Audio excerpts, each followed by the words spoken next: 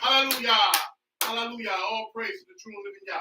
The Lord God, Jehovah Elohim, the God of our forefathers, the God who created heaven and earth, the God who masters the universe. Hallelujah. Hallelujah. Hallelujah. We are here at Shaare Shamayim. Hallelujah. For our Rosh Nasi Keskiyahu Yehuda. Hallelujah. Myself, Nasi Mikael Zebulon.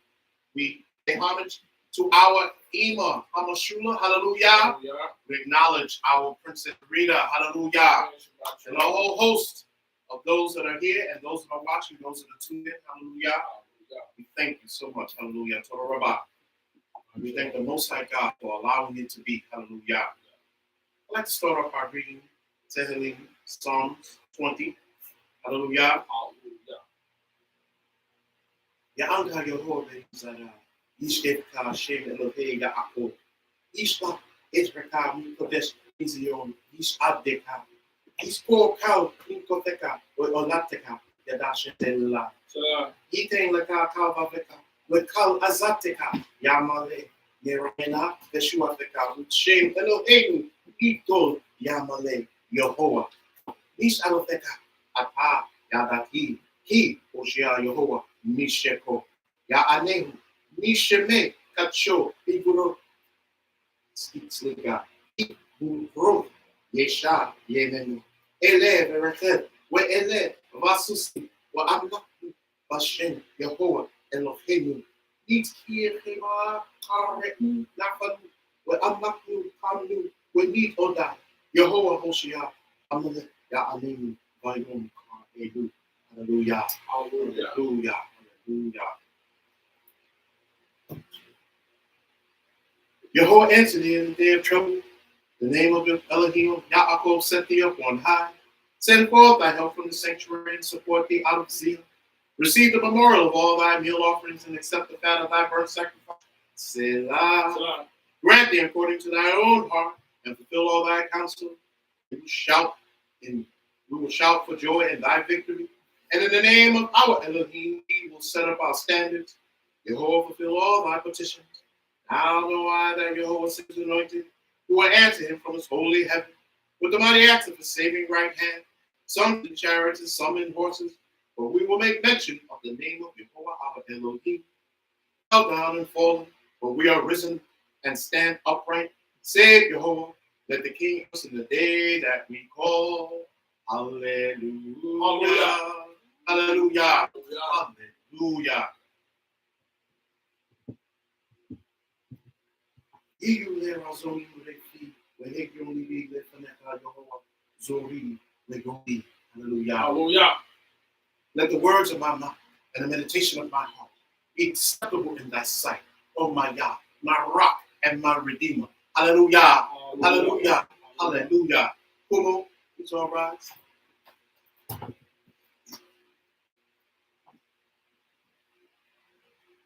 O Shema Yisrael, Yehovah Eloheinu, Eloheinu Yehovah Echad. O Baruch Shem Devo, Malchuto Leolam, Malchuto Leolam Vaed. Israel, the Lord our God is one. Blessed be his glorious kingdom forever and ever. Oh, Most High God, we stand before thee, O Most High God, giving thee all due praise and all due worship. We look to you in all things. We ask of you to look upon us here at Shaare Shamayim. We ask of you to bless this household, to rise it above where it is now, and to let us be a part of this rising, O Most High God. We ask you to look upon each and every one pertaining onto this house. Each and every family member each and every child, each and every leader, our elders, our emas and our abbas, our princes and princesses, our children, O Most High God. Bless each and every one of them in accordance to thy will, whatever thy will may happen to be. Look over even all our families that are not here, all our families that have not called upon your name. Bless them in any way that thou may see fit, in accordance to thy will, whatever thy will may happen to be. From the oldest to the youngest to the oldest, those that are near and those that are far, those we think of and those we do not. Bless each and every one of them in accordance to your will, whatever your will may happen to be. Most High God, look over all the Knesset's temples, camps round about this great city, state, and country. Keep them, guide them, strengthen them, deliver them in accordance to your will. Whatever your will may happen to be. Even bless even all their families, from the oldest to the youngest to the oldest. Bless them in accordance to your will. Rise them up, Most High God. Help us all to come together as obedient children unto the true and living Yah, the Lord Yah, Yahweh Elohim. Most High God, look over us, guide us and strengthen us. Show your love and kindness, your mercy and grace upon us. Help us to stay steadfast, strong, and to walk the path of righteousness, to serve thee, worship and praise thy name. Help us to have and connect to the wisdom and the knowledge that you give us, that you allow us to be able to spew out. Help us, O Most High God, that we may obtain it, maintain it, and spread it abroad. O Most High God, without you, we are nothing. We ask of you, the true and living God, the Lord God, Yahweh Elohim, the God who is to be glorified. Most High God, deliver us, keep us close to thy bosom. Help us to stay steadfast, strong. Hallelujah. Hallelujah. Hallelujah. Hallelujah. Lo Yelaka Elohim Akrim Al Panai. Thou shalt have another God before me. Lo Ta'ase Leka Pesel. Thou should not make a thing graven in heaven. Lo Tisa Eche Yehovah Elohim Kalashwe. Thou shalt not take the name of Jehovah thy God in vain. Zako et Yom HaShabbat Lekwacho. Remember the Shabbat day to keep it holy. Habet et Afikawa et Imeka. Honor thy father and thy mother. Lo Thou Tiza. shalt not murder. Lo Thou Tina. shalt not commit adultery. Lo Thou Tigno. shalt not steal. Lo Ta'ane Mare Aka Thou Echaker. shalt not bear false witness to thy neighbor. Lo Thou Tagmo. shalt not covet. Hallelujah.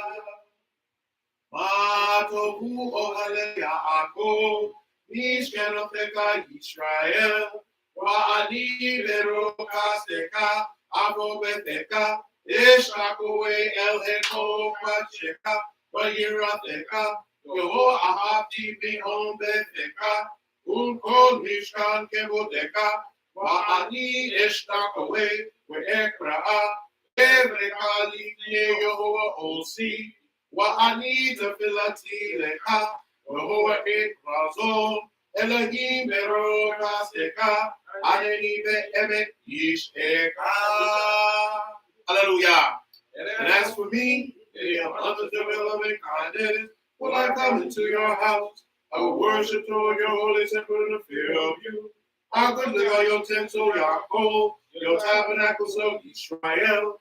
And as for me, in the abundance of your loving kindness, will I come into your house? I will worship toward your holy temple in the fear of you. Yah, I love the habitation of your house, and the place where your glory dwelleth. And as for me, I will worship and bow down. I bend the knee before Yehovah, my maker. And as for me, hear my prayer unto you, Yehovah, be an acceptable time. O Yah, in the abundance of your loving kindness, answer me in the truth of your salvation. Hallelujah. Hallelujah.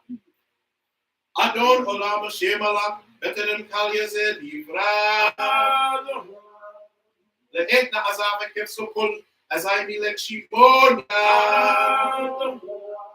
Ve'akre kitot akol, leverok imrok nora. Ve'hu haya ve'hu yiyeh beti ara. Ve'hu echar ve'en sheni, Lahamshirul Akbera. Believe she believe Pati. Waloha Oswe Ha Mishra. Where who any went Nagoli was open Lipe Etzara. Where who Nisi Humanosli, Nanapo Sipe Yom Ekra. Theodore Aki Bruki, the Eti Shon, where are you? Where in Ruki got we your holy way, Lord. Hallelujah. Your is God of the universe, who reigned and creature yet was formed. And at the time when all things were made in God's desire, it was the name of the Lord proclaimed King. And after all things shall have an end, Yah alone, the dreaded one, shall reign. Who was, who is, and who will be in glory. And Jehovah is one, and there is no second to enter him, to consort with him, without beginning, without end. Jehovah along the strength and dominion. And Yah is my Jehovah, my Redeemer liveth, and the rock in my travail in the time of distress. Jehovah is my banner, my refuge, the portion of my cup on the day when I call. Into his hand I commend my spirit, and when I sleep and when I wake, and with my spirit, my body also, Jehovah is with me, and I will not fear. Hallelujah. Baruch atah Yehovah Eloheinu melech haolam, who has formed man in wisdom and created many altars and vessels, is revealed alone before the throne of your glory, that if one of these be opened, one of those be closed, it will be impossible to stand before you. Baruch atah Yehovah Eloheinu melech haolam, who heals all flesh and doeth wondrous things. Baruch atah Yehovah Eloheinu melech haolam, who has sanctified us by your commandment and commanded us to occupy ourselves with the words of the Torah. Make blessed therefore we beseech you, Jehovah Elohim, the words of your Torah in our mouth and in the mouth of your people, the house of Israel, so that we with our offspring and the offspring of your people, the house of Israel, may all know your name and learn your Torah. Baruch atah Yehovah Eloheinu melech haolam, who teaches the Torah to your people Israel. Baruch atah Yehovah Eloheinu melech haolam, who has chosen us from all nations and given us your Torah. Baruch atah Yehovah Eloheinu melech haolam, who gives the Torah. Blessed are you. Baruch atah Yehovah Eloheinu melech haolam, who gives the crowd intelligence to distinguish between day and night. Baruch atah Yehovah Eloheinu melech haolam, who has not made me a heathen. Baruch atah Yehovah Eloheinu melech haolam, who has not made me a bondman. Baruch atah Yehovah Eloheinu melech haolam, who has not made me a woman, for her burden is great. Baruch atah Yehovah Eloheinu melech haolam, who has made me the mother of civilization. Baruch atah Yehovah Eloheinu melech haolam, who opened the eyes of the blind. Baruch atah Yehovah Eloheinu melech haolam, who clothes the naked. Baruch atah Yehovah Eloheinu melech haolam, who loose them that are bound. Baruch atah Yehovah Eloheinu melech haolam, who raise up them that are bowed down. Baruch atah Yehovah Eloheinu melech haolam, who spread forth the earth above the waters. Baruch atah Yehovah Eloheinu melech haolam, who has supplied by everyone. Baruch atah Yehovah Eloheinu melech haolam, who has made firm the steps of man. Baruch atah Yehovah Eloheinu melech haolam, who urged Israel with might. Baruch atah Yehovah Eloheinu melech haolam, who crowned Israel with glory. Baruch atah Yehovah Eloheinu melech haolam, who gives strength to the weary. Baruch atah Yehovah Eloheinu melech haolam, who moves sleep from my eyes and slumber from my eyelids. And let it be thy will, Yehovah Eloheinu, God of my father, and to make us cleave to your commandments, or lead us not into the power of sin, or of transgression, or iniquity, or temptation, or of scorn. Let not the evil inclination have sway over us. Keep us far from a bad man and a bad companion, and make us cleave to the good inclinations and good works. So do our inclination so that it may submit itself unto thee. And let us obtain this day and every day grace, favor, mercy, and peace in your eyes, and the eyes of all who behold us, and bestow loving kindnesses on us. Baruch atah Yehovah Eloheinu melech haolam. O Yehovah, who bestows loving kindness upon your people, Israel. And may it be your will, Yehovah Elohim, God of my fathers, to deliver me this day and every day from arrogant men and from arrogance, and from a bad man and from a bad companion, and from a bad neighbor, and from any mishap, and from the adversary that destroys, and from a hard judgment, and from a hard opponent, whether he be a son of the covenant or be not a son of the covenant. Hallelujah. Hallelujah.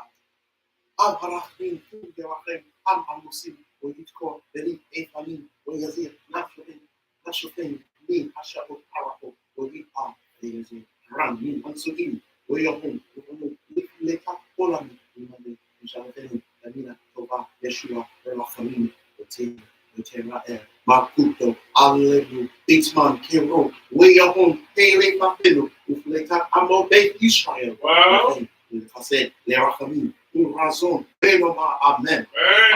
Abu, Nobel, Elohim, Ebod, that Torah.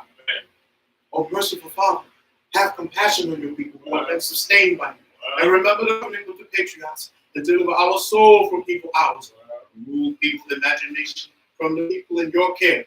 And through your mercy, cause us to escape from it forever and fulfill our desire with good measure of succor and compassion. And may Yah's kingdom be soon revealed and made visible unto us. May he be gracious unto the remnant of his people, the house of Israel, granting them grace, kindness, mercy, and favor. And let us say, Amen. Ascribe all your greatness to Jehovah Elohim, and render honor to the Torah. And you shall love Jehovah Elohim with all your heart, all your soul, all your mind, and these words which I command be this day forever in your heart, and you shall teach them diligently unto your children, and talk them when you sit in your house, and when you walk by the way, when you lie down and rise up, and you shall bind them for a sign upon your hand, and they shall be frontlets between your eyes, and you shall write them on the doors and upon your gates. Amen. Amen. Amen. Hallelujah. Hallelujah. Hallelujah, Yehovah. Well, magnify Yehovah with me and let us exalt his name together. Let God Yehovah Hagedula. Oh, all the greatness. We Hagefura. And the power. We Hati Ere. And the glory. We Anesa. And the victory. We have and the majesty. Keep all Shamayim Knesset. All that the heaven and the earth are yours. Look high, Yehovah, Hamam, look high. And you are the kingdom of Yehovah. We have meet Nasele Kolero. And you are the Nasele Kolero. Romemu Yehovah Eloheinu Heshtakule Hadom Raglai. Don't Yehovah Elohim worship at his footstool. Adoshu. Yah is holy. Romemu Yehovah Eloheinu Heshtakule Hapacho. Don't Yehovah Elohim worship at his holy hill. Ikwadosh Yehovah Eloheinu. Yehovah Elohim is holy. Hallelujah. Yehalu et Yehovah Ki Nishtav Shemo Levado. Yehovah has given all good unto you. May Yah give all good unto you forever. Let them praise the name of Yehovah, for his name alone is exalted.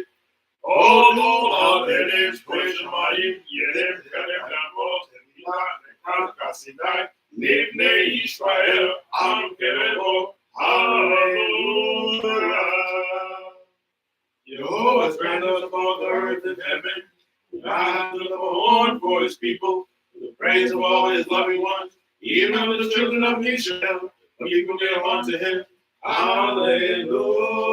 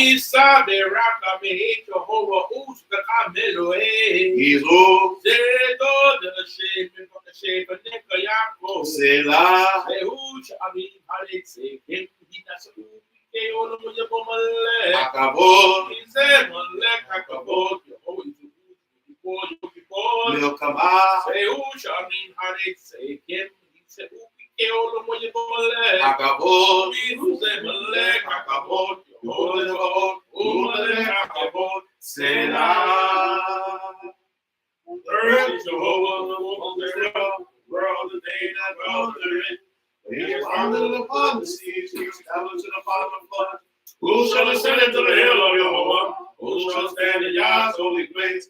He that has clean hands and a pure heart, was not his lovely soul unto vanity, nor sworn deceitfully. He shall receive the blessings of Jehovah, and righteousness with the God of his salvation. There is a generation of them that seek Jehovah, that seek Yah's face of Yaakov. Lift up your heads, O ye gates, be in the everlasting God, and the King of glory shall come in. Who is this King of glory? Jehovah strong and mighty, Jehovah mighty in battle. Lift up your head, O gates, even the everlasting doors, and the King of glory shall come in. Who is this King of glory? Jehovah Zelle is the King of glory. Selah. Hey, hello, hey, Hey, hello, hey, no. hey, Calzadino. Hey, Cadonero. Hey, Camalcano. Hey, Malcano. Hey, Camoshieno. Hey, Moshieno. Big Elohino. Big Eloheno. Big Adonino. Big Adoneno. Big Camalcano. Big Malcano. Big Moshieno. Big Moshieno. Model Elohino. Nodel Eloheno. Model Adonino. Nodel Adoneno. Model Malcano. Nodel Malcano. Model Moshieno. Nodel Moshieno. Baruch Eloheinu. Baruch Eloheno. Baruch Adonai. Baruch Adoneno. Baruch Malkeinu. Baruch Malkeno. Baruch Moshienu. Baruch Moshienu. Atahu Eloheinu. Atahu Eloheno. Atahu Adonai. Atahu Adoneno. Atahu Malkeinu. Atahu Malkeno. Atahu Moshienu. Atahu Shehikaru. Abodenu Lefanekeh Asabi. There is none like our God. There is none like our Lord. There is none like our King. There is none like our Savior. Who is like our God? Who is like our Lord? Who is like our King? Who is like our Savior? We give thanks unto our God. We give thanks unto our Lord. We give thanks unto our King. We give thanks unto our Savior. Blessed be our God. Blessed be our Lord, blessed be our King, blessed be our Savior. You art our God, you art our Lord, you art our King, you are our Savior. You are here to whom our fathers birth the fragrance incense. Yeah. Alleluia, Shaddai, La Adon, Adon, let it get the Leose, and she shall also pick up the Halazor, when all Shamano have it cooked, Adam shall know Samafeno, the Hemwa Garleno, King Kal Hamunam, Adnapin Korkin, Umishtakorin, Umodin, Leave name and let now take, I'm the king, Akadosh Baruch. Baruch. You're supposed to praise the Lord of all, proclaim the greatness of the creator of the universe, who has not made us like the pagans of the world, nor placed us like the heathen tribes of the earth. He's not made our destiny as theirs, nor cast out all their multitude. We bend the knee, worship, and give thanks unto Jehovah, King of kings, the Holy One. Bless me.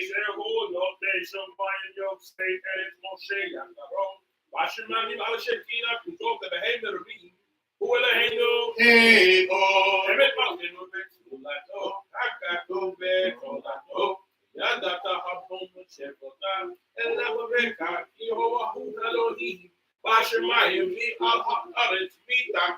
And all. The Lord stretched forth the heavens and laid the foundations of the earth. His word revealed in the heavens above. His mind is manifest in the loftiest heights. He is our God and there's none else.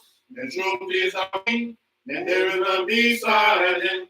As it is written in his Torah, know this day clear in your heart, that Jehovah is God in the heavens above, and on the earth beneath, there is none else. Hallelujah. Hallelujah.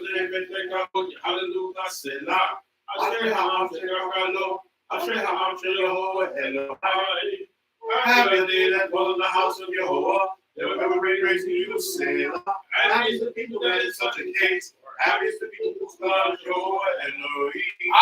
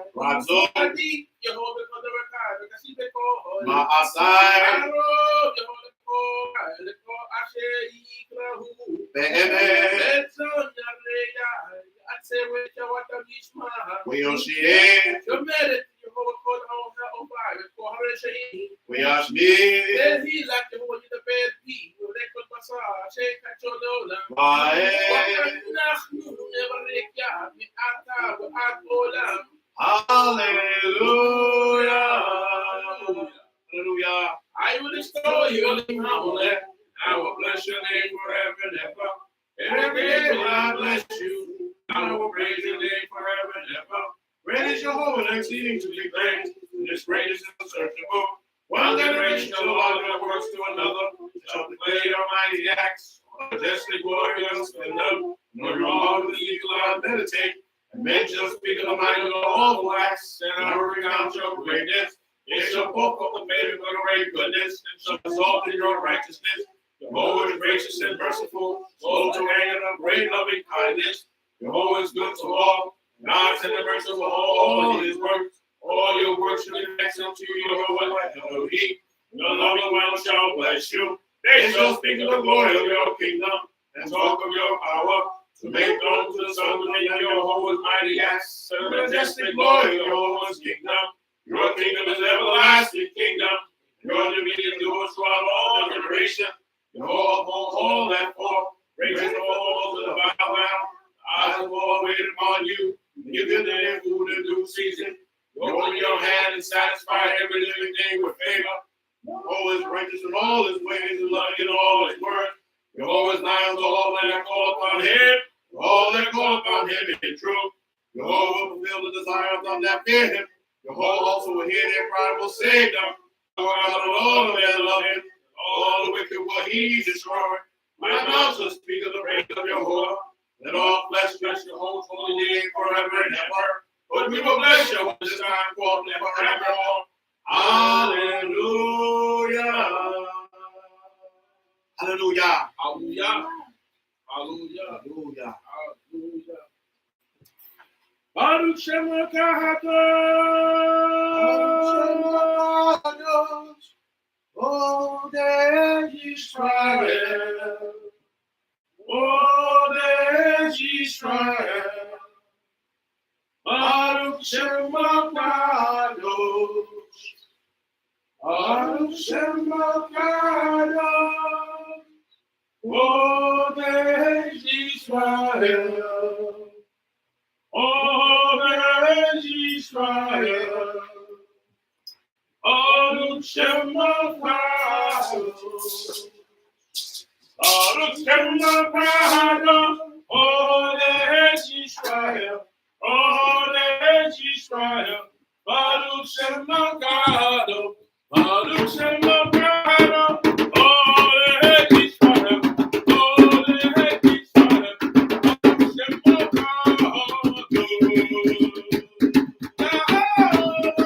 Baruch Shem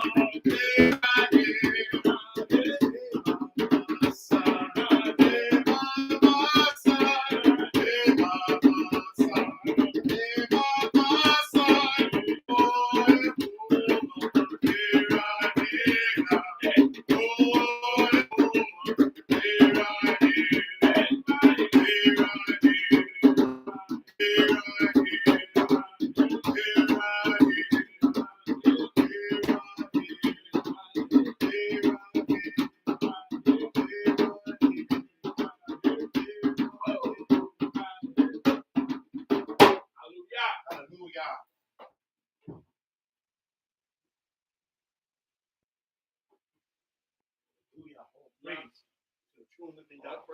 All praises. God, my forefathers, Abraham, Isaac, Yaakov, God created heaven and earth, God masters the universe. Hallelujah. We're thankful to be alive and well on this blessed day here at Shaare Shamayim. We're here with our Hosea, Yahuwah, hallelujah. Myself, Nasi, Kayel, Sekulon, hallelujah. As we continue to go forward, coming into another blessed feast, hallelujah. Shavuot, the ending of Chag, hallelujah. Feast of unleavened bread. And it's a blessed time. It really is a beautiful, beautiful time. It's beautiful outside. Things are changing. Your body is changing. You're like a snake. You're shedding that skin and you're regrowing, redeveloping. And that's a blessing. You see a difference in your hair and everything. These are also trying times. And we have to remember that. And we have to stay above the count. We have to stay above the depression, oppression. We have to stay above that. We have to count ourselves blessed before the true and living God. We have to understand that our cupboards are full, that we are healthy and strong, and if not, we are striving for that level of health and strength from within out, and that's what really matters during this period of time. So that we can continue on serving this God, being blessed, and spreading that good word, spreading that love, spreading His Torah by the way we live, repairing the breach. Hallelujah. These are the things that we are looking forward to. Hallelujah. We are ever so thankful. So we're coming to the end of the home account. Hallelujah. Hallelujah. And as we continue on, we're going into Sefer Bamidbar, the book of Numbers. Hallelujah. It's also starting anew there. Hallelujah. First chapter. So that's a blessing. Hallelujah. Continuing on with the knowledge that the Creator is giving our forefathers, Moshe and Aharon, the counting, the numbering of all the men prepared and able to go to war and things of that sort. So these are times and preparations. These are times where we ought to get ourselves together, prepare ourselves, and be ready. Be ready for good as well as bad. Both, because it's not all bad. It's not all doom and gloom. There are some beautiful things ahead for the children of Israel. Well, Hallelujah. We are thankful for that. hallelujah. We're going into the Proverbs, Mishnah. Proverbs 16. Proverbs 16. 605. For those who have read it.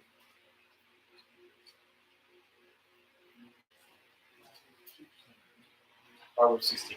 Oh, got it.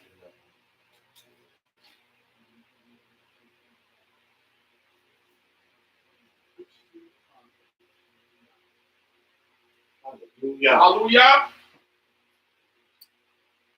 Let us begin. The preparation of the heart are man's, but the answer of the tongue is from Jehovah. All the ways of a man are clean in his own eyes, but Jehovah weighs the spirits. Commit thy works unto Jehovah, Well, and thy thoughts shall be established. Jehovah hath made everything for his own purpose, yea, even the wicked for the day of evil. Everyone that is proud in heart is an abomination to Jehovah. Well, My hand upon it, ye shall not be unpunished. by mercy and truth, iniquity is expiated, and by the fear of Jehovah, men depart from evil. When a man's ways please Jehovah, he maketh even his enemies to be at peace with him. Better is a little with righteousness than great revenues with injustice. A man's heart deviseth his way, Jehovah directeth his steps. A divine sentence is in the lips of the king. His mouth trespasseth not in The judgment. scales are those. All the weights of the bags are his work. It is an abomination to kings to commit wickedness, for the throne is established by righteousness. Righteous lips are the delight of kings, Wow. and they love him that speaketh right. The wrath of a king is as messengers of death, but a wise man will pacify it. In the light of the king's countenance is life, Wow. and his favor is as a cloud of the latter rain. How much better is it to get wisdom than gold? Yea, to get understanding is rather to be chosen than silver. The highway of the upright is to depart from evil. Wow. He that keepeth his way preserveth his soul. I go before destruction, and a haughty spirit before a fall. Better it is to be of a lowly spirit with the humble Wow. than to divide the spoil with the proud. He that giveth heed unto the word shall find good, and whoso trusteth in Jehovah, happy is he. The wise in heart is called a man of discernment, Wow. and the sweetness of the lips increaseth learning. Understanding is a fountain of life, and unto him that hath it.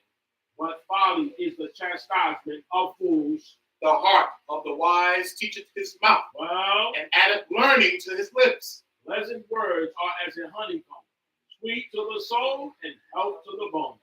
There is a way which seemeth right unto a man, Well, but the end thereof are the ways of death. hunger of laboring man laboreth for him, but his mouth compelleth him.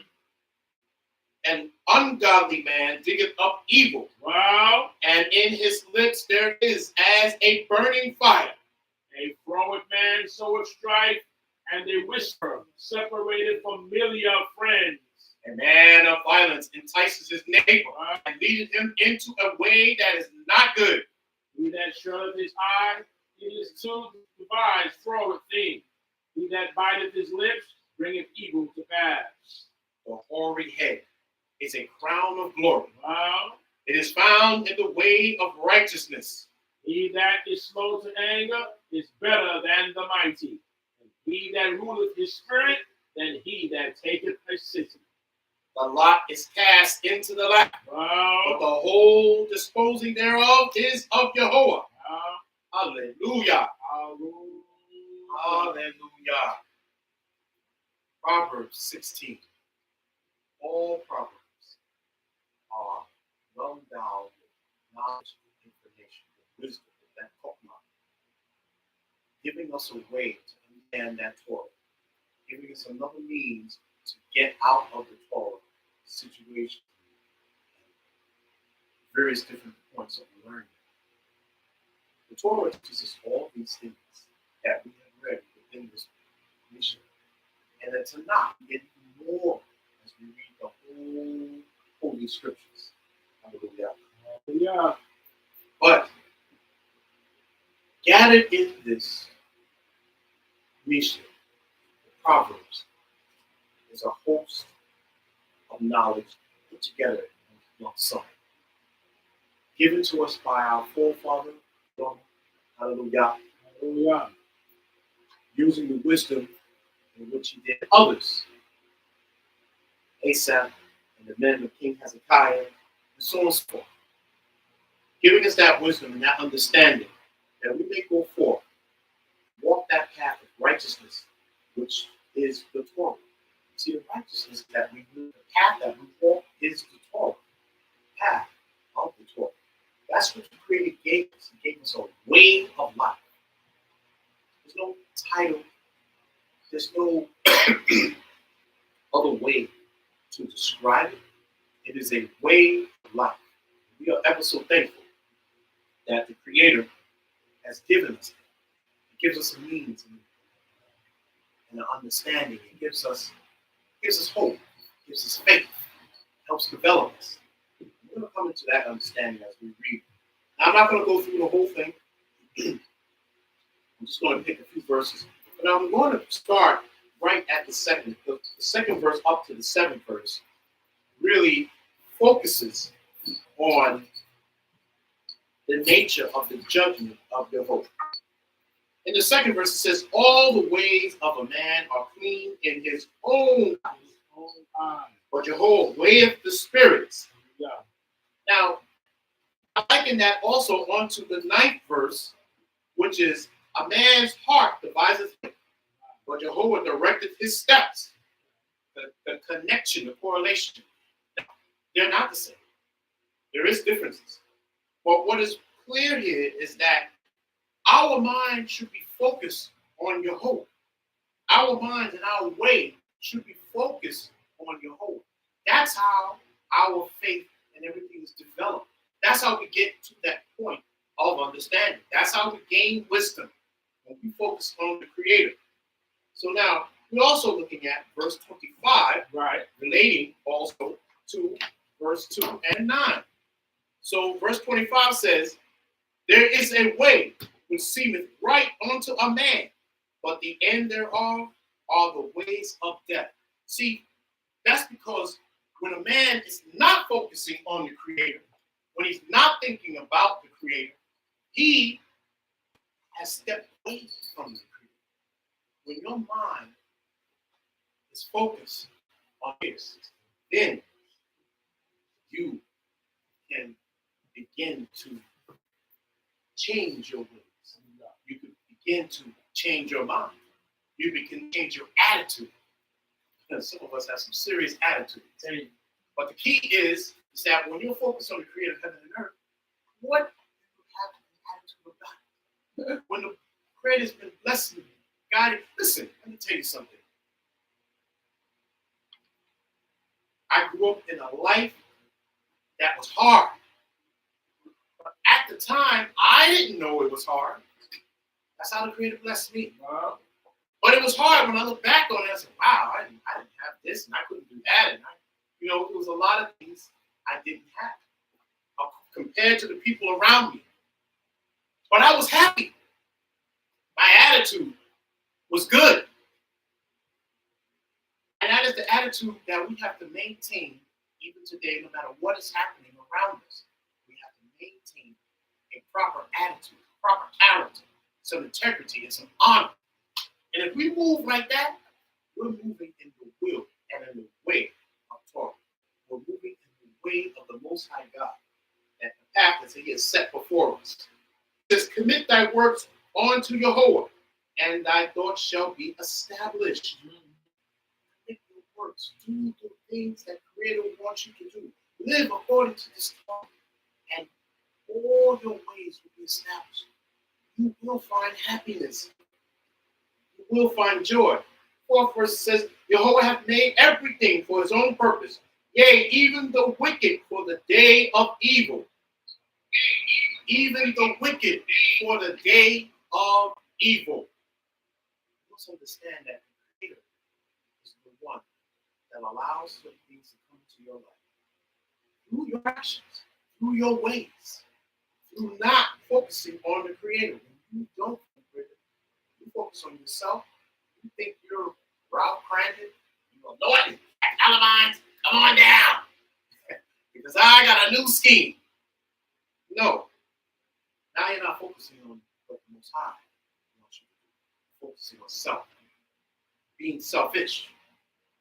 We need to focus on the Most High and understand that His way is the only way. That's where we have to go.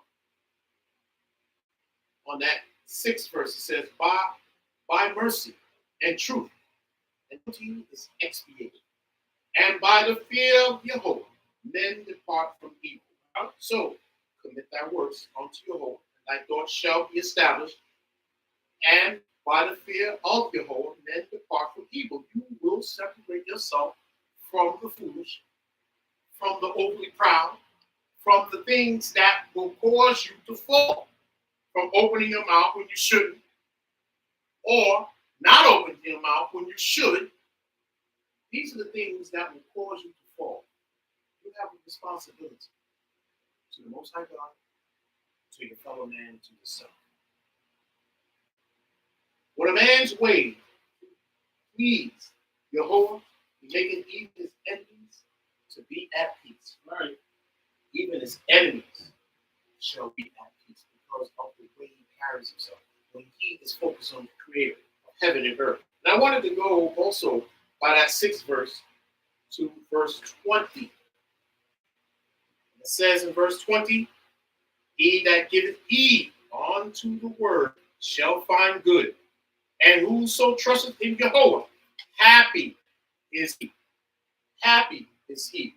So, by mercy and truth, inequity is expiated, and by the fear of Jehovah, men depart from evil. And by focusing on the word, giving heed to the word, living according to the word. What is that? The word is in Torah. That's how your faith is developed. That's how you grow. That's how you situate yourself. You want to set yourself on the right path? Focus on the Creator. Focus on His Word, which is the Torah. Focus on it. When I say focus on it, first you got to read it. And you can't just read it like, you got to read it with understanding. You should have your dictionary out, your thesis, and your thesaurus, so on and so forth. You should have those things out so you get better understanding. Learn it so you get even more understanding. And apply. See, reading that word means absolutely nothing if you don't apply it in your life. If you don't live it, if you don't put it in your life, if you don't digest it like you do a sandwich. You have to take it all in and know that the Creator is there with you all the time. All the time. Things are happening to you. Wow. You didn't expect that. The norm would be, because we all understand there's a norm to life. The norm would be this particular organization would never accept me. This particular job would never hire me. This particular situation would never come about. That's the norm. But when you have the Creator in your life, there is nothing that is impossible. Is my hand too short? The Creator says, my hand too short? No. The Creator can feed you in any situation. Bless you in any situation. Any situation. And that's what we gather here in this particular reading. And the last but not least, I just wanted to say, there's a lot of good knowledge in here. I skipped over a lot of things. I just wanted to understand that this is the part that struck out to me. The last good thing was the 31st verse to me. The hoary head is a crown of glory. It is found in the way of righteousness.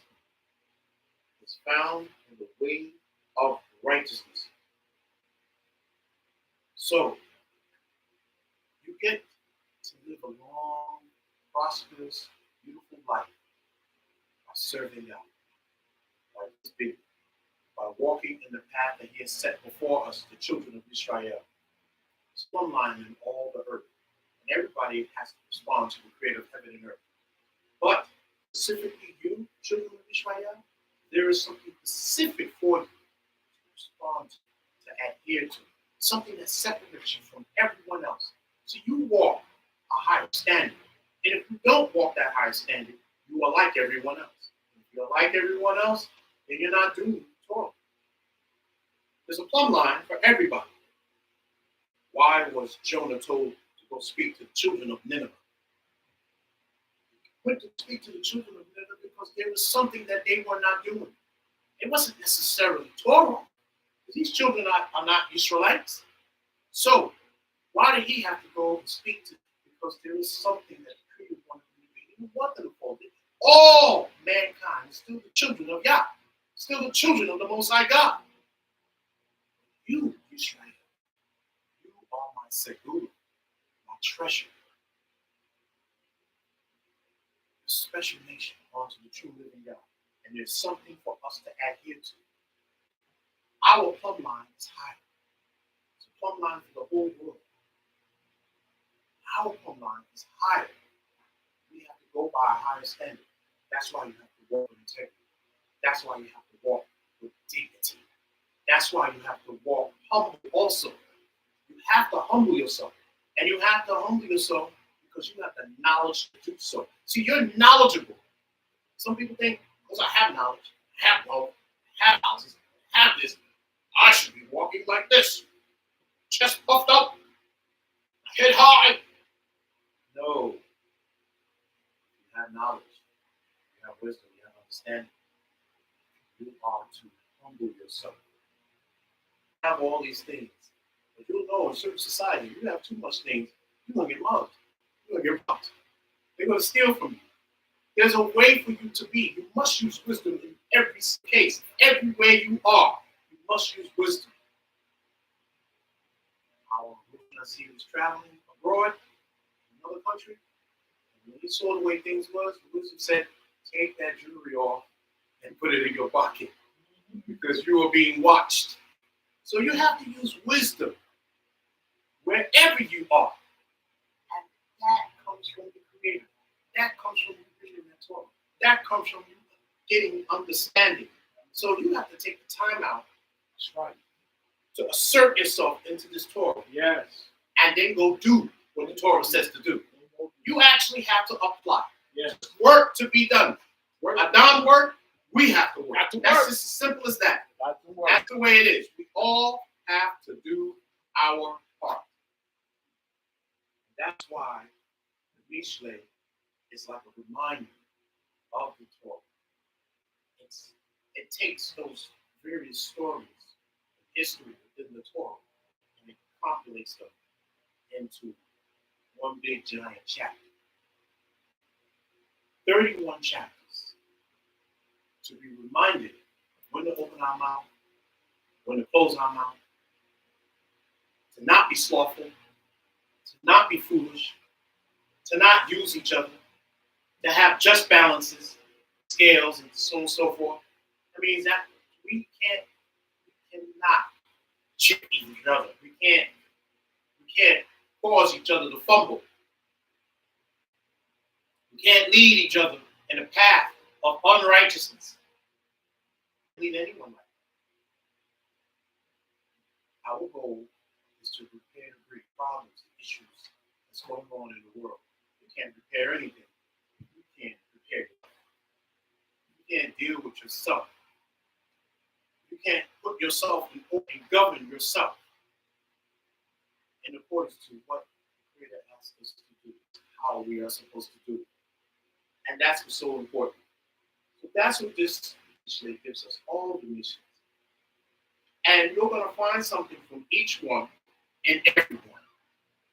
The slothful, the foolish, those who open their mouths, things of that sort.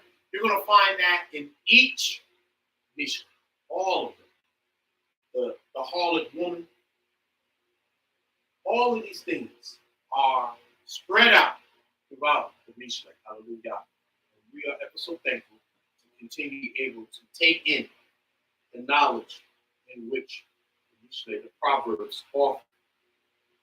I pray tell that you will read the mission, this one and on, over and over and over and over and over again, just as you're supposed to read Torah over and over and over and over and over again.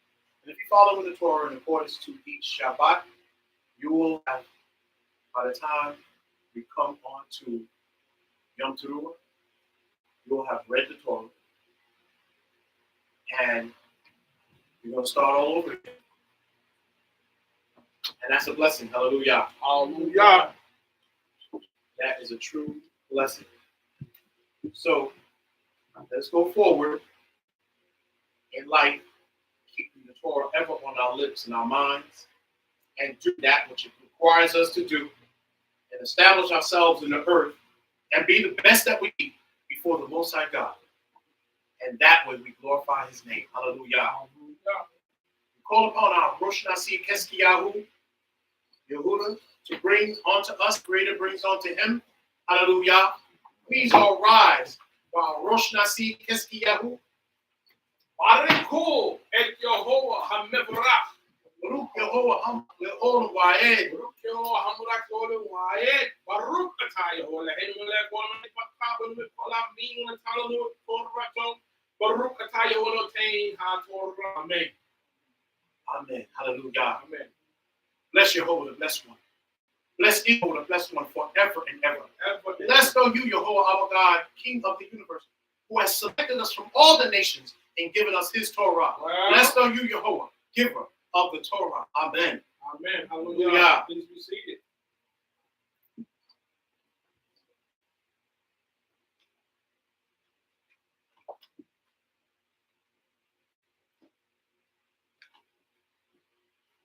Dite Kabo, We pay homage Elohei Abraham, to the God of Abraham, Elohei Yitzchak, the God of Isaac, Elohei Yaakov. the God of Yaakov. Hallelujah. Hallelujah. Hallelujah. Amen. Amen. First, let me say Shabbat Shalom to everyone. The sound of my voice, Shabbat Shalom to him. And pray to bless you in this season and this day as we go forth on this Shabbat day. And I'm portion by Bamidbar. Prior to me going into this portion of Bamidbar, I've got to go back. Okay. Before Shahar, That's up there too. okay. Last week, we were closed last week, and we didn't go into the book of that. We want to do just not all of it, just one portion of it. When we move into Bamidbar, we want to go from the 26th chapter. Going to just the 26th chapter of the book of God. So last week, Parashat, we're going to go into the book of God, from the 26th chapter. Okay. That's the 26th that we move on to Bahar. Now, we may be, for some who are following the Lua calendar, some of us may be off a week doing Pesach, but somewhere down the line we sort of get back on the equipment again. Okay. Some are ahead right now. Some people are ahead of the book of Bamidbar, actuality. Some of the other Knessets are in Nassau this week. Okay. Because we right, so we're in Bamidbar. We'll just be starting Bamidbar today. Okay. And somewhere down the line, we will be back on the same date. And Yeah. that was due again to Pesach, the last day of Hagman. That Shabbat, right after the last day fell, there was no actually written portion based on calendar wise. So some people went ahead. It's just that people And we stayed on that. All right. So we followed that calendar typically in reference to the calendar on that. So that's why we may be a week behind some people, and for all of us on the same path, but at a later date, we will, the way that the citrus is set up, we will be back on. Okay. So the calendar actually, when it will be today, would be just starting by Bamidbar. Okay. And some already in Nassau.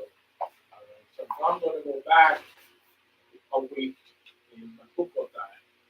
It says that in the 26th chapter of the book of Leviticus. I'm going to deal with that first before we move on to page 101. and that's going to be in our books here, page the big books at 101. Okay. I'm going to do this one. Mainly in English, okay, and we'll go back into the Hebrew court and think about Bamidbar. But right now we're starting the chapter 26. Say Bamidbar 26. Hallelujah. That's an invitation. Starting at that first verse. You shall make you no idols, neither shall ye rear up a graven image, or a pillar, neither shall ye place any figure, stone, in your land, to bow down unto it. For I am Jehovah your Elohim. Ye shall keep my Sabbath and reverence my sanctuary. I am Jehovah. The thing that this starts here with this portion, as we now entering and becoming a people, a government under the Creator, theocracy, what the Creator lets us know, reiterates to us, starts out is, you shall make no idols, neither shall you rear up a graven image or a pillar, neither shall you place any free stone in your land to bow down unto it. Now, idols, things that you build to worship, that's not allowed. We've read that constantly over and over and over again, repetitive. However, it always tells we have to remind Israel. No idols, neither shall you rear up you a graven image, a pillar. Now, graven, molten image, and what I want to explain is the thing about it, you have to continue to read. It's not that you can't have a statue. It's not that you can't make a statue. It's not that you can't carve a statue. You can have it. But the emphasis on in this portion, in this particular verses is, or make a figured stone. You see, back in ancient times, people made statues, graved them out, carved them out, and used the statue as a god, as a deity. They took a stone. They took about any figured stone in your land, and they bowed down to a stone.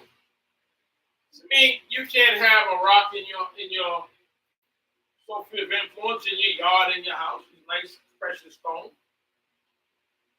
And I want to say that because some may figure, well, I can't have statues of a man in my house. You can't have statues of wooden, maybe a precious. But the thing about a statue is you can't make it a god. Mm-hmm. So there are figurines and various things, large or small, people have.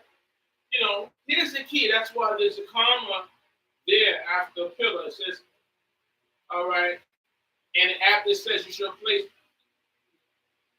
neither shall you rear you up an image or a pillar, neither shall you place any figured stone in your land to do what? To bow down unto it. That's the focus that you must focus on, to bow down unto it. Okay? Because this is what the ancients have done, our forefathers have done. Taking statues that they made, carved out, and said, oh, you're my God. A stone that they said, you're my deity. So the Creator said you can't. It's not saying you can't have a nice precious rock in your home. Anything. It may not be a rock or a statue. You can take something else and end up bowing down to it and make it a deity. Whatever it is. But what was popular back then was statues, certain rocks, trees. Talks about certain the turbinates of memory. Those things, people took particular trees and made deities out of them. You can make a deity out of various things. You might take a vehicle and make it a deity. Jason, gold, silver, whatever. Just don't do it. Don't make it where now it is a God that you're going to pray to and worship and give power to. You can't do that. So it's not negated that you can't have a statue. Remember the final verses, to bow down to it. Right. To serve it. Okay? So some say, well, that's a nice statue. I have a couple of statues in it. They're humans sitting in the house. All right? But then people say, oh, I don't know if I can. But you can't bow down to it. You can't make it a God.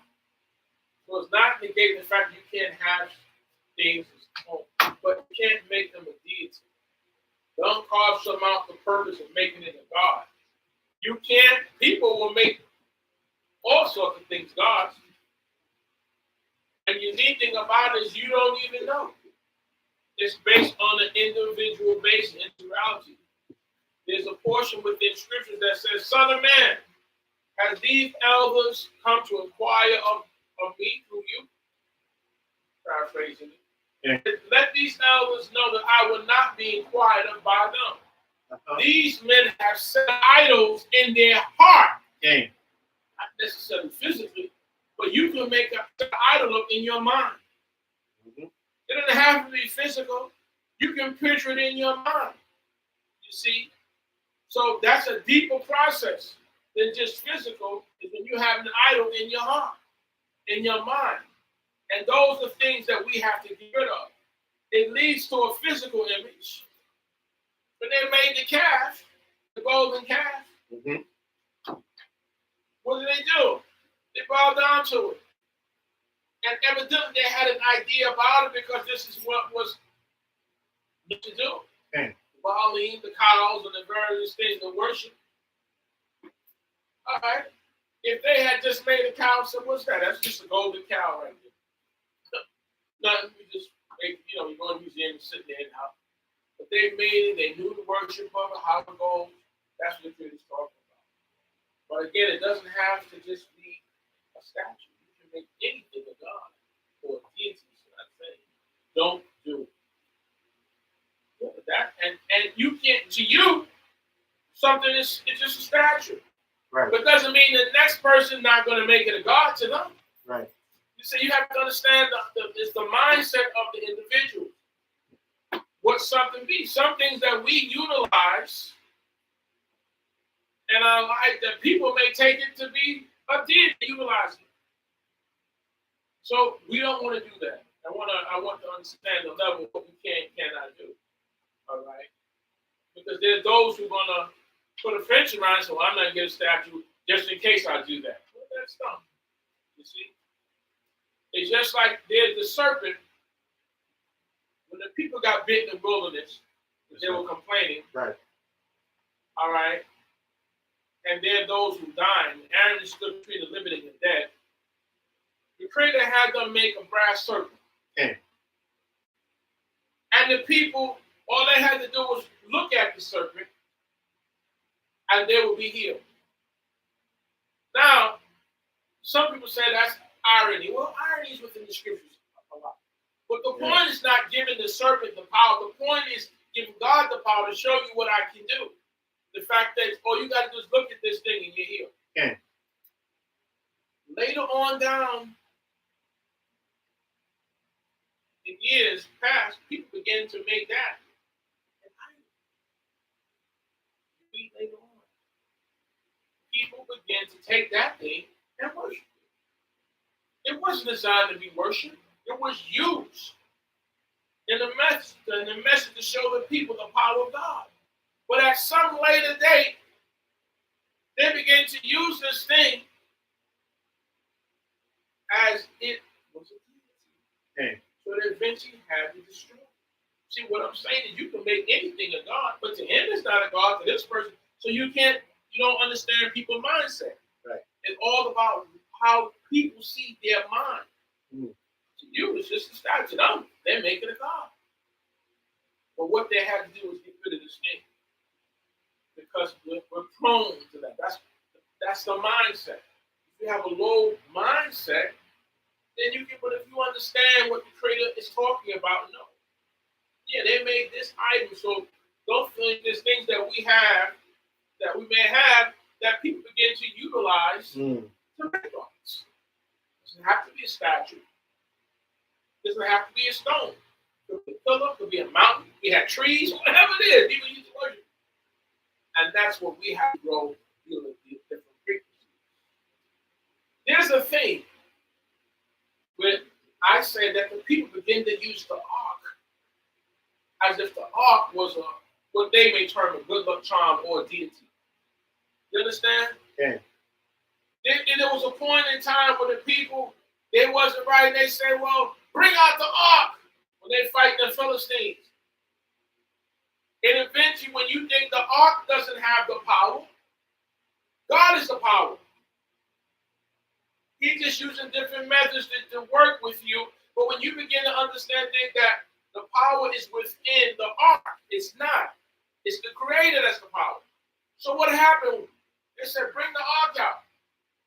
When they brought the ark out, guess what happened? The Philistines took it. So if that's your God, we got your God right now. Because that's how the nation started.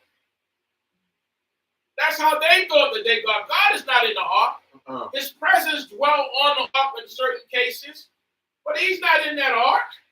But we begin to believe and think at that time that, hey, that's God. That's our mindset. That's why I say it's based on mindset. Guess what? They took the ark. They put golden mice in it. Okay. They put the picture of the emeralds and the smoke was lit and nothing.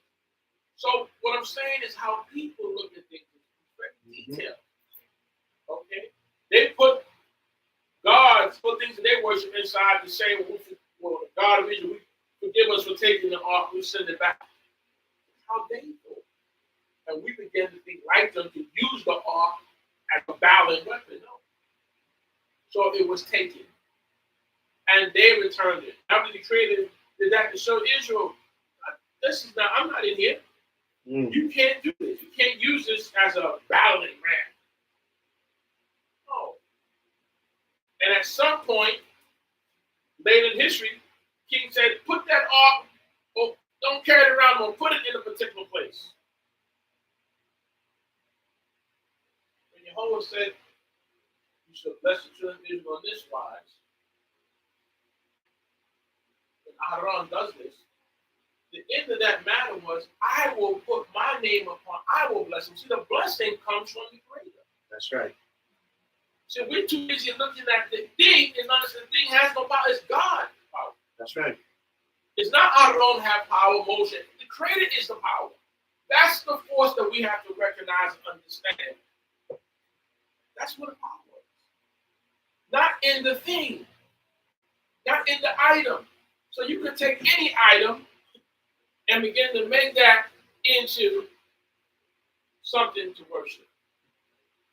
We don't worship money. But we should. Money is a tool. A medium of exchange. Whether it be a card, a mesonym, as to say here, cash, it's a medium of exchange. Whether it be an animal. That's right. Whether it be what they term a stamp. It's money. But we don't worship it.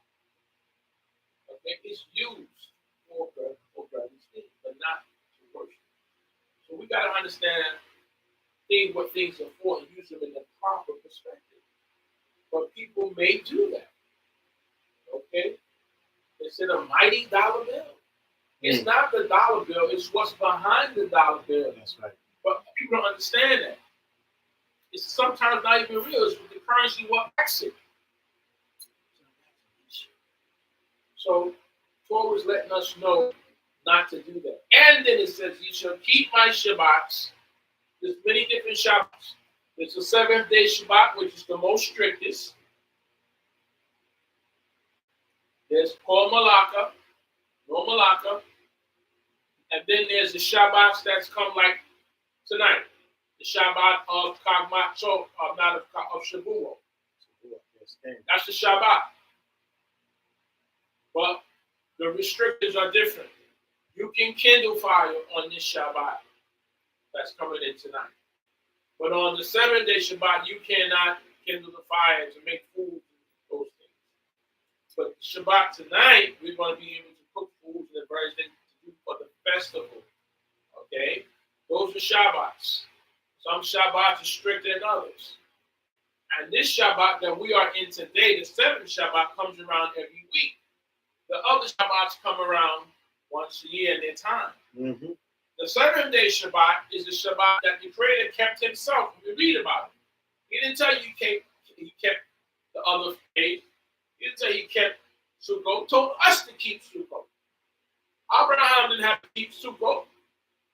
Shavuot. What? That's for us.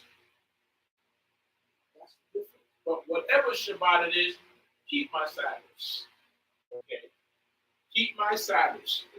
Okay? 7-day Shabbats and the other Shabbats that come throughout the year. That's what it says in this 26th. And also, reverence my sanctuary. Okay.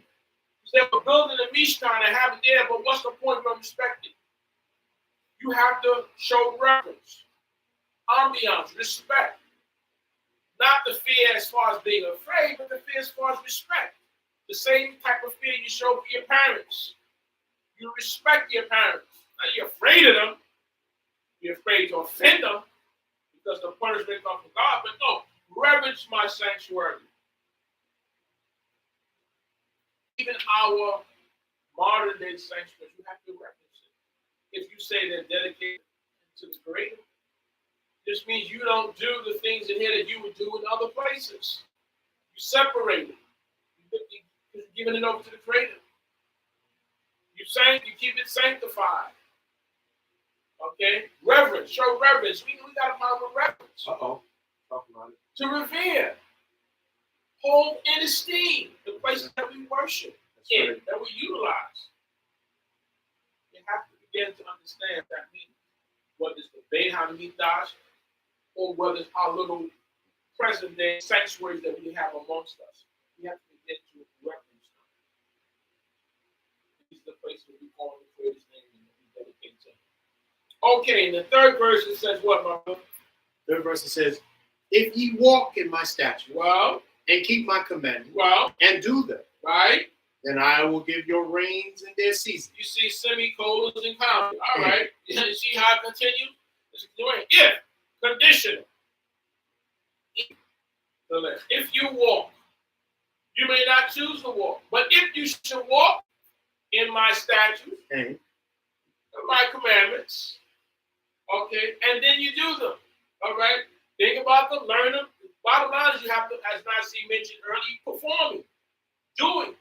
If you walk, if you live them, walk is in the sense of living them. You apply. It is your life. That's right. That's what that walk means. It's a walk. It's a dedic. It's a lifestyle. You are a lifestyle. It's your whole makeup that belongs to the Creator. That's why I said you talk about the Lord, your whole, when you walk, when you lie down, right? You remember that part of the book? Lie down. Do you think you're just talking pillow talk? When you lie down, and when you rise up, then when you first thing you rise up in the morning, God allows you to rise up. It's the blessing to be able to rise up because everyone don't rise up. Some people make their transition within the time they lay down or within that night. So when you talk about the Creator, when you lie down, you go to bed, He's on your mind, He's on your lips. When you lie down, and then it says, when you what? Rise up. Rise up. Hallelujah. Then it says, when you're walking by the way, that means when you're journeying to work, wherever you're going, you still got God in your mind and your heart. That's right. It's a lifestyle, people. So, well, they God fanatics. Well, hey, call it what you call it. But the fact of it is, you got to have him whatever. He's in your bedroom.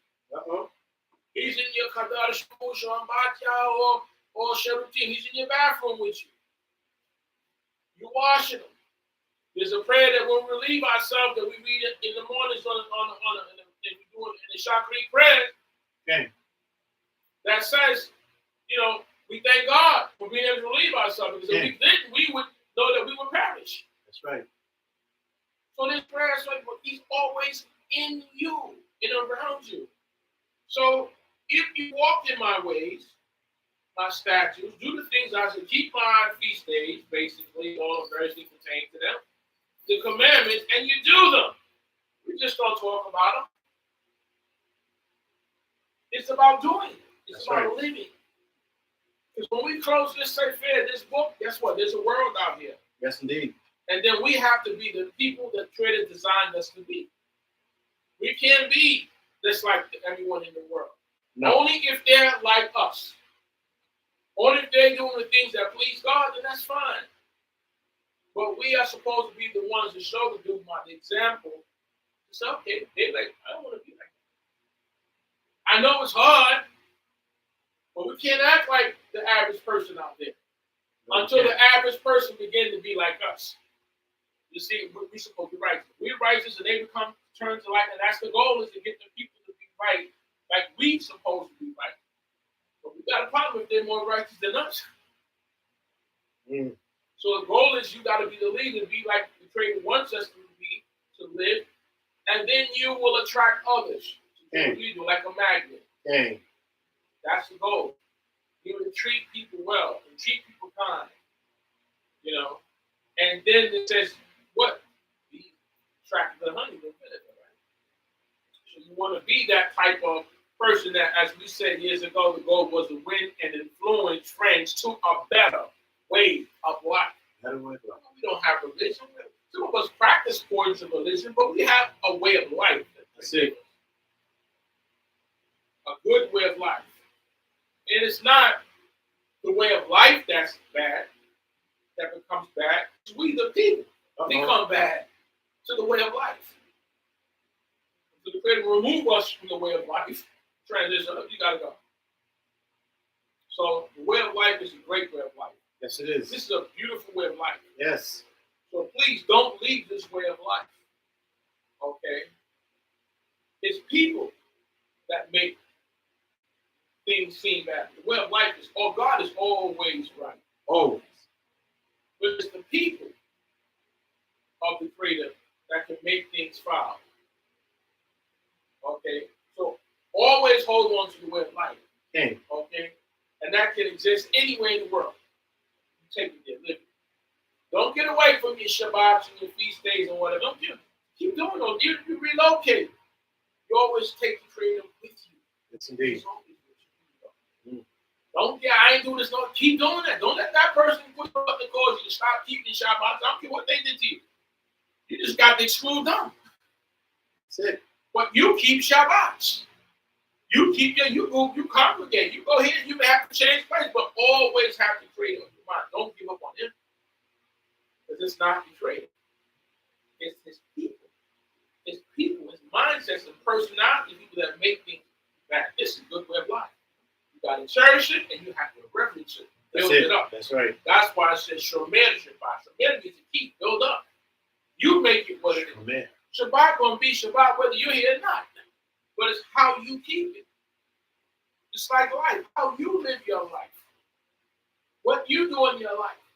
We all breathe in the same air 24 hours, given the same day and time. But what we do at that time makes a difference in that 24 hours that we have, and the air that we breathe. And the time that the Creator gives you on this earth. The time you're born, time in between, the time you make your transition.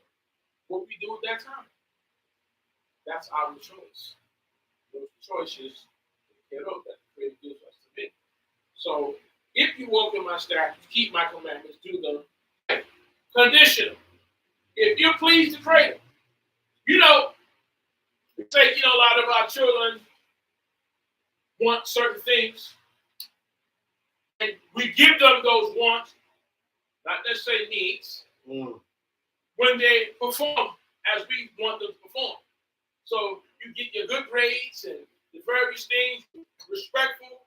Let me see those A's, B's, let me see those good grades, and you do your chores in the house and the various things, respectful. When it comes time, you buy the things that they may want. Not necessarily need.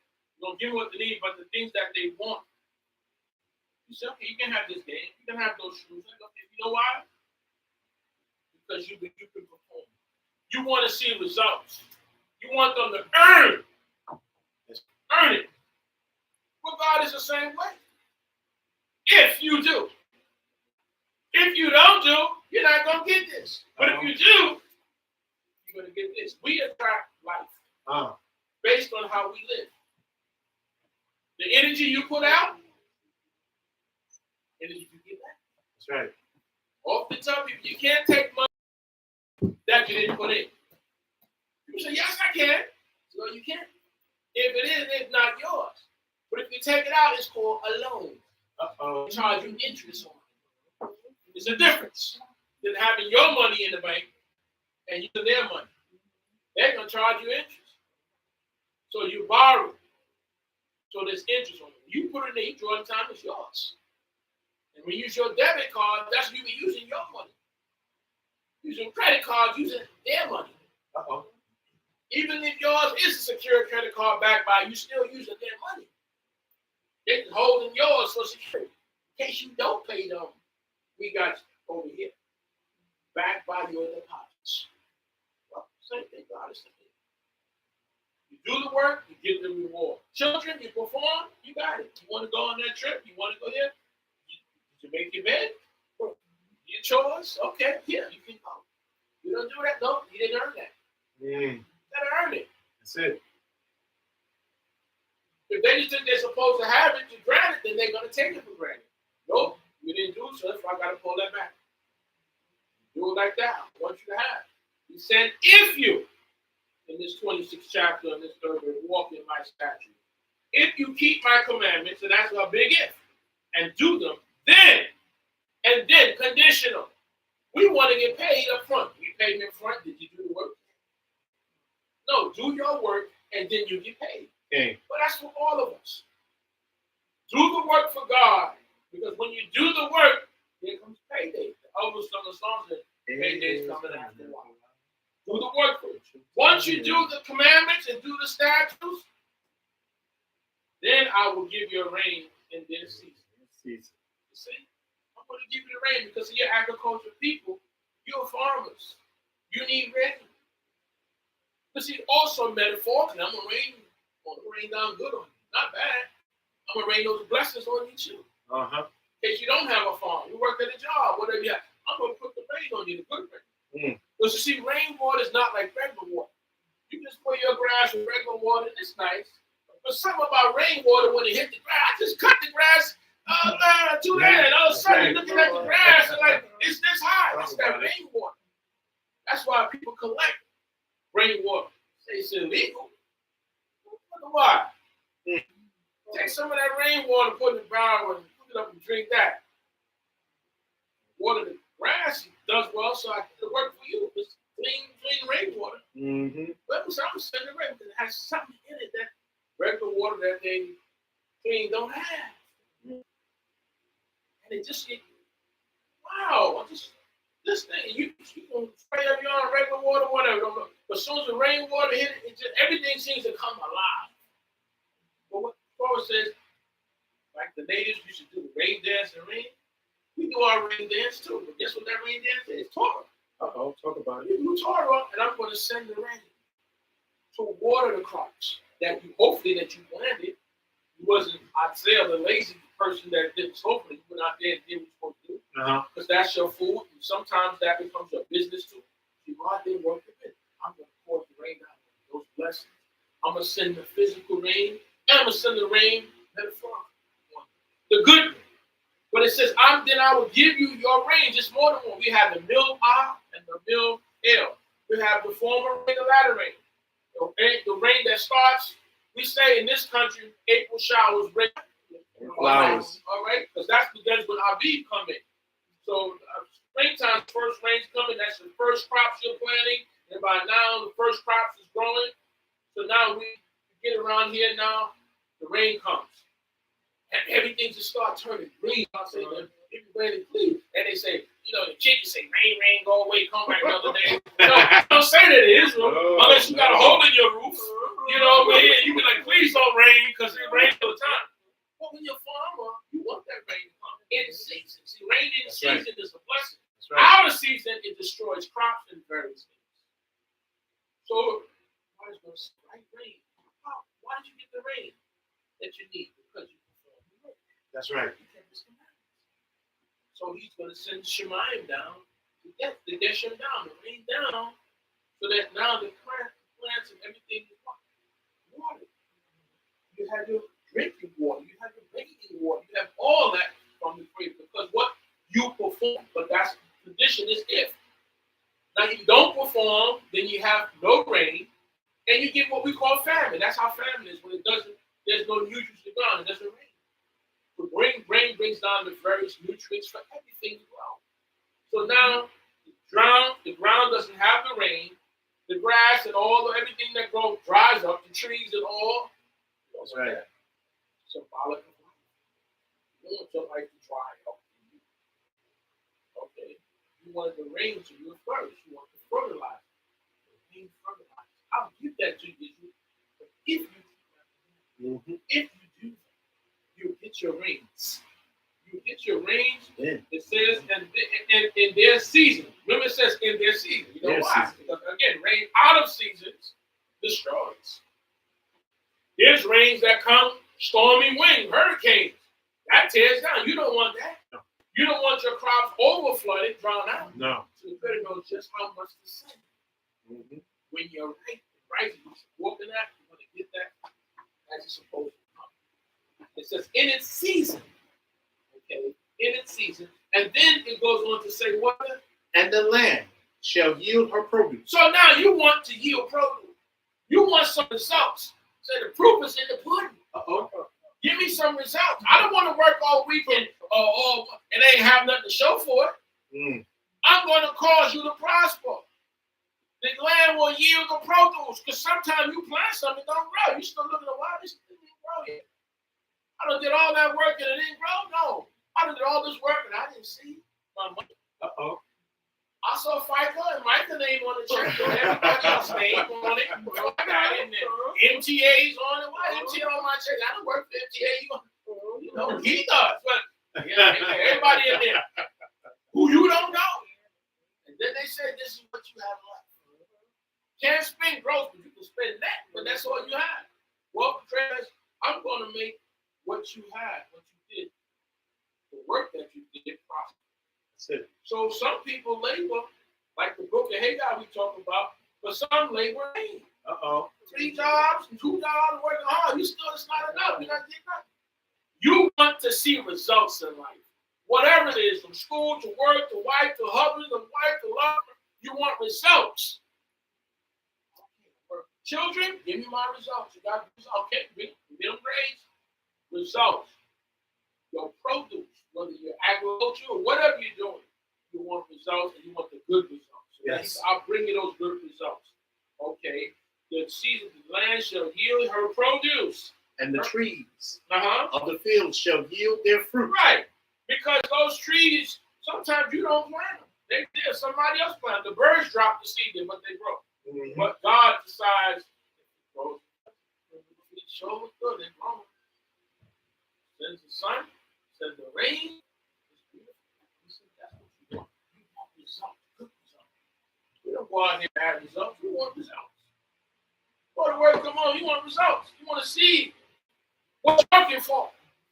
You want to see, you know, I want to work on what's your work for? Why are you here? Why are you here? This is not why you're in Shabbat. Why are you at the job? What are you getting out of it? Yeah, build character, but I want to build more than character. I want to build my bank account. I want to build my house. I want the results. I don't want to get money to pay for your bills, your house, your recreation, for your children, whatever. You want results. You're not getting that, then you find out how we can fix that.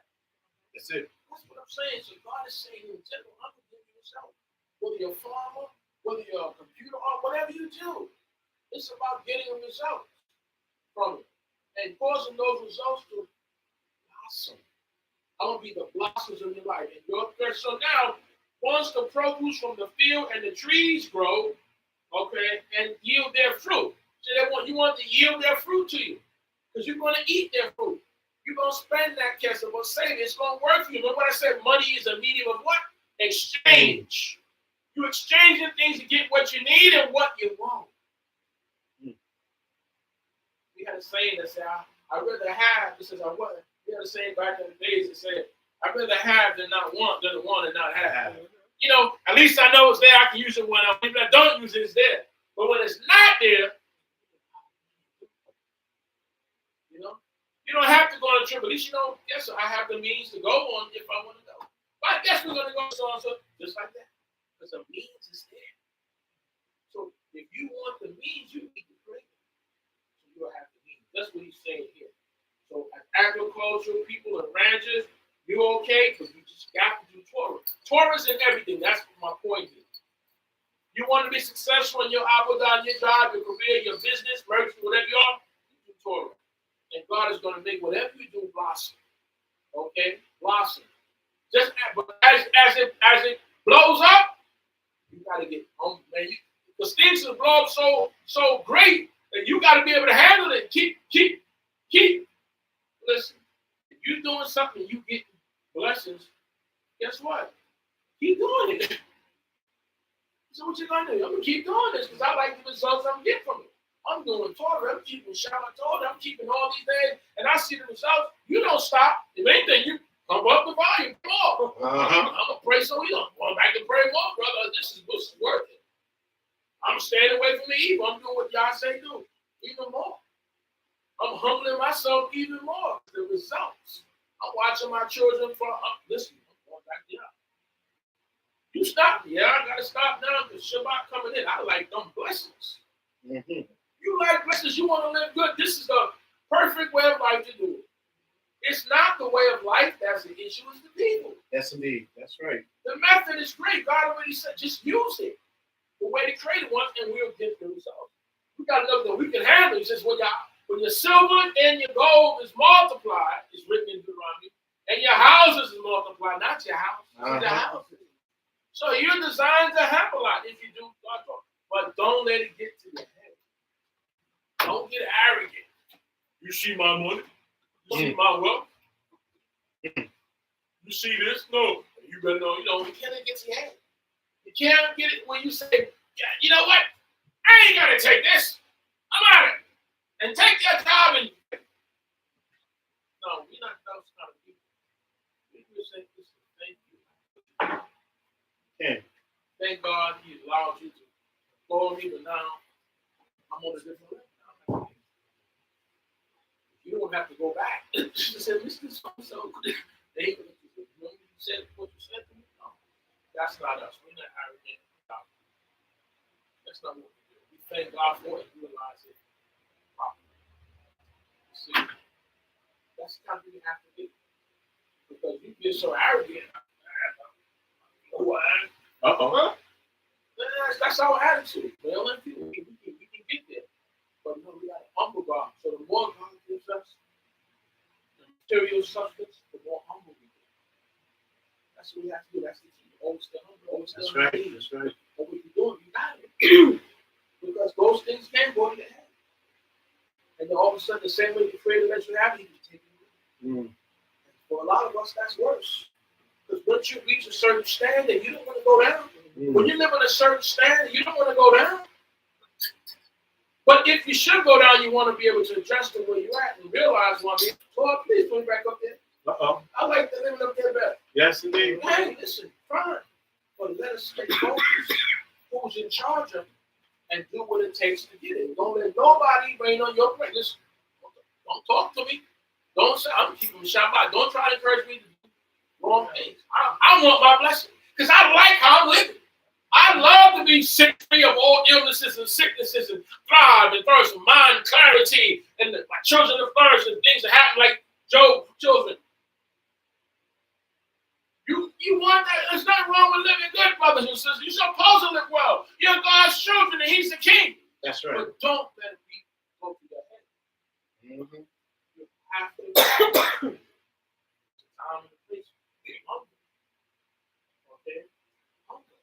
So, man, you're so great, but you don't act like others. You be kind, you still do whatever. As the numbers start looking good, you still do. Not ashamed.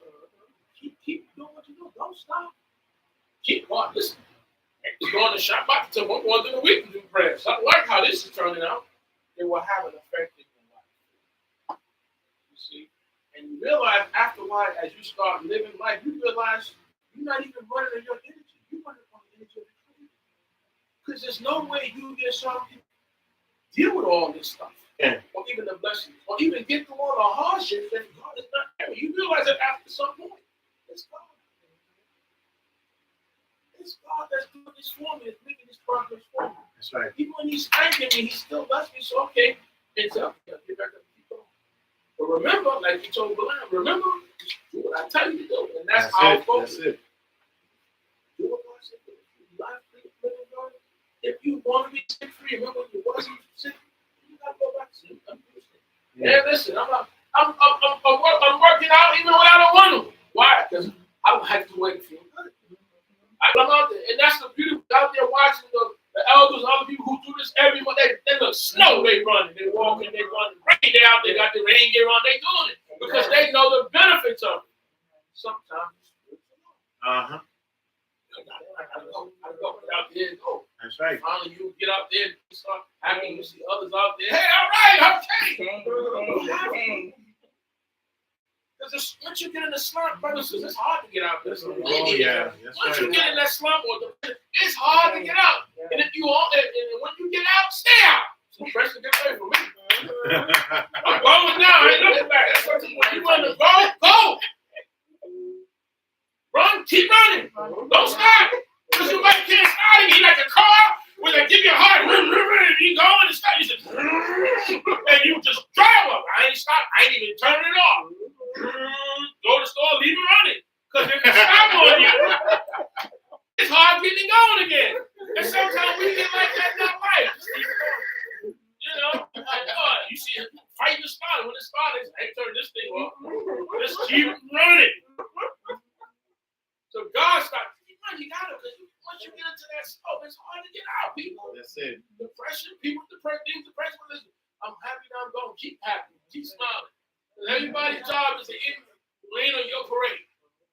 Just be happy. So why is she smiling? Listen, don't worry about it. You just keep smiling.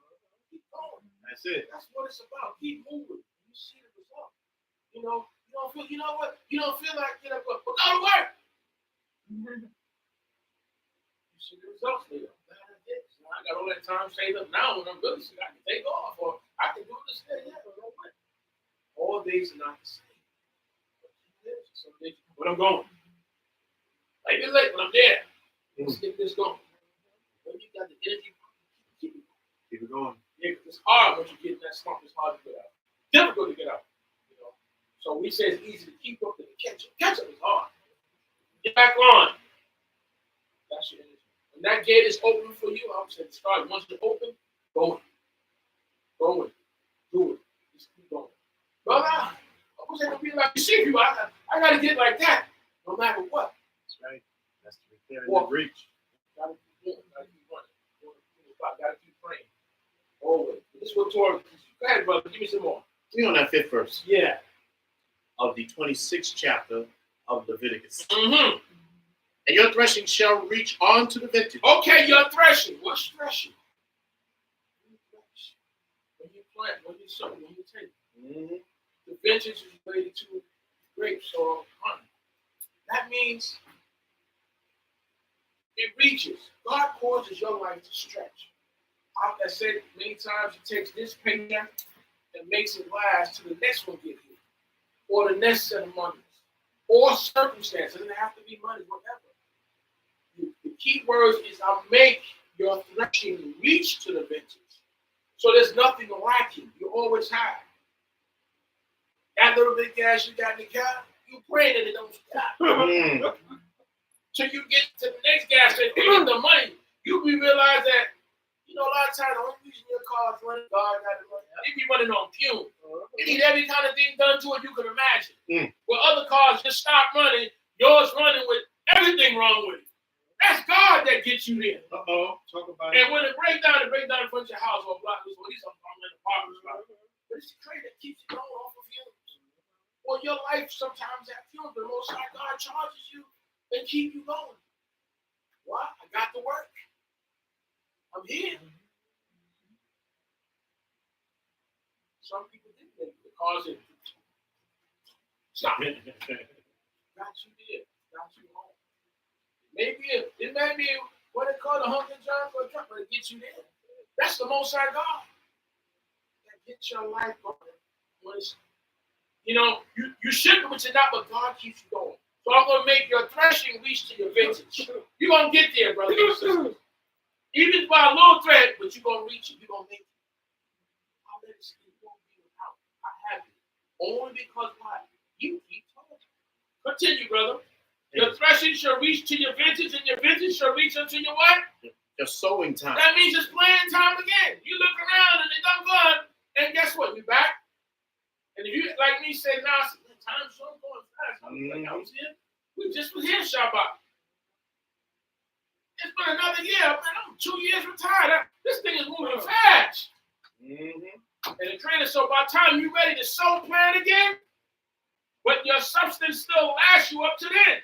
Now, guess what? The next check is rolling on it. The next payday is coming in. God got you. You're like, that's what he's telling you.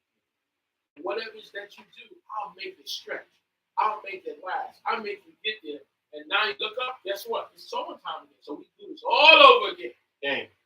Getting paid. Say, look around, guys. Say, man, I got another coming in. So payday's here again. Keep that up in your life. You want those paydays. Whether it's health, you want the payday of health, peace, substance, money, whatever. Progressive. Keep it coming. Stay on that path. You know, stay on that path. We have a saying, it's not broke, don't fix it. I like how this comes. Let me keep praying. Let's do that next prayer. Oh yeah.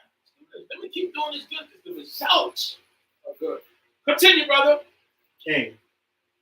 Once again, and ye shall eat your bread until ye have enough. You see, sometimes you eat and you don't have enough. You eat this, your fridge is full, cabinets is full, want nothing in the house.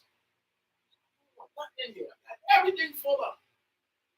It's hard. Satisfaction is not. You say you think because people have a lot of money.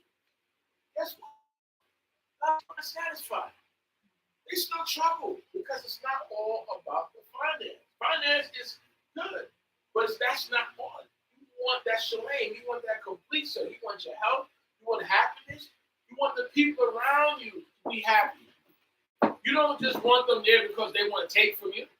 They're there because you have something to give them. You want them there to be genuine. And that's very difficult in life. You know, and I was saying to my daughter was talking, she said, probably LeBron James is the first billionaire to be active or play. They become billionaires after they get from it. But while he's playing, I said, oh, wow, that's deep. Because that's deep. Imagine the ball court, I'm a billionaire. Yeah. And you can have that too, like, you know what?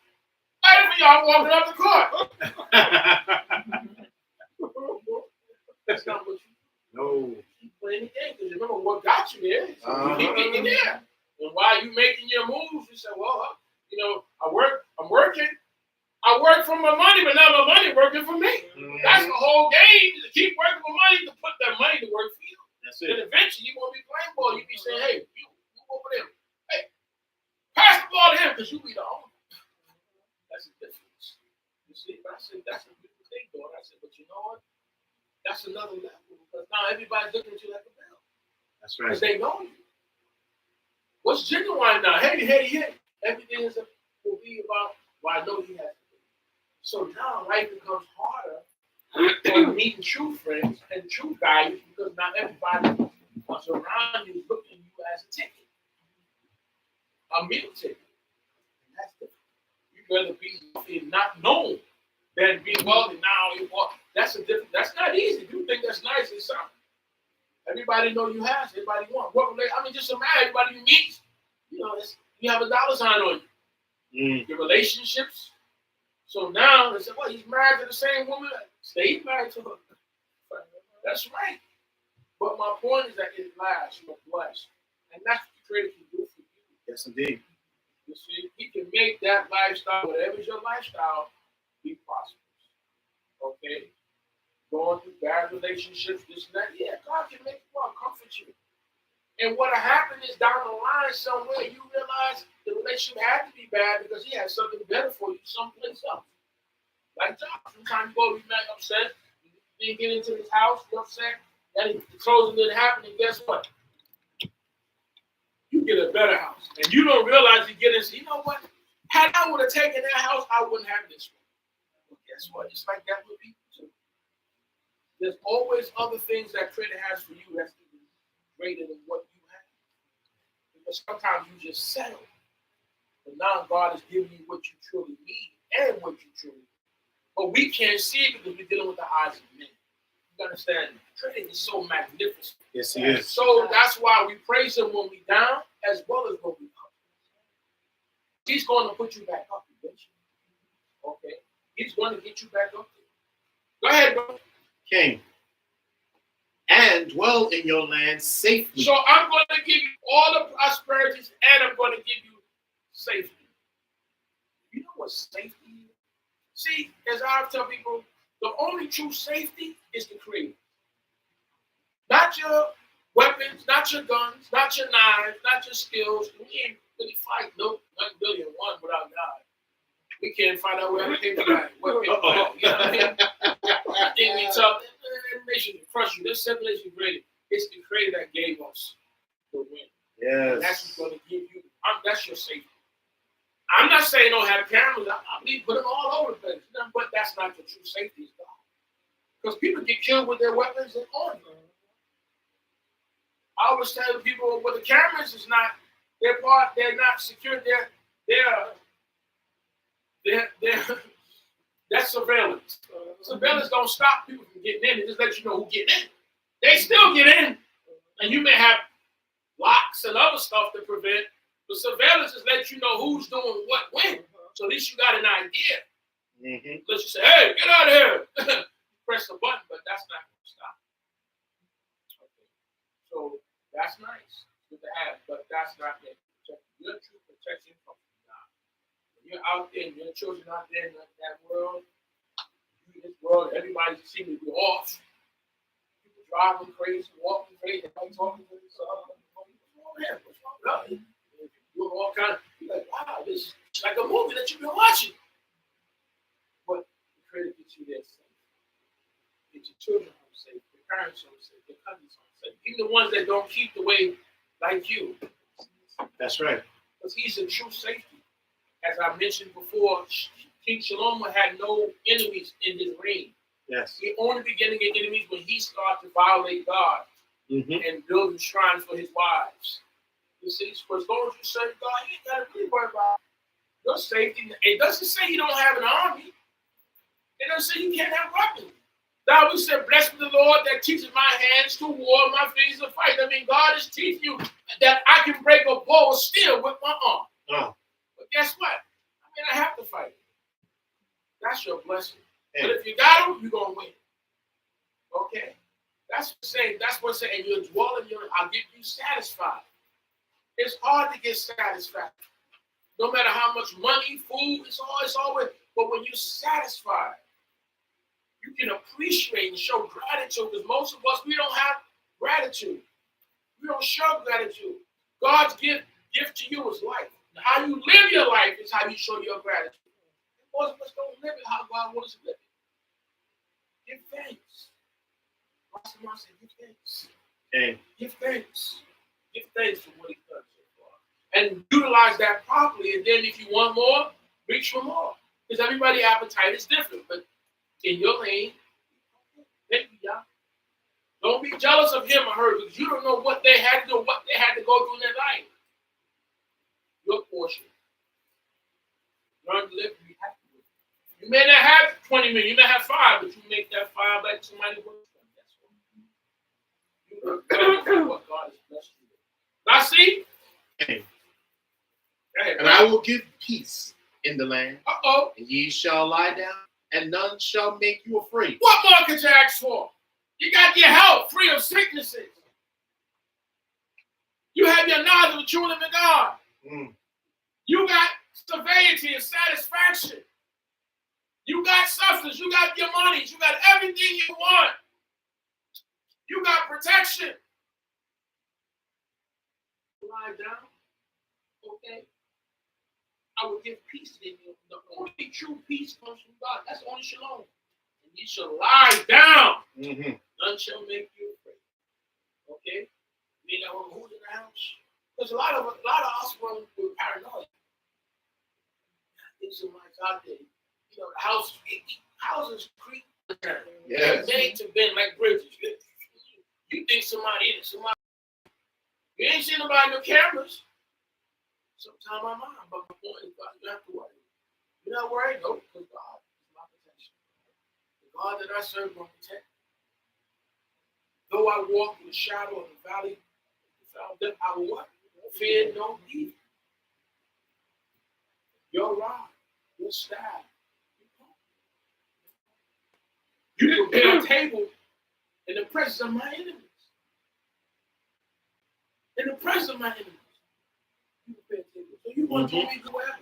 Even if they meant me harm, but what did you read this morning, me slave? When a man ways, please Jehovah, it makes his enemies. That's right. So I'm telling you, the key is no matter who hates you. If you don't have no haters, you're not doing it right. Oh. But see, God keeps the haters away from you. It makes even his enemies be at peace with you. It's not that you do things so great. It's that God is keeping them away from you. But when you offend God, they come out of everywhere. You know? So that's why we know when things get simple, you go back, you talk to God. God, what am I doing?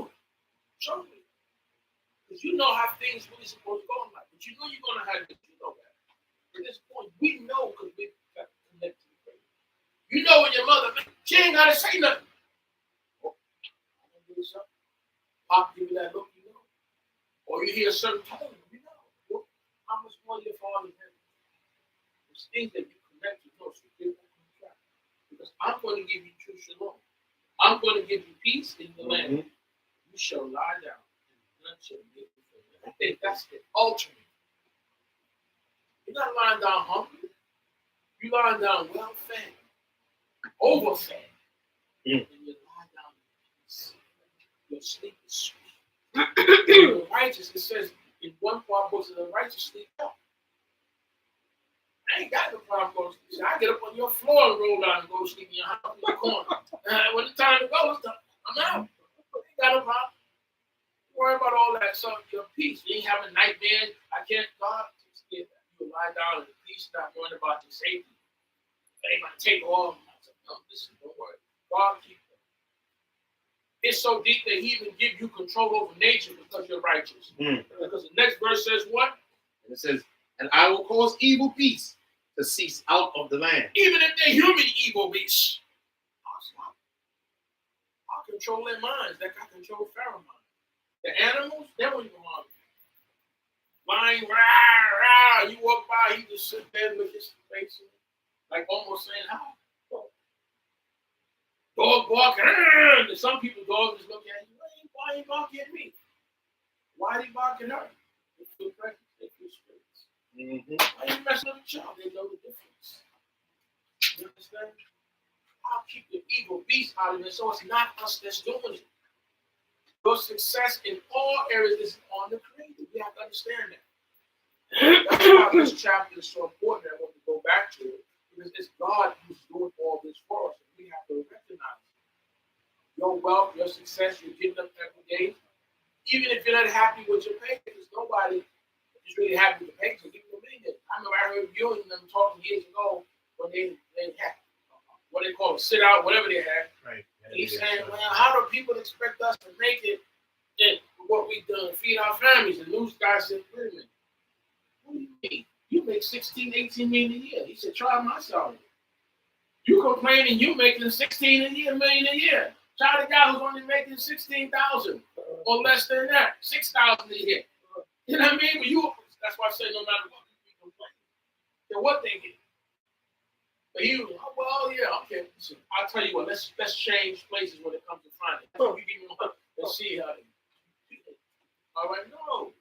God is the true deliverer. Once you realize that, then we have to look at that angle. What pleases God?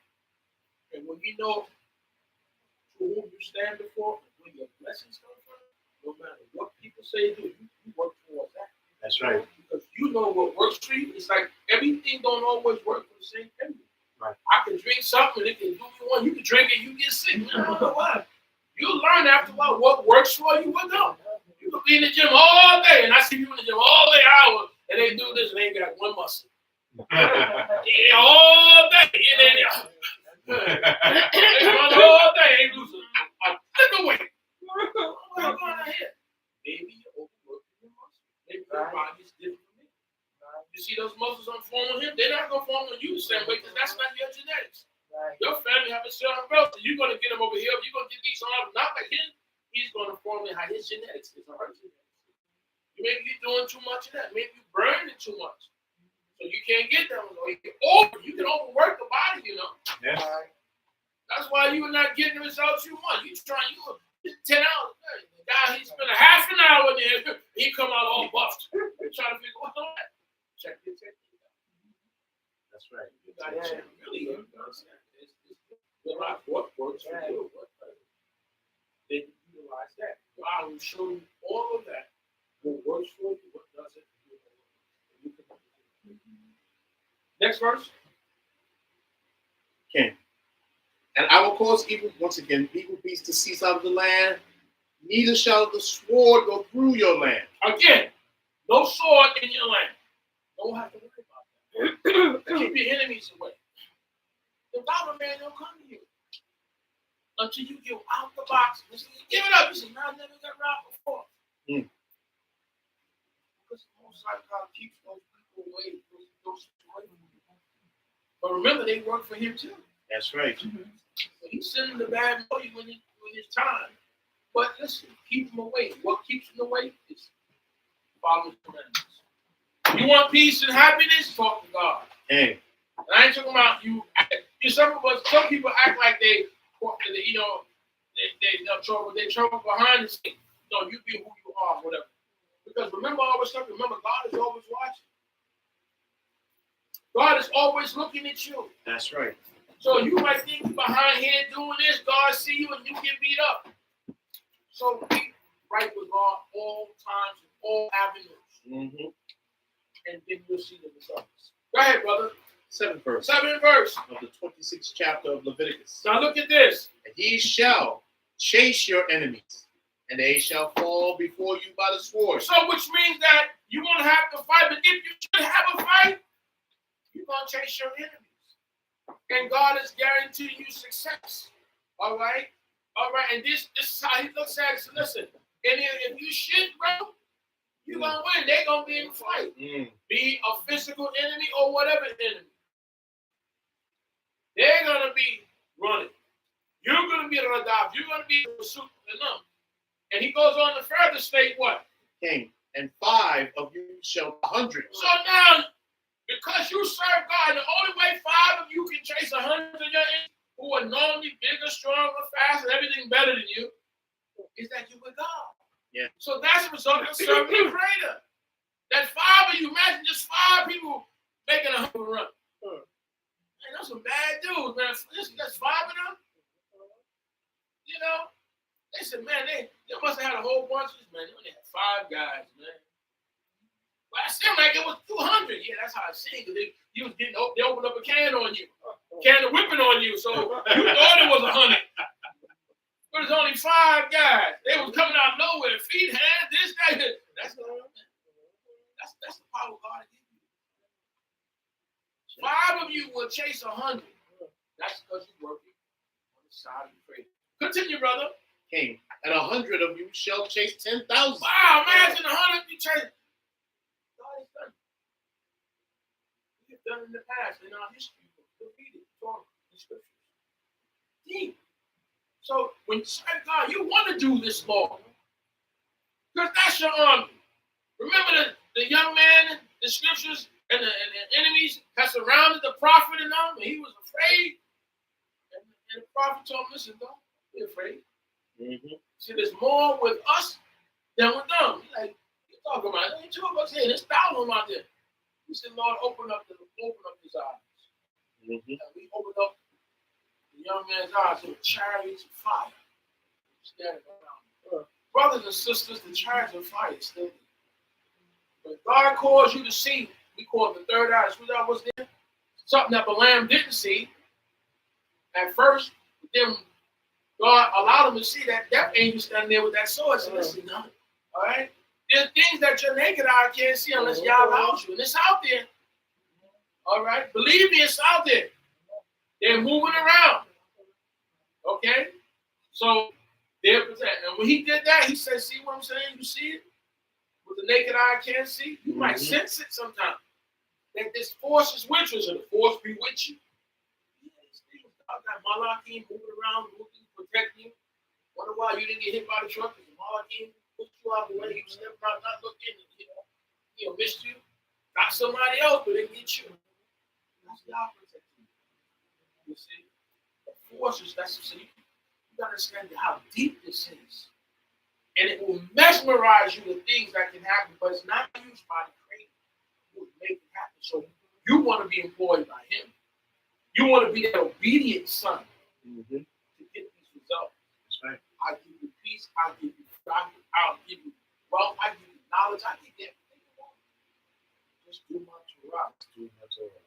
You know, and that's why the people, the nations, a lot of them didn't like you.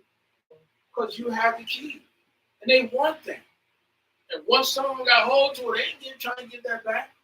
And they're hoping you don't want it back. They give you everything but Torah. They just, you know, do that. You don't give you this book, that book. What about that book? What do you want to know about this book? No, you don't do stuff. Why not? Because it brings confidence. You cannot do Torah and be the same. When you're really doing Torah, no, God, you can't. You must. It brings about a change. Mentally, spiritually, physically. You want to be something good, better. You want to grow. You want to have. You want to do. You can't settle for mediocrity when you're actually doing Torah. That's why you watch all the forefathers what prosper. It gets better. Pump up the volume. I can't settle for this. Because my God is God. I'm a child of God. You're supposed to have. You're supposed to know. You're supposed to be educated. You're supposed to be the scientists. You're supposed to be the doctors and lawyers and everything else is better. You're supposed to be it. You're supposed to have it. You're supposed to teach them. So you can't be the same. There's no way you're going to remain the same and do Torah. No. It can only heighten you more. That's right. It's like taking a whole lot of electricity. It has to be changed. That's why Moshe's face had to glow. Your face will glow too. That's right. The energy you have from your body goes out and people feel it. Bro, you got a strong presence there, bro. Well, what do you do? Some people say, I feel your energy. What you into? You cannot be the same and deal with this God and you go the right way. It will metamorphosize you. It will change you for the better. And sometimes we're afraid of change. No, we are. A lot of times we're afraid of success. All right? It will change you in every way, in a positive way. You'll see the results. Because some results can scare you. But hey, let's go. Let's get to that height. To the point where you be talking about somebody in the phone ring. Man, you think that's an accident? I'm just thinking about you. And that's the energy I'm talking about. That's deep. Or I'll just think about you and you pull up in front of my house. Bro, you won't believe it. Listen, man, something going on here because I was just thinking about you and you showed up here. That's how deep things get. Yeah. You can shake a person's hand and feel the energy. Things come back, you go, wow. Or you can feel whether they're good or bad. That's the power you have at some point. You dealing with this, you'll be scaring yourself. And people be scared of you, man. You spooky.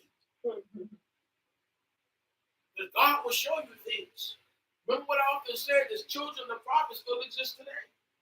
They in the house of Israel, they sitting in the mosque, everywhere else. But they're still there. The energies that's out here is deep, and y'all will connect you with it.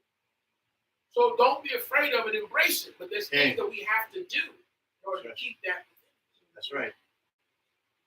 So, you know what? That's not for you. That's not for you. Why didn't the storm tear my house down? It was so damn, but everybody, listen. So, that's right. What did my verse often say? Y'all told some celestial beings, you go out and mark all the foreheads, put the mark on all the foreheads. You, next monarch, you go out, and those who don't have the mark, those will be started to slay. Just like when you put that blood in your doorpost and face out, what happened? The death angels can go. You think you have to, your mark is coming. Not him, take that person. You're mesmerized, it's like it's coming for you, but somehow it didn't get you. It got someone else. Now that you're happy with that, just the fact that you're saved, that's not an accident. So just remember that. Keep the energy going. Now, see, go ahead, brother. Cain, at the ending of the 8th. Yes. And your enemies shall fall before you by the sword. Okay. And I will have respect unto you. You want Yah to respect us. That's deep. I will have respect you. That's what up in prophets talk about. You'll pray, you'll answer before you get out. He said, here I am. God know what you think. He know what you need. It'll be right there. You don't even have to, we don't even have to ask things of the Creator. You really don't. Because he knows what you need and he gives it to you without you even asking. I know what you want. I know what you need. You got it. That's amazing. Just staying in. We start out, but it's just staying on the track. Staying focused. Don't be sidetracked. Let people take you off. Because people pull you off. Let's get off the track. Let's throw everything in front of them and get them away from God. So we even pay them to get away from God. Do this nasty that God likes. We give you millions. Do this. And we fall for it. Profane, whatever. No, stay close to God because that's your true wealth. But everything is out there to distract you from it. And if you say you're something, I challenge anyone. Once you say you're Israel, you're right, everything will happen to try to prove that you're not. Murphy's Law is out there. You say you dedicated, you come that sister. Uh-oh. Yes. You say no. Here come the one. Each one be greater, more pretty and fine. Oh, hello, brother.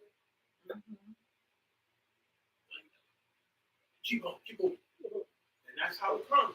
Because now, like Yosef, every day she's pulling on him. Come on. You know? To the point where he had to thank God around him. Get out. He couldn't. So I'm saying, as gold, charted, and silver, get Texas come champion. How you become a champion? How you gonna have a champion without a fight? Your champion, your fight is life in itself. People, it's just a struggle with people, with personalities, with spirits. But it says you will overcome, like Yaakov will overcome. But guess what? He didn't get out that fight without a bruise. Came out living. You're victorious, but you have some results of being in the fight. You say you think I'm bad. Look at the other person. But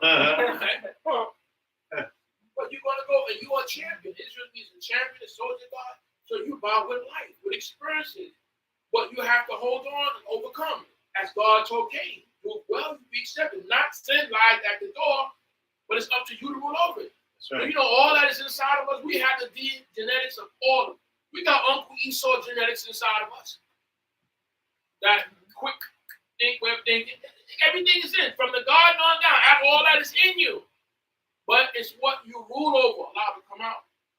And that's what makes you better than all the animals. You have a will. You have a choice to say, I'm going not. And that's your choice. You were created image of the Creator. That's what you have to rule over. The greatest enemy is ourselves. The one you look in the mirror. That's why it's written in the Mishnah. They say, he that taketh is what? Is stronger than what? He that controls the spirit is stronger than what? Even a man that takes a city. If you can rule over you. So Torah says, take heed to yourself. We're our greatest destructors. Our own self. It's us who don't want to get up and work out. Who's going to eat the wrong thing, going to go off your diet. You had an affair and everybody eating everything you should eat, and you know you're attracted to it. Well, I guess you go. Allow them to see. I like how my body, I like how I'm feeling, and I'm going to keep doing it. I don't care what y'all eat that. Y'all drink that. It makes a difference. And I'm not saying it's easy. Life is not easy. No, it's not. But it's worthwhile. Live in it. Walk, just go to the edge and fall off. Takes a village. But to stay alive, it takes a whole lot of work. Yes. To stay alive and stay healthy, eat the right thing. You got to read down choice. No, can't have this. Go juicing. Oh, now I got to clean up this whole mess out of juicing. You know all this juicing. No. But it's worth it. You run it. Spending the money for the equipment. Whatever's going to make you healthy, get the equipment. It's worth it. Life costs. Stay on this earth. That's right. And I used to tell my children years ago, we used to walk right past the graveyards, say, you see those people inside those graves? If they could change place with you, they would. But they can't. But stay out as long as you can. Stay out as long as you can. All right? Yes. Continue, my brother. Came in the midst of that night And make you fruitful and multiply you. That's right. I will make you to multiply whatever that you're doing and you yourself. Because you do Torah. That's what Torah brings you. Go ahead. And will establish my covenant with you. I will establish my covenant with you. Go ahead. And ye shall eat old store, long kept. Long kept. That means your old brains are still good. Your old money is good. You got old money. You got old money. It's still there. You got the new money. Old money is still there. Old kept store. The old money, new money. Got that old smell too. That means God is making what you do last. Okay. Your food that should be spoiled, not as be able, but there's sometimes you put something in the fridge and it be a week, 2 weeks old, you take it out. Man, this is good. Yeah. I be throwing it away. It's still good. Choose, I ain't eating that. Oh, that's y'all. Y'all want something different every day. God kept this just for me. It don't give me no good, but it tastes good. It's still good.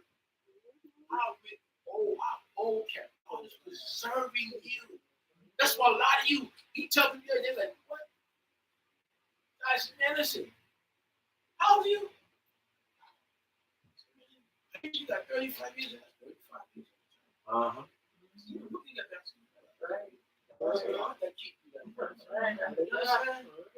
Just to say, listen, my daughter was 3, and you was driving us back and forth. She's 26 now. You're still driving. You're still here. That's a blessing at the same time. Think about that. A long time. She on the street now. She's 26, and I'm still, and she come on, I'm still here. Well, thank God I'm still here. But I guess it's time to go. You've been there too long now. I might go stay in my wife. 3 decades doing something. Hey, you watch the little people, and you watch me gangsters, and they grow up, and they have children. That's Mr. President. Hey, I guess it's time to go. But God is the one that keeps you. So even the bad people know you. It's the president. Hey, how you doing? Got any problems? No, I'm good. I'm going to have them. Everybody's still up here, right? Yeah, that's God that keeps you. It's work for you. Go ahead, brother. Yeah. Mm-hmm.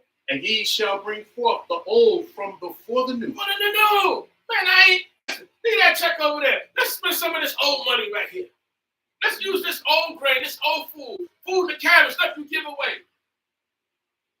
And I know it here because we still got salmon and everything that we collected for the food things done. Now we're going to have to use this stuff. Mm-hmm. What's outdated? The program we was doing, guess what? That's right. That's right. The ICE program, guess what? It's still good. It tastes good. Sometimes old food tastes better. You ever go and eat something for minutes and come back there, especially late at night, when you're supposed to be watching a good movie. This thing tastes good. That's right. Marinate it up. Because that's what they do to the supermarket. You get that old salmon salad, you be looking at it wrapped up, that was chicken. They just marinated. That's what they do to you in the supermarket. Marinate it, put it, make chicken. There wasn't chicken in it, now they make chicken salad. Marinated. Okay? Get your stomach bubbling. I wonder what happened. That was that chicken you saw a month ago when they made the chicken. Even your turkeys, most of them are like years old. Crazy. Baruch Hashem, Shalom, our mother queen said she was good at that. She said, you know what that lamb eating now? That's years old. But it was frozen. She cooked it and froze. She knew how to do that. And freeze everything. You can eat stuff that was years old. Yeah, the elder, she was good at that. Like, what? Yeah, this was something. What's going on here? Tastes good just like she made yesterday. As good as taking stuff. Yes, it was. Skill. That's what y'all do. Shows you how to preserve. So you eat the old store, and here comes the new. Whether you eat for money or food, grain, whatever. It makes the point is that Yah is in it, so it makes it last. The car, like I said, your car. Like I got a car that's about 20 years old, but it look brand new. No, man, that's not. Yeah, but it's 16, 17 years old. You know. See, that's what you always have to have a man to live like that. God makes things work for you. You go places where people can't go. You may not even have all the money, but you get there. You get on that cruise ship, and you might get one of those selective executive rooms. Mm-hmm. It could be an accident. I'm sorry, we made it, but it's too late now on your ship. You weren't supposed to have that room. That's okay. See you. Have a nice day. God gave you that room, so you didn't know that, but God said, they're looking at, I didn't see that here. Okay. They realized that later on. It was a glitch in our system. system. Too late now. It's a problem. Well, listen, let's go. He'll bump you up the stage. You get to do things that they trying to figure out. What do you do?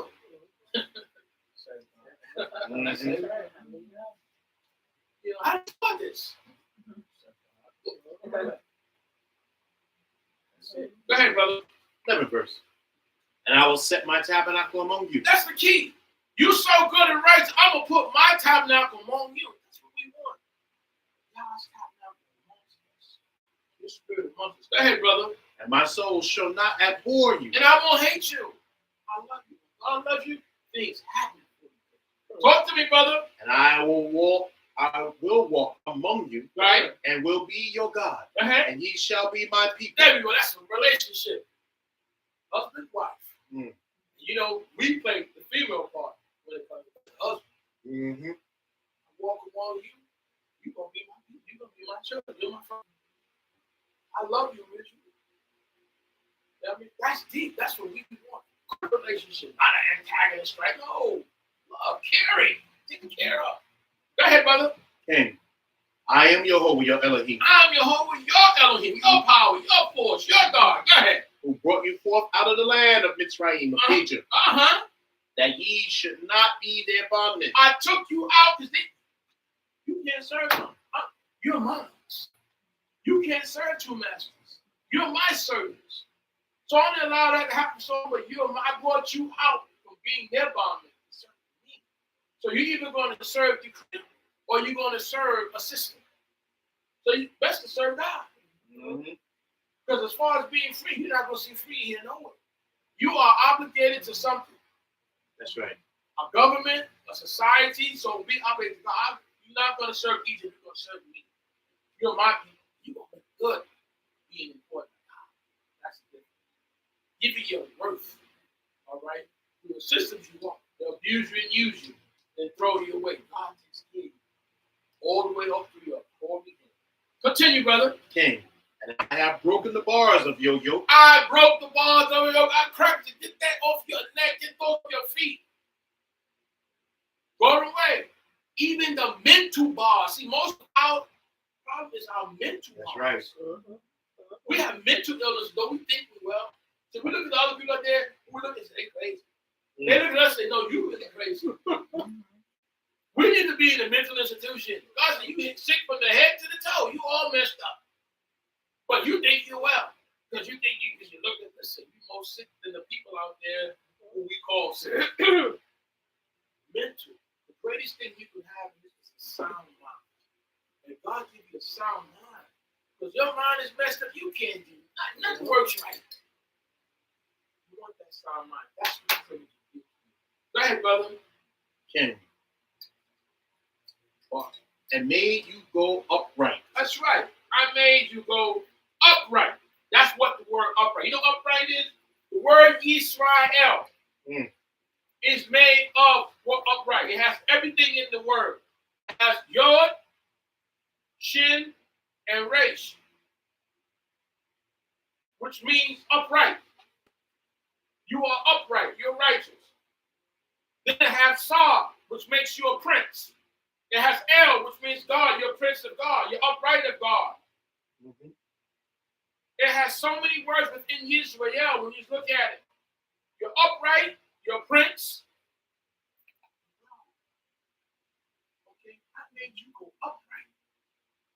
Different than all others. Go ahead, brother. King. 14. Uh-huh. But if he will not hearken unto me, yes, and will not do all the commandments. Okay, now here's the flip. Because we started out with if.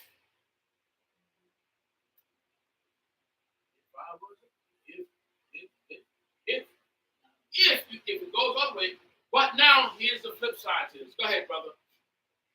And if ye shall reject my statutes, and if your soul abhor my ordinances. What verse you on? But that is in the midst of the 15th. Go ahead. So that ye will not do all my commandments, but break my covenant. Go ahead. I also will do this unto you. Go ahead. What will I do? I will appoint terror over you. Okay, one. So now here it goes. On shalom, throw that out the window. Here goes terror. Whatever terrifies you, whether it's sickness, people, spirit, food, whatever you get, that's how it's coming. Okay? But it's terror. Go ahead. I will appoint terror over you, even consumption and fever. And fever. What now? Consumption and fever. All right, consumption and fever. Is that? Some says inflammation. Well, inflammation is cancer. Consumption, fever. Those are all those different sicknesses out there. Still, not to controls it. There's nothing out here that God can't control. Nothing that he can't heal. Question is, will he do it for us? So I will put that over you. Why? But you didn't get that before. Because you would not get this. If you choose to turn from this way, not do it, this is what comes. Go ahead. Hey, that shall make the eyes fail. Eyes fail. And the soul to languish. Oh, your language. And ye shall sow your seed in vain. Here go 3 and 4 jobs. Here go working overtime, man. You ain't seeing niggas fight. Your wife is eating. Instead of you getting the IRS says you owe us. You owe us. What you mean? No, you've been taking. You owe. They didn't take enough for your fed, so therefore, whatever. You be like, wait a minute, I work all this for what? It's in vain. It can happen. It can happen. It can happen. So you see, before when you're working, when we read the other part, your working benefited you. You worked the 2-3 hours and then you worked in benefit. Maybe you didn't have to work this hard. But now in this case, because you didn't serve God, that's why I tell you, it's not what you think because you went to work. It's God. That's what you have. Without him, you have nothing. Because now it's forced, and even though he's doing all this, he still loves you. But now, guess what? Here's what's going to happen. All your work you did, you're not going to see the results now, as you saw before. So it pays to serve the Creator. Because go ahead, continue, brother. 17. And I, speak up. And ye shall sow your seed in vain, for your enemies shall eat it. Oh, that's been the lifelong history. You worked before you even got to the tree. We were other people's servants. We were more in servitude to people in life as Israel than we were free. And people, we worked, and somebody, imagine you worked, and you worked out there, and somebody else eat the food. Or you worked, and you got that check, somebody said, snatched it from you. And you did the work, but they get the benefit. It's written in one of the books, what is a man to do but enjoy the fruit of your labor? But are you enjoying the fruit of your labor, or everyone else enjoying the fruit of labor that didn't labor for it? Think about it. The blessing is to enjoy the fruit of your labor. Yes, work builds character, but you don't want to work and somebody else eat up what you did. Get paid for what you worked for. Yes. Then and now. We say the first rule of business is what? You pay yourself first. Yeah. Tithe, you pay yourself. Where when you work for others, everybody get everything, like I said, fighting the mic, and they say, this is what you got. That's it, man. I done did 140 hours. It's only 167 hours in a week, and I work all that. You do not the hours. All this 20 jobs, it's like on the treadmill. You still in the same spot. You're getting your mind on the treadmill, but you have to move. So it's like saying, wow, this is what he's saying. He's not going to benefit you. We need God in our life. So that this thing work for us, that the job work for us, that the business work for us, because if not, we just get. As the old elder said to me, he says, listen, there's all kind of work out there. You can work. There's more work than you can do. But will it benefit you? You work with a goal in mind, son. You working hard. When you work, you dead. Next, the job comes. They die. Next. Someone else, you got 4 people have that badge before you. Yeah. What? You know, that's what happened. You die, someone else come on. It just goes on. You go on there. So while you're here, as I always say in my church, if you're going to be a slave, be a well-paid one. You got to go to prison. Go to the golden prison. Get your family with. Live well. Live well. You want it to benefit. You don't want to work in somebody else enjoys your work. And it's not your family. You know?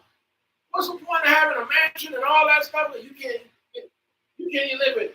Well, I know what that's like. Having a place out of state, you can't even go because you got to work. Everybody say, yeah, well, yeah, I'm in your place, man. I mean, having a good time. I mean, they've been in their elbow in your place, and you can't go because you're working all the time. They enjoy it. I know what that's like. I want to enjoy this. That's why you work.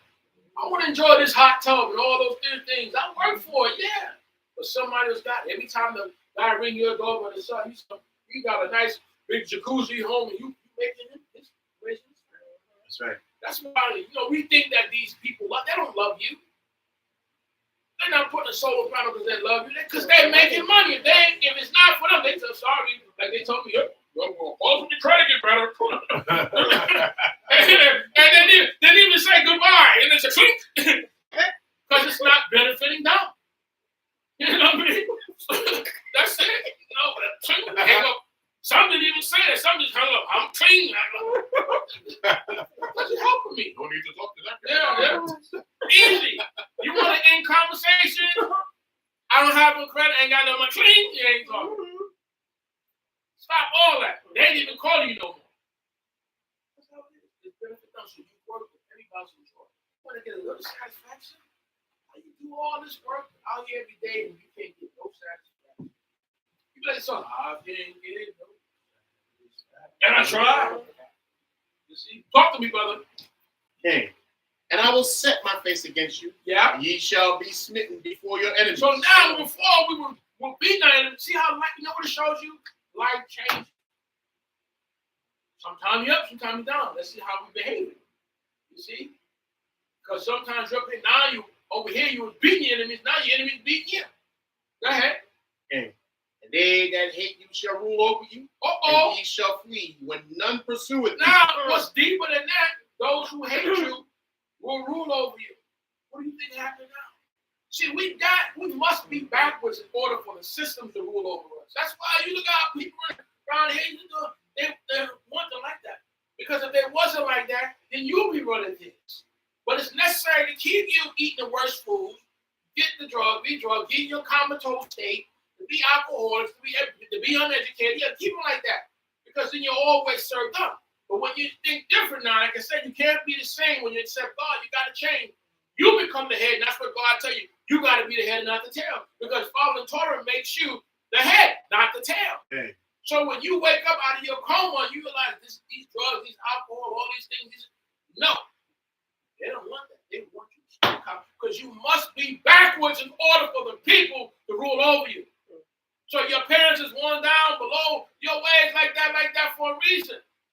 Yeah, because guess what? You're backwards. You get knowledge, you'll pull those parents up and say, listen, I'm going to wait now. Uh-oh. Now, that's what they tend to do. Give you the toxins, give you the poison, the bad food, the bad information, the bad school, the bad teachers, the worst of everything. Talk to me, brother. But guess what? You don't have to deal with that. You got to deal with the creator, and guess what? All that starts changing. So these are the results we get when we don't serve you. Go ahead, brother. Okay, 18. 18? And if ye will not yet for these things hearken unto me, then I will chastise you 7 times so more. So in other words, if I put sin. the first set of punishment on you, you don't change. Guess what? I gotta pump up the volume. Turn it up. Put you in the lecture chair and turn up the volume even more. Give you 10, go to 20. That's what it is. Go ahead. And I will break the pride of your power. I'm going to break the pride of your power. Take it away. Go ahead, brother. I will make your heaven as iron. I'm going to make your heaven as iron. So in other words, 2 things. You will be no rain to get those crops. So you're going to go through famine dry. Or I'll put you in the prison. Go ahead. Heaven is iron. Go ahead. And what else? Go ahead. And your earth as brass. All this brass. Nothing else. Sitting in somebody's prison. Take it metaphorically. You don't want an iron heaven. And earth that's brass. No. You want nobody's prison. Or you don't want your ground to be like that. You want to grow. But this is the results we get. We change nature based on our behavior because when we do evil, the energy comes out of our body that goes out there. That's why God said the land will put you out. Because the land is alive. And it's taking in toxins from your energy. So guess what? You're rejected. You got to understand that the deepness that we have over the cosmos, over the whole universe based on our behavior. We cause the animals to go bad. And that's why in Noah's times is what? The whole earth is corrupted itself with animals. God didn't save all animals. We have an effect on everything because man is the lead. So if it's corrupt, we corrupted it. So now let's get it back on. Let's see how we can fix it. Go ahead, brother. And your strength shall be spent in vain. So why is your strength in vain? Why are you working for somebody else no result. Any work you do, you want results. It's profit supposed to be in all work. But now your strength is spent in vain. That's not how we want. We want our strength to work for us. We want going out there working all those hours, whether it's jobs or businesses, to work for us. Not against us. If somebody send us a bill and say, hey, you owe us. Well, how can that be? Yeah, you owe us. You're out of tax. Oh, listen, you got this job, you make $200, you owe us. You're working for the government. At some point, you realize, as they tell some people, listen, guys, you'd be better staying home. Because it don't make sense for you to work, because you're working for the government, the systems. You work for other people who don't work. That's the honest. At some stage, you got to realize that. There's a certain point that they tell you, hey, listen, this doesn't benefit you. Well, God is telling us that. You spending your money. This is all you actually getting. Do your numbers. There was a time when we worked at a job, we did 80 hours, 60 hours, 80 hours, then we did 100, 120. Then you realize from we saw from over 80, that 10 hours only gave us $40. Man, no. Well, you know at some point where to stop. You figure out actually what benefits you and what's not. That's how much more to take it home, though. It's not worth those hours. You better go to get an avocado somewhere else. No, at some point you do your figures. You realize when you're working, well, okay, this all I work for that out. Wow, so no, that's time to stop. That's it. It's not benefiting. In that it may be mentioned that's the case, whatever. But as far as taking home, know how the system works. God is saying to us, it's not benefiting you. That's right. Before it did, when you work for God, everything worked for you. You can walk behind you and throw the ball behind your back and it go in the basket. When you work for God, and it go in. Oh, wow. Go ahead, brother. In the midst of that 20th. Go ahead. For your land shall not yield her produce. You understand? Your land will not yield her produce what it did before. Business will not be successful. Your relationship won't be successful. You're going to have issues and problems and stuff. We was in love before. But now we fighting, grabbing, what's on here? Even when Joshua took them in and somebody took hold on to what? The Babylonian garment and the wedge of gold, silver that they weren't supposed to, of the nations, when God said, don't touch it. Somebody took something. But what did they do? They wasn't in fact. So when they went to fight the war, they was losing the war. They said, what's going on? God's not with us. What's happening? Then they figured out that somebody did something that God said don't do. But they were winning before, so I'm showing you how things can change your life. Events can change your life. You got to figure out, what did I do? What did we do? What's in this house? It's not. They figured it out at some point. So they checked it out. When they found out through the and Thummim that someone took some gold and silver and wedge of gold and a garment that the Babylonian used that was a devoted thing, and they hid it. They were forced. That's right. So what I'm showing you in life is that what you do is very important for you and your family, for the house to prosper. Because it has an effect on the universe. Okay, it can change your life. What I'm doing is good. I'm not here. What changed? What I'm not doing that I was doing before. You got to weigh these things out. They realized that, Lord, what's going on? You talk to God. Somebody took off the purse stake that they were not supposed to. Oh, okay, let's fix this. But the way Joshua fixed it, he said, you and your family, you're out of here. You're gone. They killed you. You got no time for that. Ain't got time for this. That's the way it is. Like I say, Yehoshua was not Moshe. Remember, he grew up with Moshe and how the people were acting. I got something for you. Line. All right. Listen, you're going to do Moshe's dead now, and he starts, some like say, listen, now, here's how this going to work. You're going to do this, or you're going to die. All right? You're out of here. And that's why all the days of Joshua, they followed. 100%. That's right. You're going to die. Kill him. Let him die. Kill him. They ain't paid. They walk with a title, yes. Then after Joshua died and the judges came, they did what they wanted to do. Show you. See, we don't like the thing, but if we don't have our foot in our neck, boy, listen, we act up. We show out. Moshe left to go to the mountain. They act up. I said, hey, he was there to all of them. That young man. I said, I know what to do for you. With me, listen to me. You read my lips. You are out of here. And that's the way you live. So all the days of Joshua, they walk straight. Because they know he's not playing with them. He's not saying, Moses prayed for you. Joshua killed you.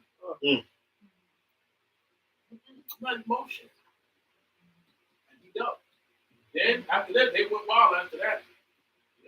Read it. It's in your book. All right. We know what can answers. Our God says, so they see here do no more. All right. It's different. Each rulership is different. I'm not punishing. Say, when a good king ruler, we can hide themselves. Listen, they ain't going. Stop me going, man. Listen, I'm out the game, bro. This dude ain't playing. They thought they giving out time like they giving out candy. He ain't playing. He put you in the electric chair. They grab you up for this. They look this. They know when certain mayors get in office, guy like Giuliani say everything is time. You're going to jail. Every time everybody, you're going to jail. You're going to jail. Everything will don't put you in jail. Don't put you. Everything will put you in jail. They know who's ruling.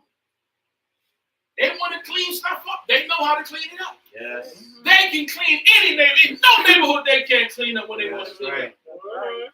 When you see dead bodies 1 minute, now you see it's gentrified. They walking around with doors and tables. There were bodies years ago over there, and drugs and everything. And the same burnt out buildings were in places. Why? Because those same people on there were just holding on to it. Then you realize a little later, now they fix it up and all. That's right. When they want to clean it up, they clean it up. That's what they do. When they want it, okay. You won't even believe it. You're going to look like, you give him a hand, you give him a hand. So one guy told me, he said, I got on the wrong stop. He said, well, I ain't even going to Manhattan. This ain't Manhattan. This is Brooklyn. It's changed since you've been around. Whole different world. Now see? And neither shall the trees of the land yield their fruit. So even the trees, see what I'm saying is our behavior had an effect on the trees. The trees ain't going to grow. You ain't got to plant them. But they're not going to grow because you're not right. You're not feeding, you're not right. Family, nothing happens for you. Your world ends. All the good things that happened in the previous version, God's going to take it back. The tree's not even going to grow for you. Now you're going to get bad weather. You get rain, it's going to be out of season. It's going to wash away your crop. Stormy wind fulfilling its word. Go ahead, brother. And if ye walk contrary unto me, go ahead. And will not hearken unto me, I will bring 7 times more plagues upon you according to your sins. So, according to your sins, and everybody's sins are different, but you're going to get 7 times more plague if you don't listen to what God is saying. Some of us will get one seed, changing. Some people turn the Bible 20 times before they change. What goes on? Go ahead, brother. Okay, 22nd verse. And I will send the beasts of the field among you. When I took the beasts away from you, guess what? They're coming back now. Go ahead. Which shall rob you of your children. Listen, the beast, the human beast, and the systems have robbed us of our children. Not just the physical beast. Taking your children. It's taking their mind, it's taking them. You already going through more like the fire God when you give the system your children. They come back and tell you don't know what you're doing. Or I'm doing this way. All right? Because based on our behavior, that's what happens. So now what didn't happen before happens. So now our children are given to others, whether it's their physical bodies or their minds, their mental state. The new age children. Okay? The ones instead of running out into, when they say it's recess, they sit there with the phone and go, They don't even run the jump rope and play basketball like that, like we used to do. Like they sit there and go, the ones you got to take it from them and go to bed at night. That way. The new generation. Go ahead, brother. Okay. And destroy your cattle and make you few in number. I'm going to make you few in number. I'm going to destroy your cattle. See how it all works against you when you go against God? Go ahead, brother. And your ways shall become desolate. Oh! And if in spite of these things. Even if you, in spite of all this I do to you, because some of us are stubborn. Oh, yeah. Oh, we stubborn. You got to open up the ground and all kinds for us. Go ahead. You will not be corrected unto me, but will walk contrary unto me, then will I also walk contrary unto you. You see, God give what you give him. That's what you do. You do with God, God will do with you. You don't be, he won't be with you. What do you give? How much you giving yourself? We want more from God than we give. How is that? You want it up, you got to give it up. You can't take out what you didn't put in. You take it out more, it's long. So you reap. That's how it goes. You want more righteousness, sow more righteousness. Sow more this, you want more. That's how it goes. So he's going to give you according to what you do. Go ahead, brother. I'll smite you even 7 times for your sin. Go ahead. What verse you on? The 25th verse. And I will bring a sword upon you that shall execute the vengeance of the covenant. And he shall be gathered together within your cities. And I will send a pestilence among you. I'll make nature work against you. The bugs will work against you. All the bad things that are pestilent. The little mouses you see, you sit in the washing machine for 8 hours. You know, only get off till somebody come home. And spiders and all. That's why it's called pestilence. They pass you like, I don't want to even see them. I'll make them like he did with Egypt. Frogs and everything else. Go ahead, brother. So I work nature work against you. Go ahead. And you shall be delivered into the hand of the enemy. Okay, here we go. So now we're in our captives. Philistines, you read inside scriptures, the judges, you were in everybody's, the Moabites, we was under everybody's rule. Not doing right. And Israel did evil inside the Lord again. Israel did evil inside the Lord again. So then he had to get them Samson. Always doing something. Go ahead, brother. And 26. And when I break your staff of bread, 10 women shall bake bread in one oven, and they shall deliver your bread again by weight, and ye shall eat and not be satisfied. Before you ate and be satisfied, but now you're not, no matter what. I eat up everything, and I'm still not satisfied. I don't know what I want now.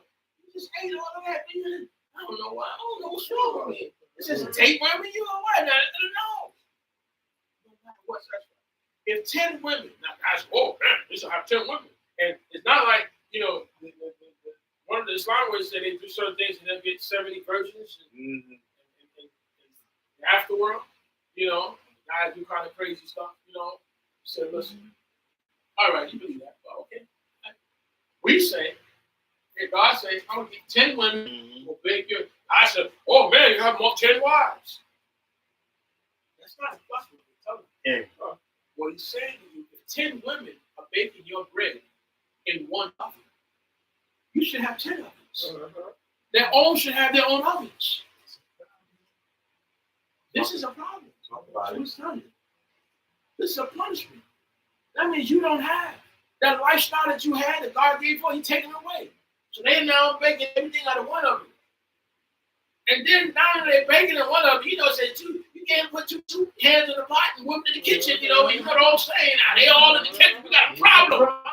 Everybody don't do something the same, they be fighting hard in the kitchen. And guess what? That's your food they fighting. You don't want your food. You want that love to go in the food. Listen, mama put a foot in it. But then now you got 10 women cooking, they all upset, angry, and hot, and they cooking in one oven when they all should have their own oven, their own houses, but you can't produce that no more. That's not a good thing. And on top of that, they're bringing your bread by weight, which means you can only eat a shekel a day. So you, of course, you're not satisfied because we ain't got to last us because the blessing of God is with us. So now it's not like this, your threshing reap the vengeance now. It's done. That's all done. It's dried up. So not eating by weight. We can only eat 3 ounces a day because we got to have something for tomorrow. Any of your women, right here, you got a problem. That's why this is not meant to say, oh, I got 10 women. No, you got a problem here. You got to change this. They should have all their own oven. And you shouldn't be eating by weight. You ain't watching no calories.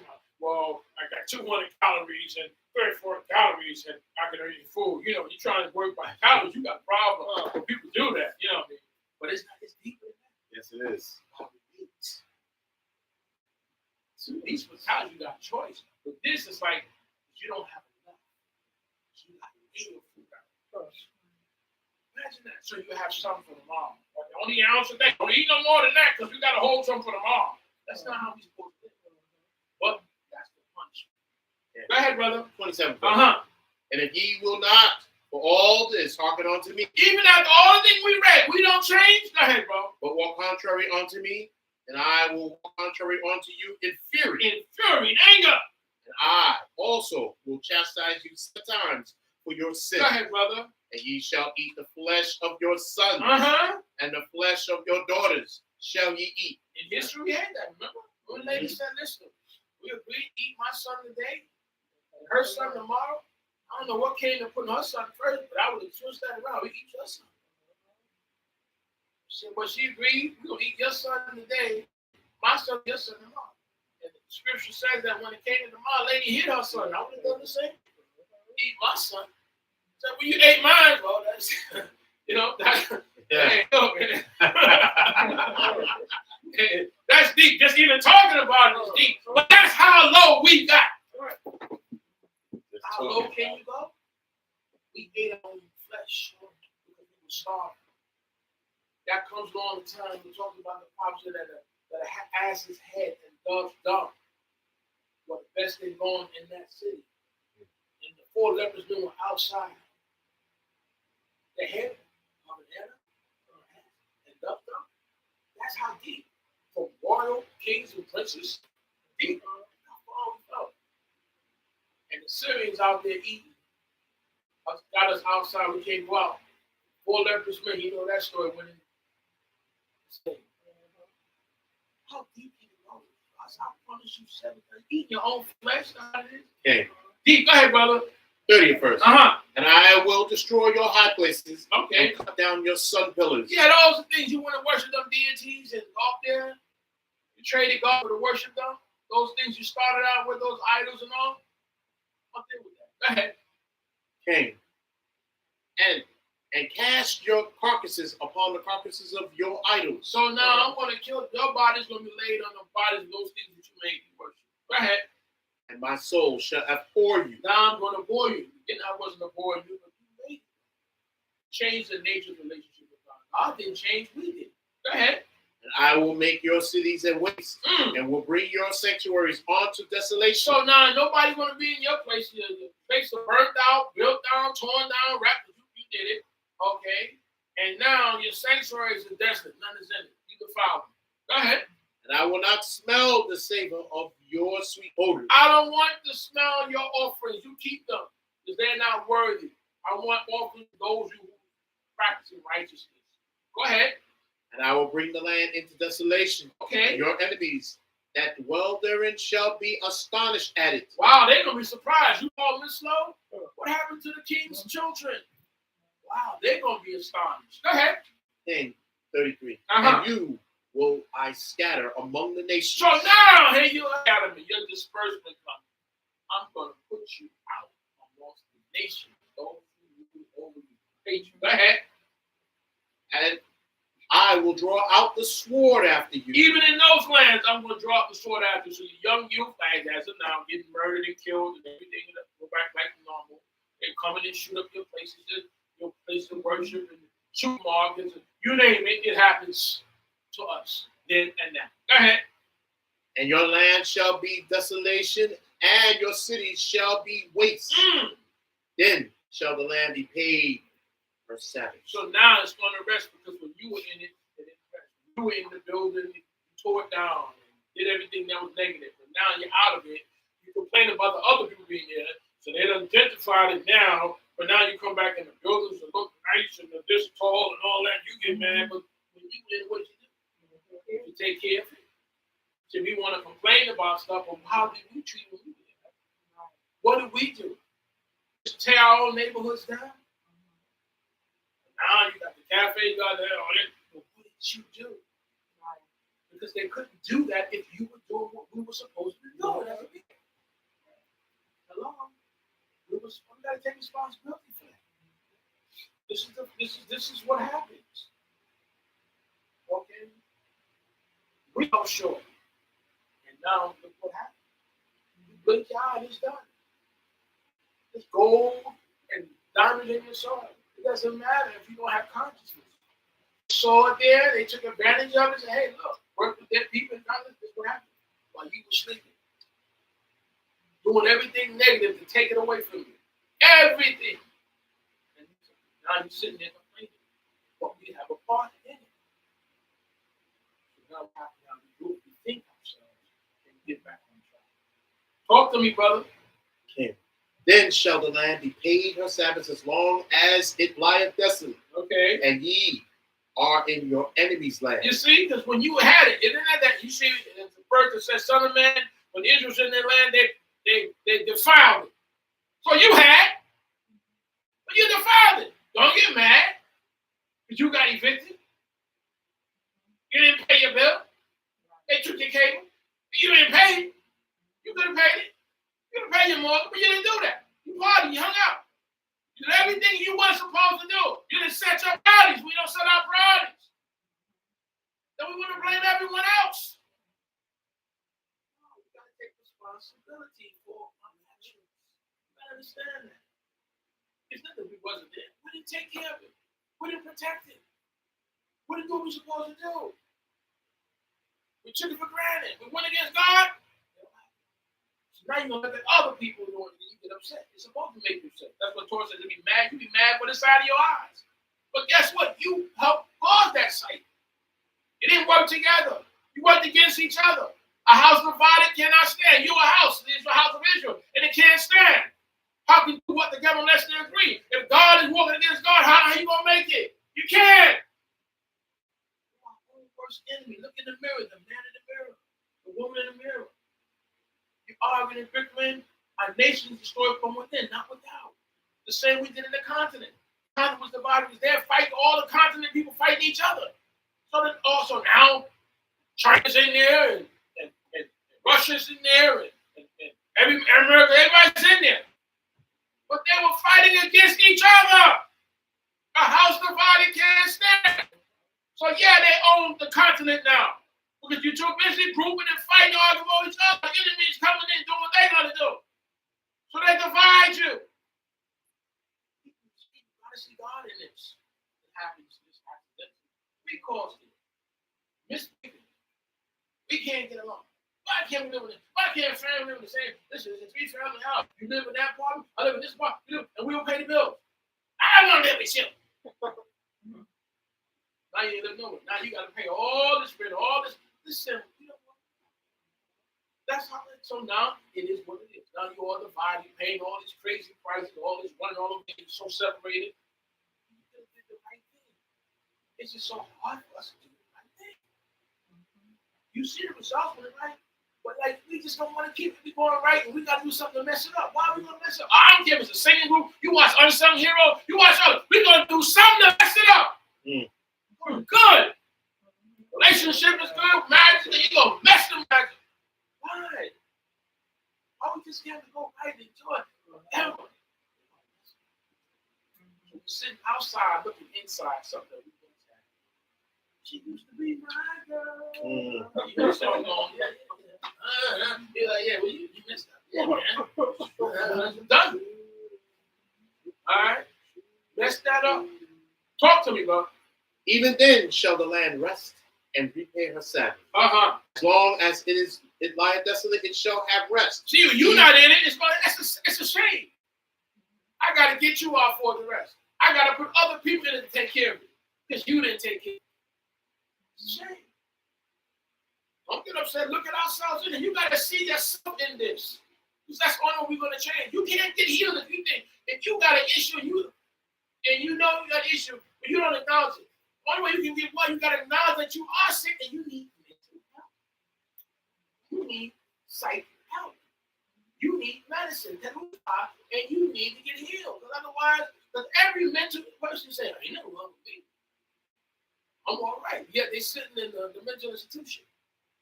All right? Because we all mental whether we like it or not. It's what level of mental we are. A lot of us are bipolar. Like I said, some of us are sick and we're in denial. Some are sick and just don't know. Some are sick in denial. Some are sick and know we're sick and we're trying to get it right. As a brother said, we're a work in progress. But at least we have knowledge and we're trying to run, we're trying to work it out, trying to take the herbs, trying to do something, trying to serve God. But at least we acknowledge what we're wrong at. I go back to this blueprint to see us in it. Now, see, finished out. Okay.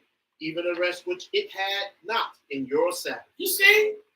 When ye dwelt upon it, and as for them that are left of you, I will send a faintness into their heart. You see? In the Those of you lands who of their do survive, enemies. those of you who do survive this punishment, I'm going to send a faintness in your heart in the land of your enemy. You see? Some people are saying that when you got it going good, keep it going good. You got a good business, baby, keep it going. Hold on to it. Don't let it go. Like Yaakov, I didn't let you go till you bless me. Why we mess a good thing up? We should learn from this. Don't mess it up. You got a good connection, don't mess it up. You got a good relationship, don't mess it up. Keep it going strong. You got a good job, don't mess it up. A good business, don't mess it up. Let's get some more of this. Oh, we don't mess it up. Here we go. You want to be an old person? No. Get rid of that old person. Out with the old, in with the new. For righteousness. Yeah. Go ahead, brother. And the sound of a driven leaf shall chase Oh, them. we're going to run with a shout. Now we're running our enemy's land and a shaking leaf. We scared. Go ahead. And they shall flee as one flee from the sword. Uh-huh. And they shall fall when none pursue it. We running. Ain't nobody chasing us. I mean, somebody else. You're not even that important for nobody else. They conspiring against me. No, that's how reprobated mind. We're falling down, running. That's the spirit that God put on. I tell you, it's not done. Man will not live by bread alone. That's right. We got to understand what we bring without disobedience. All this is upon us. Go ahead, brother. And they shall stumble one upon another. We are stumbling one upon another. Go ahead. It were before the sword. You know, and fighting you. Man, you stab me, bro. You put stabbing him. Shoot me. Listen, all unorganized and organized. You know, you don't have your stuff together. Bro, that's me you punching. You punching the enemy, man. Excuse me, Ox. That's what happened. You're not even coordinated. Go ahead, bro. And when none pursue it, and ye shall have no power to stand before your enemies. You got no power. No power. You get up there, you talk, man said, give me the corner. One, you can watch the slave movies. A few European guys with a few muskets and all these hundreds of brothers on there. Got no power. You want to grab him, come out, get him. Put him back. Hey, get him back. And I don't care we speaking different. You got him. No power. A few European men taking you on the ship.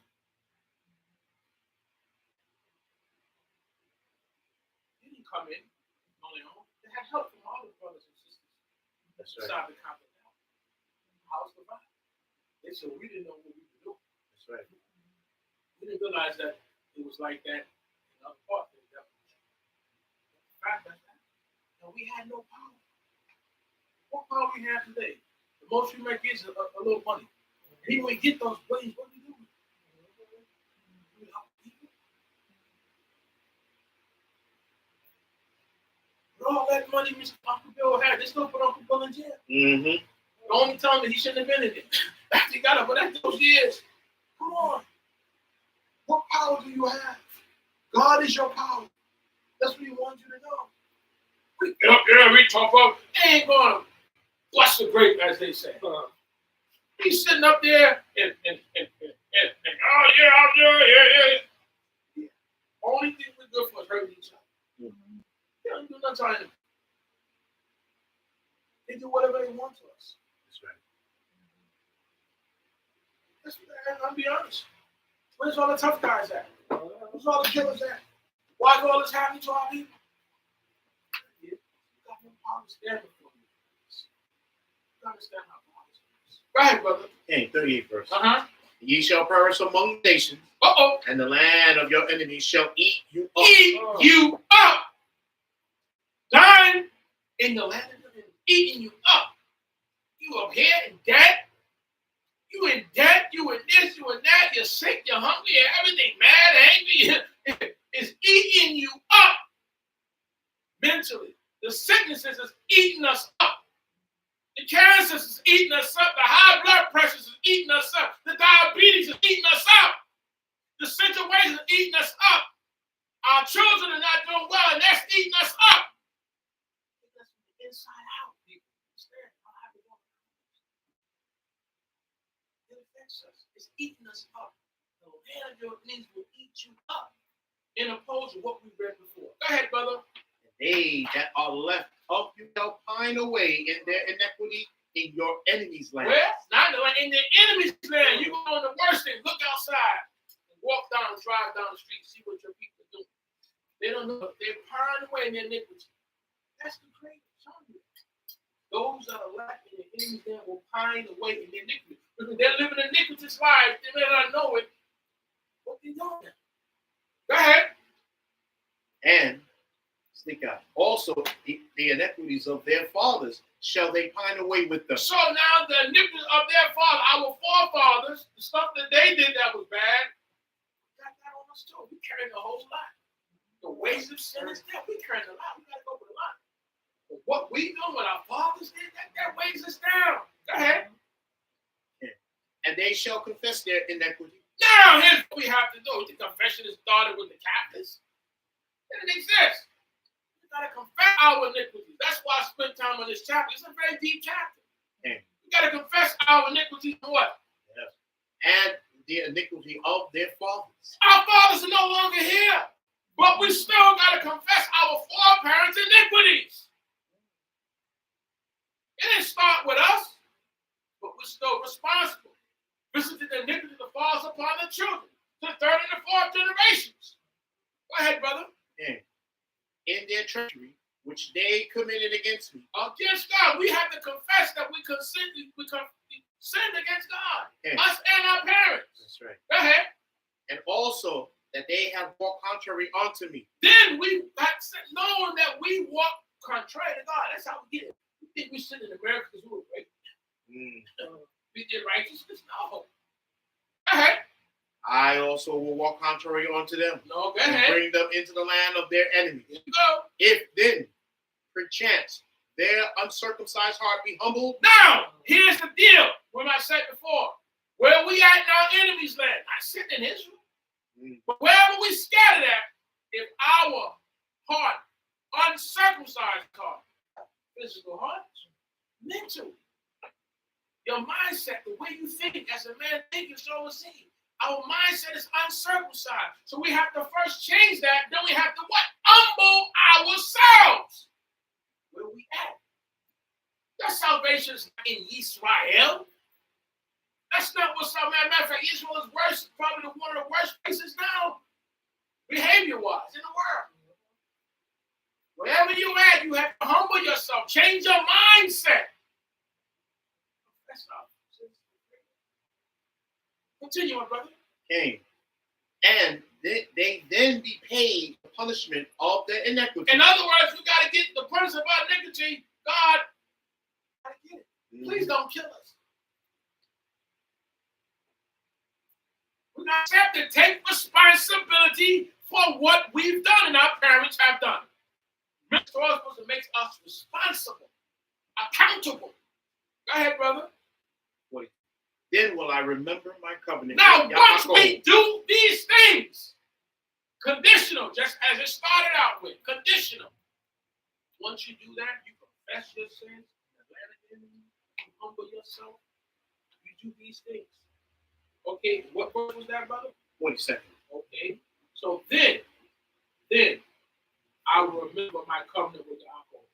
Okay, but remember how it said what it said, and it says that, and then I also walk in trade unto them and bring them in the land of their enemies. If then, perchance, perhaps, ulai, their uncircumcised heart be humble. So if you just humble yourself, just start with humble ourselves. Then pay for our punishment of our iniquity. Then I will remember. Said core. Then he's core. It's core. I will remember. Okay, my covenant with Yaakov, my covenant with Yitzchak, and my covenant with Abraham. Okay, I will remember the land, for the land shall lie forsaken without them, and shall be paid for her Shabbos. while she lieth desolate without them. And they shall be paid for the punishment of their iniquity, because they rejected what? Mine ordinances. And their soul abhorred my statutes. You know, we didn't want to do this. We didn't do it with joy. There's a reason why. We didn't want to keep Kazmah, so we didn't want to keep Shabbat no longer, because we wanted to do what the nations were doing, but that wasn't it. That was your blessing, Israel. Your blessing is the Creator. Now, it says, we want to do these statues. We're talking right here, but now I don't want to do that. This is your life. This is your blessing. Go ahead, brother. Once again, 22nd. Then I will remember my covenant with Yaakov, and also my covenant with Esau, and my covenant with Abraham. And I will remember the land. For the land shall lie forsaken without them, and shall be paid her Sabbath, while she lieth desolate without them. And they shall be paid the punishment of their iniquity. You see? Because they rejected mine ordinances, and their soul abhorred my statutes. And yet, for all that, they are in the land of their enemies. In the land. I will not reject them. Neither will I abhor them. See, we're here, but God doesn't reject us, doesn't abhor us. Go ahead. To destroy them utterly. Oh, we pray, but God still loves you. You see? You still got a chance. Go ahead, brother. And to break my covenant with them. Right. For I am Jehovah their Elohim. But I will, for their sakes, remember the covenant of their ancestors, whom I brought forth out of the land of Mitzrayim of Egypt, in the sight of the nations. In the sight of the nations where we are. Go ahead. That I might be their God. It's going to still be our God. I am Jehovah. These are the statutes, ordinances, and laws which Jehovah made between him and the children of Israel. Him and who? The children of Israel. Him and who? The children of Israel. He made it with the world. The children of Israel. So you got a special part of it. You have a special part, and that's what Shabbat is. It's a sign between us and the Creator. Not that the nations can't keep the Shabbat, but it's a special thing. Special for us. Let's acknowledge that who we are. Special for us. This is who God said in the children of Israel. I'm sorry about the emotion. Give me that book of Bamidbar. It's going to be a little bit in there, not much. But I had to get this out. I was calling this. And listen, you got to take this. This is deep. Can't let that go. All right? Because everything else is Bamidbar is going to give us numbers and history, numbers and church, things like that. All right. So we're in the book of Bamidbar, real quick. There's one chapter out starting standards, because it's about making a government. All right. But this is the foundation of what we have to stand on. And all of this that we're reading about, we don't do this, then it doesn't matter. That's why we're sitting here reading about it, because we didn't do it. Getting all our numbers together, all this and that, we still didn't do it, because we don't mess this thing. Let's not mess it up. Let's get it right. We start out right, but keeping it right. That's the whole thing. Staying focused, staying on that path. You do a wedding vow, and then you get down the line, and you just mess it up, male and female. You get something going, a business going with people, and then they just mess it all up. You know? It'd be like,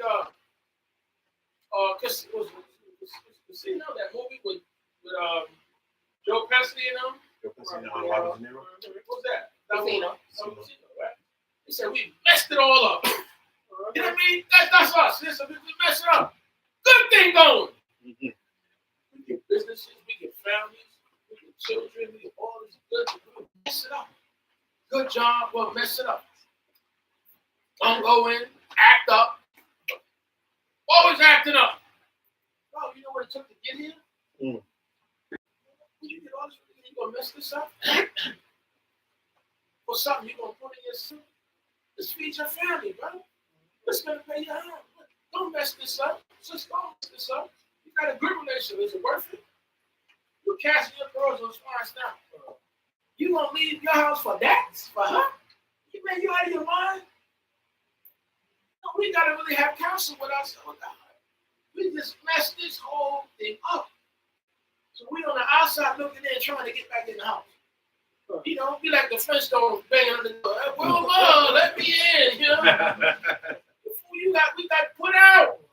Now we trying to get back in, mad at everybody because they said they Israel. Well, that wouldn't be. We was doing what we supposed to do.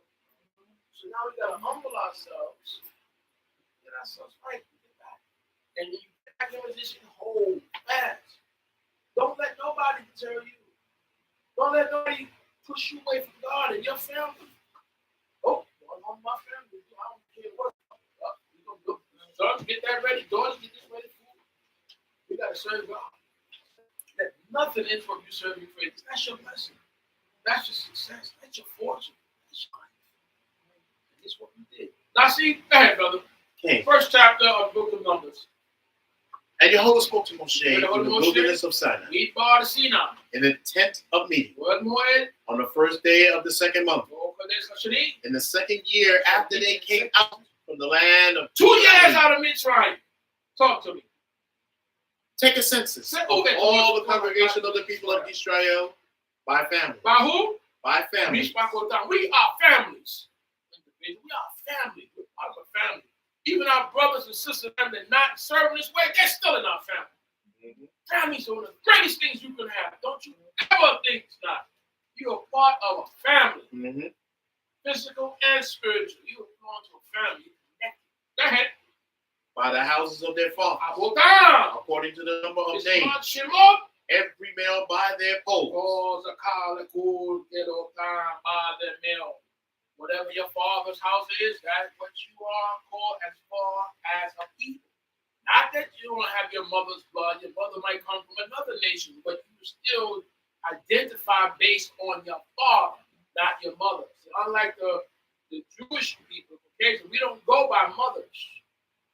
We understand why they say if your mother's your Jewish, no. Your father, the bloodline comes from your father. You may have your blood of your mother, but identity is the father. You see, but the mother plays a part. We understand the important part of raising you or whatever. And that rocks the cradle. So we understand it. But identifying why we come from our father. Whatever our father is, that's how we know what nation we're from. By the houses of their fathers, according to the number of names, every male by their posts, from 20 years old and upward, all who are able to go forth to war in Israel. So how we start out in this mustering is been doing a census. A census basically for those about to go forth to war. Because we need an army of God, a righteous army of God that we should go into battle because remember, we want to take land. So go to creators with us, there's going to be some physical bouts. All right, so we get the numbering. Go ahead. You and Aharon shall count them by their name. So armies. You and Aharon will count them by their armies. By their armies. Okay, what verse you was on, brother? That was the third. Okay, by their armies. You can Aharon. They that sleep should number. Whatever it says. Cool. You should number them. Visit them both of them by their by their army, by their hosts. Okay. What verse says? And with you, there shall be a man of every tribe, every one chief of the house of his father. So now, every tribe had one who was in tribe. The house was in tribe. Rosh had a tribe. Had a Yehuda, had a Shimon, had all the tribe. With Moshe, they didn't stand alone. You know what I often say? Moshe, the people had their leadership before Moshe came. Yeah. They already had their leaders who was in charge of everything. All right? But Moshe is working on behalf of God. Overrides everything. But he's still working along with the Zekanim, the elders of the tribe. Okay? That's what makes it work. So you have to have connection to the people. That's what Moshe was told first to go to the elders first, because you need the support of the people. The elders are controlling the people. Each tribe. With them, they'll do with the people. That's how we get things done. There's a protocol. Continue. First. And these are the names of the men who shall stand with you. Go ahead. From the tribe of Reuben. Elazar, okay. The son of Shidor. So the Reuben, Elazar, and Shidor. Go ahead. From Shimeon. Shelumiel, the son of Zurishaddai. Go ahead. From Yehuda. Nachshon, the son of Aminadab. From Issachar, Issachar. Nathaniel, the son of Zuar. Ben Zuar. From Zebulun, Zebulun. Eliab, the son of Elon. Ben Chelon. Now I guess you know your name. Okay. All right, go ahead, bro. From the son of Joseph, Joseph. of Ephraim, Ephraim. Elishama, the son of Aminihud. Shema ben Amihud. Manasseh, Manasseh. Damiel, the son of Hedron. Ben Pedar. Sur. From Benjamin, Benjamin. Abidan, the son of Gideon. Ben Gideon. From Dan, Akiza, the son of Ammishaddai. Ben Ammishaddai. From Asher, Hagiel, the son of Akran. Hagiel ben Akran. From Gad, God. Elisah, the son of Dual. Ben Deuel. Go ahead. From Naphtali, Naphtali. Akira, the son of Enan. Ben Enan. These were the renown Ben Karun. of the congregation, princes of the So tribes. let's see, hey, leaders, prince of the tribe. These were the leaders of the tribe of their fathers. And the tribe of their fathers, Roshan Alafay Yisrael. Chief of thousands in Israel. Hey, that's what Moshe had to come through to get with to get everything done. Okay? Go ahead, brother. And Moshe and Aharon took these men who were pointed out of their families, of their names, and they established all the congregation together on the first day of the second month. All right, the pedigrees who were from the families had names. Who came out of Israel? Get that together. Go ahead. And they registered by families, by By the houses of their fathers, That's how they registered. By families, by their fathers, families, and houses. Go ahead. according to the number of the names, Shimon, we put the names. from 2 years old and upward, By by their polls. By their polls. If you're under 20, you didn't make it in this. You be drafted on this. You got to be 20 and over. All right? From Eslim, from Allah, and up. That's how you count it in this census. Go ahead, brother. 19th verse. Uh-huh. And as Jehovah commanded Moshe, so he counted them in the wilderness of Sinai. Okay. And the sons of Reuben, Reuben group. Israel's eldest son, by their generation, By their generation. according to their families, by the house of their fathers, according to the number of the names, by their polls, every male from 20 years old and upward, all who were able to go forth to war. It's not counting those under 19, it's not counting. It's counting those who were 20 years old that were male and older. Able to go forth to Zabak, to war. You got to let Mr. You ain't going to this society. You can't go. You know, those who are able physically, able mentally. Some people are not right in the head. You're not taking you. You got issues. All right? So you can't. But those who were 20 that were able, not just 20 and over, those who were able to go forth. Everybody's not able. Okay? Talk to me. 21st. Those who were counted of them, of the tribe of Reuben, Go ahead. were 46,500. So 46,500. What verse you on with that, brother? That was the 21st. Okay, so at 46,500 out of our email left for commission, that's just 20 years old up with those who were able to go for that. That's not all the group. Those who are 19 under, and those who have the able, they can't go for whatever reason. It's not talking about them. But those who are able got 45,000. A lot of people, right? A lot of folks. Go ahead, bro. Okay. Second. From the sons of Shimeon, By they Shimon. by their generation, according to their families, by the house of their fathers, those who were counted of them according to the number of the names, by their polls, every male from 20 years old upward, all who were able to go forth to war. Those who were counted of them from the tribe of Shimon were 59,300. So Tisha even come left was also 59,000. How many was for Reuben? 46,500. So we're talking about more of Shimonites than them. All right, go ahead, brother. Okay. And from the children of God, by their generation, according to their families, by the house of their fathers, according to the number of the names, from 20 years old and upward, all who were able to go forth to war. Those who were counted of them from the tribe of God were 45,650. So, all right, they're right behind Reuben, but not more than the Shimon. All right, together. Go ahead, 26. And from sons of Yehuda, לבני יהודה, by their generations, ולדעמי, according to their family, by the house of their fathers, ולאבותם, according to the number of the names, כל השמות, from 20 years and 20 upward, שנה ומעלה. all who were able to go forth to war, All who go forth to war. those who were counted of the, למטה from the יהודה, tribe of Yehuda, was 44,600. 74,600. Out of all the tribes we just read about, right now at this point, Yehuda has more to go forth to war. Okay? Yehuda was considered like the Marines. So when trouble happened, Yehuda was the one that went in first on land. So God said, we'll send Yehuda in first. They were the word of the land. Now, Binyamin is a bad tribe too. They worried. They tried to hit a hair. Mm-hmm. Good words. Read about Binyamin. But Yehuda was the ones that went in. Yehuda and Binyamin actually hung out together because Binyamin could not defeat their territory when we first got the land. So Yehuda came in. Okay, so you always have Benjamites and Levites around the same areas within the scriptures. But Yehuda was more warriors at that time to go forth to war. 70-some thousand, that's a lot. That's not counting those in the 19 and under, and those who are not able to go forth.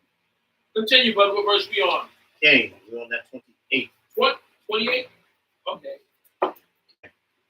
From the sons of Issachar, Yissachar! by their generations, Let me speak on according time. to their families, by the house of their fathers, But, according to the number of their names, from 20 years old and upward, all who were able to go forth to war. Those who were counted of them from the tribe of Issachar were 54,400.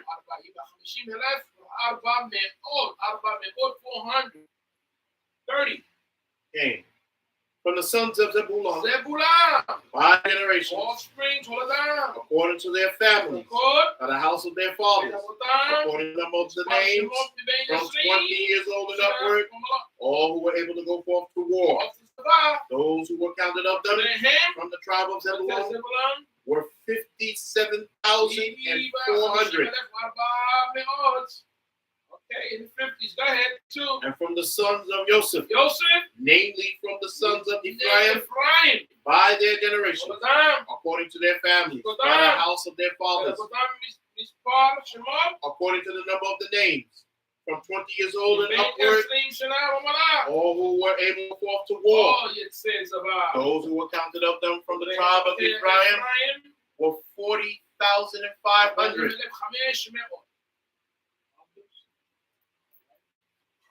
All right, 34.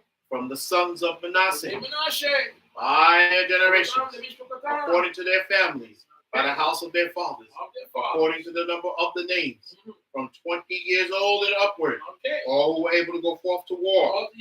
Those who were counted of them from the tribe of Manasseh were 32,200.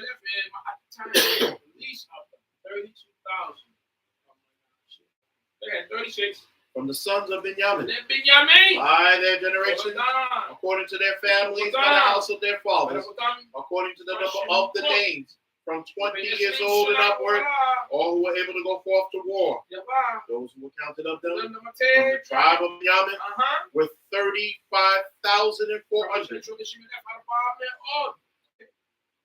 And from the sons of Dan, by their generations, according to their families, by the house of their fathers, according to the number of the names, from 20 years old and upward, all who were able to go forth to war.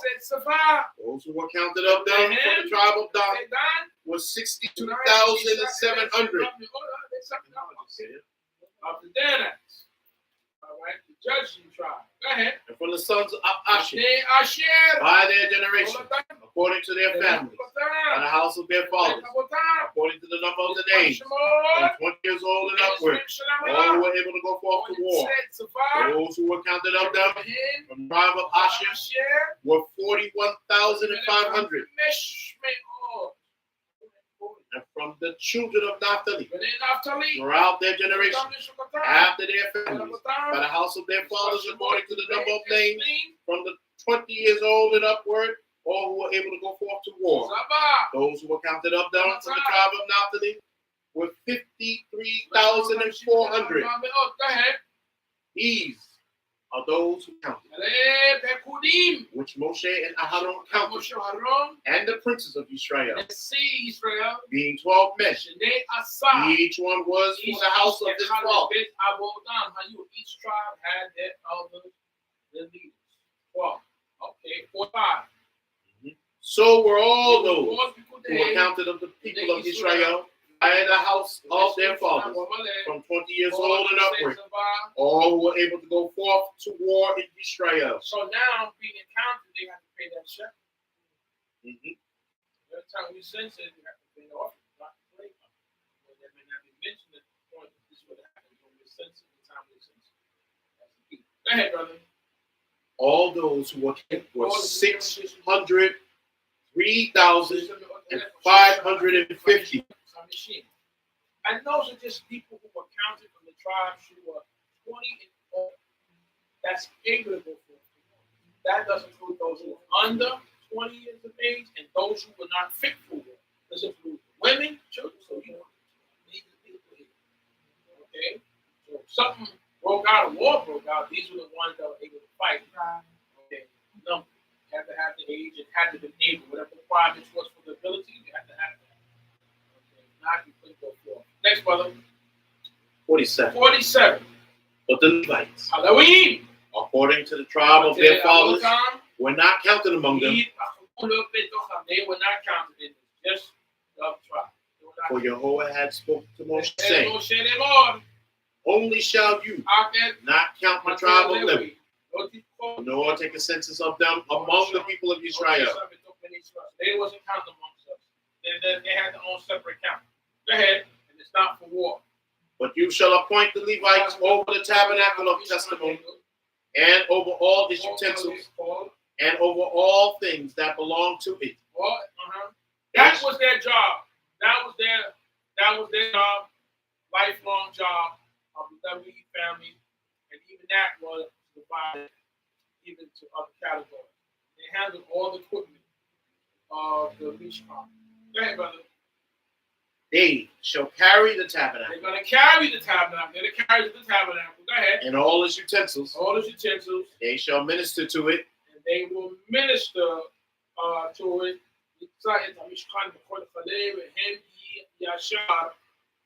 Torah. Look at that word, Yashar. I said it means upright, but it also means to minister or serve. That's why you're the servant of God. Because that word Israel is the word to minister, Yashar, to serve as well. So I mean, we're deep. We understand it. We're the minister of the Creator. Okay? And here they're ministering all surrounding the tabernacle. Go ahead. They shall camp around the tabernacle. And when the tabernacle is to set forward, the Levites shall take it down. So here's the job. When we set forth, it's the Levium job to take it down. Okay, and they also going to set it up. Go ahead. And when the tabernacle is to be pitched, the Levites shall set it up. And the stranger who comes near shall be put to death. So if you're not at the Levium, you don't come near that. That's not, you don't come this area. They're there to set it up. They are there to take it down. Reuben, it's not you. You can't come over here to do this. I have a whip, but sorry, that's not what you do. That's right. We have strict rules on it. How a man come now, you can die. Put to death. It's not your point. It's only for them. It's what they do. The Creator has set aside for them. Go ahead, brother. What verse you on? 52. Talk to me. And the people, children of Israel, shall pitch their tents, every man by his own camp, and every man by his own standard, throughout their camps. So everyone had their flag, their standard. Every tribe had their standard, their flags. All connected to the Creator, but each tribe had its flag, standard, its flag. Each tribe. Okay? 12 tribes, 12 flags. Okay? That's how it's set up, the standard, how it was that. Israel, each among his camp. The camp of Yehuda had the camp of Simeon had their flag, their standard, their banners, according to their host. That's how it was. This is your tribe. You had your national standard of flag, and you had your tribal flags. Go ahead. Great. But the Levites shall camp around the tabernacle of testimony. What happened is the Levites, if the tabernacle said they lived around it, they were the first to get to the priest. They were around, but we were around them. So everything was protected like that. Kahuna, the Levine, and then the tribes around. So no people could just come in and attack. They had to get to us first before they could get to them.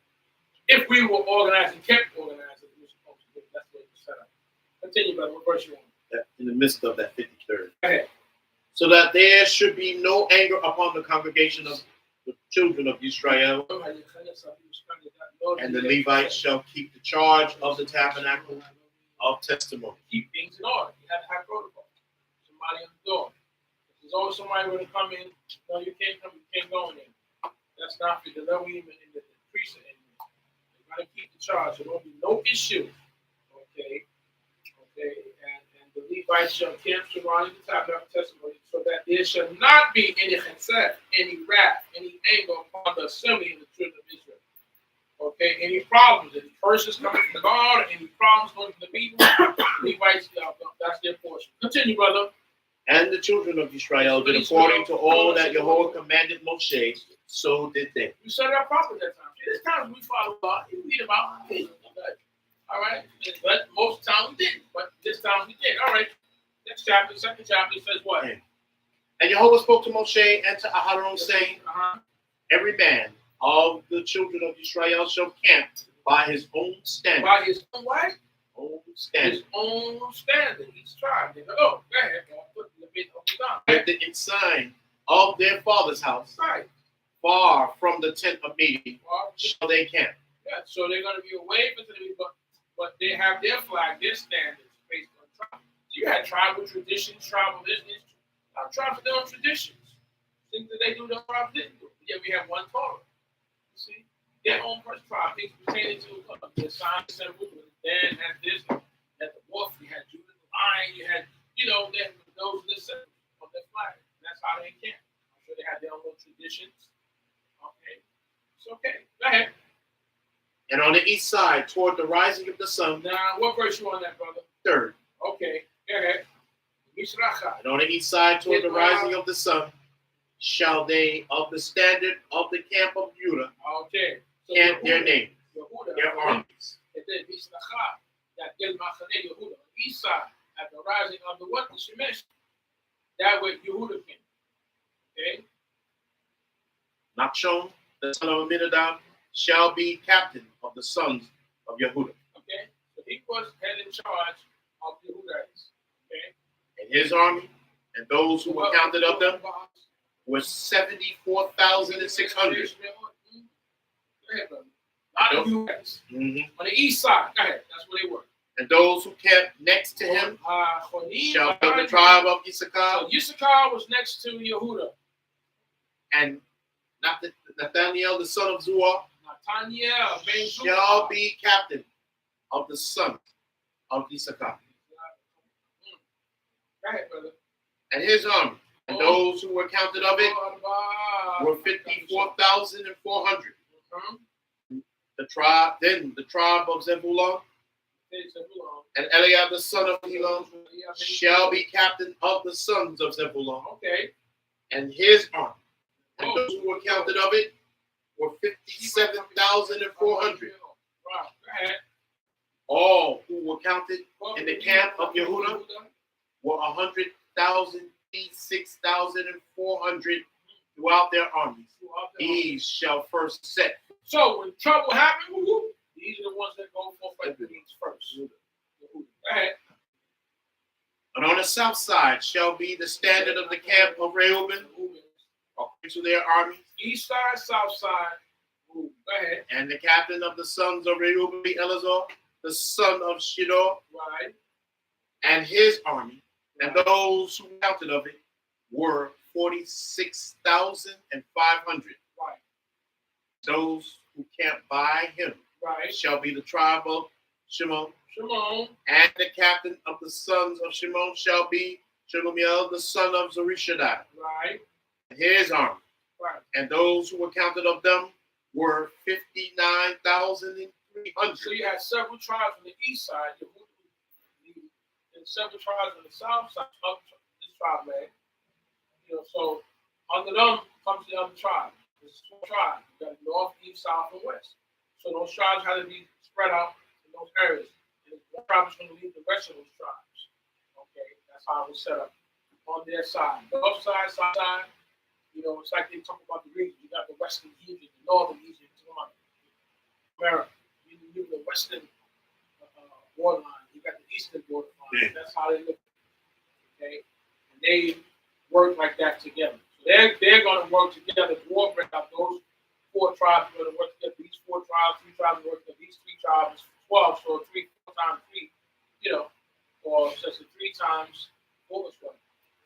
So that's how they're going to set it up. All right. Yes, you did. Go ahead, bro. And You got it. 14. Look at us up there. Then the tribe of God, the captain of the sons of God, shall be Elisah, the son of Reuel, Yes. and his army, and those who were counted of them were 45,650. And all who were counted in the camp of Reuben were 151,450 throughout their armies, and they shall set forth in the second rank. So like the Reuben was set forth. That's why I mentioned Reuben. He was set forth on that side. Go ahead. Then the meeting shall set forward with the camp of the Levites in the midst of the camp. As they camp, so shall they set forward, Right. every man in his place by their standard. You understand? That's how we move. Those who move first, those who move second, first shot, go in order. We were orderly people. Don't we mean to act like it now, but we kind of know. Get back in line. You don't go. You don't go. These tribes go. That's how we set out. We had an order. That's right. And the order was set by the Creator. That's deep. Yes, indeed. This is how you're going to move. This is how you're going to set up. This is how you're going to go. This is how you're going to go. They're going to go first. They're going to second. If something break out, you got to have the people in the front line to hold it down. Yeah. So God set that up that way. Go ahead, brother. Okay. On the west side shall be the standard of the camp of Ephraim, according to their armies, and the captain of the son of Ephraim shall be Elishama, the son of Amihud. West side. And his army, and those who were counted of them were 40,500. Go ahead. And by him shall be the tribe of Manasseh. And the captain of the sons of Manasseh shall be Gamaliel, the son of Pedosor. And his army, and those who were counted of them were 32,200.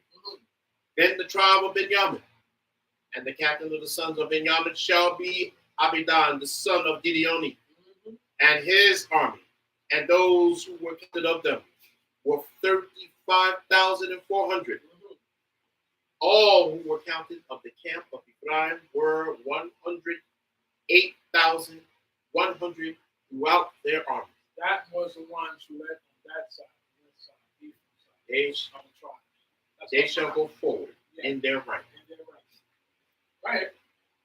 The standard of the camp of Dan Right. shall be on the north side by their armies. By the north And the side. captain of the sons of Dan shall be Ahizah, the son of Ammishaddai, and his army. And those who were counted of them were 62,700. Right. And those who camped by him shall be the tribe of Asher. Right. And the captain of the sons of Asher shall be Pagiel, the son of Akram, Right. and his army. And those who were counted of them were 41,500. Right. And the tribe of Naphtali. And the captain of the sons of Naphtali shall be Ahira, the son of Enan, and his army. And those who were counted of them were 53,400. All those who were counted in the camp of Dan were 157,600. They shall go last with their standards. These are those who were counted of the children of Israel by the house of their fathers. All those who were counted of the camps throughout armies were 603,550. But the Levites were not counted among the children of Israel, as Jehovah commanded Moshe. Right.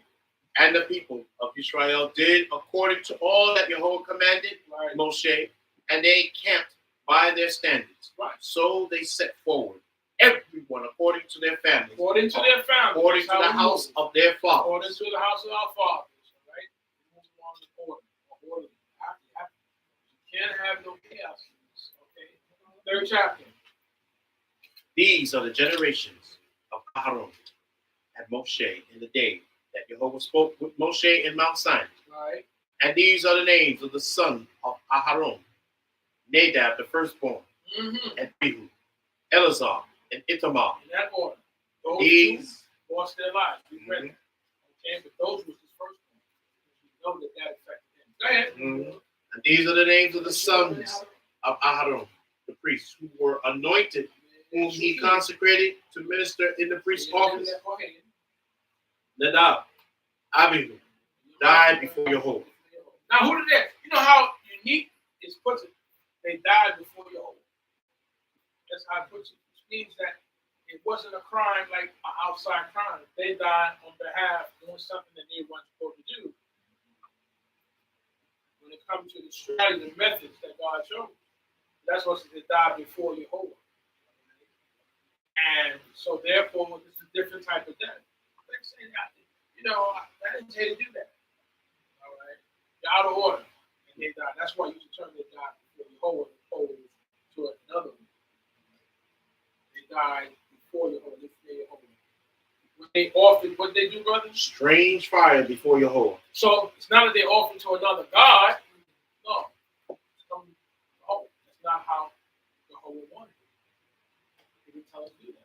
So because it's considered H-Zarat, fire that was ended in the stream, because they were not told to do it.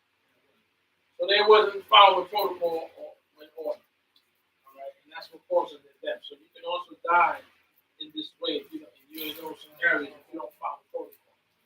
Be very careful with that. Greatest faith, good intention. You know? So that's a good thing. That's why it says they died for the Holy, in the office, the hot Kedban, for the Holy, in the wilderness of Sinai.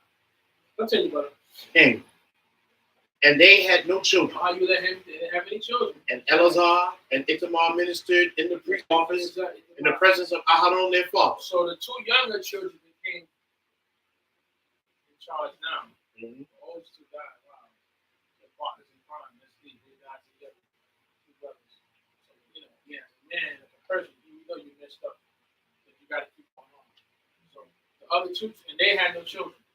So Ithamar, Ithamar now became the one who ministered. Now you got two priests, high priests and two priests, and for the children that they had.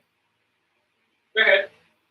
And Jehovah spoke to Moshe, saying, Moshe, bring the tribe of Levi in, and present them before Aharon the priest, that they may minister to him. So now, the Levim ministers to Aharon. And the priests. They're like their assistants. Just like, you know, the doctor and the operators pass me this, pass me that, you know, give me this, they're their assistants in their way. They're going to assist and make things easier for the priests.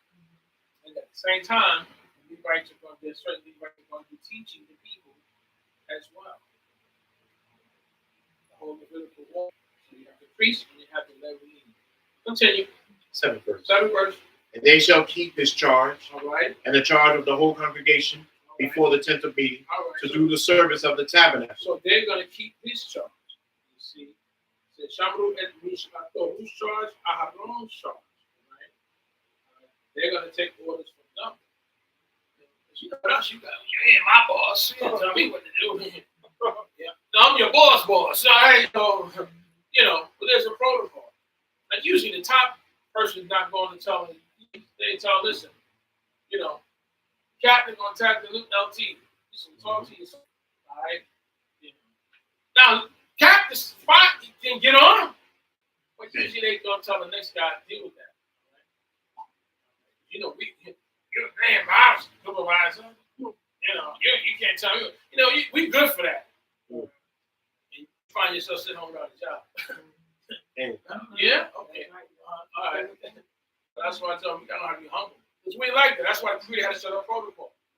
Because we quick to tell you can't tell me what to do. And it's gonna know you sitting home. Okay?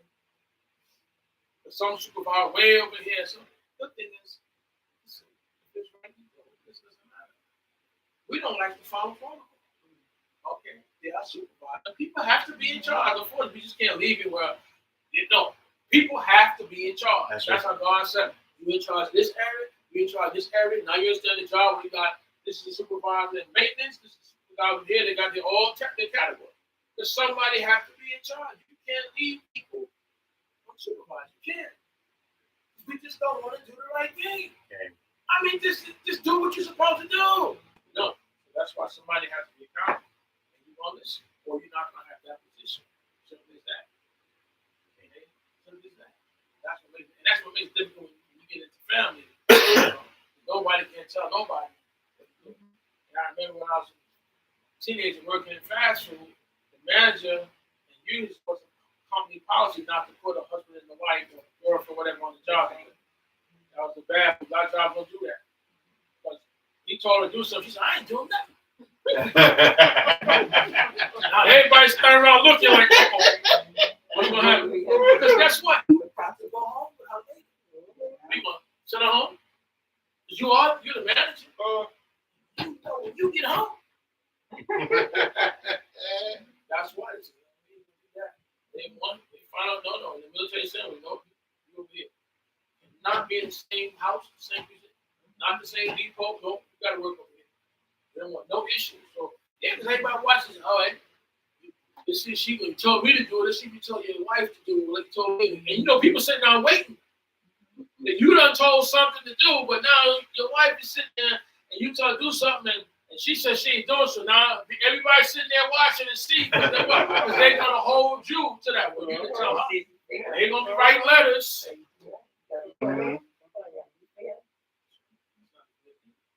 He worked it out, smoothed it out. I ain't know, because you gotta go home. You might as well move out, bro. You tell her sitting on home. Your stuff gonna be sitting outside. When you get home, you sitting at home. That's tough. It's tough. So that's why so-called relations go home. Stick. Come down with your family. Listen, I gotta put you in the store.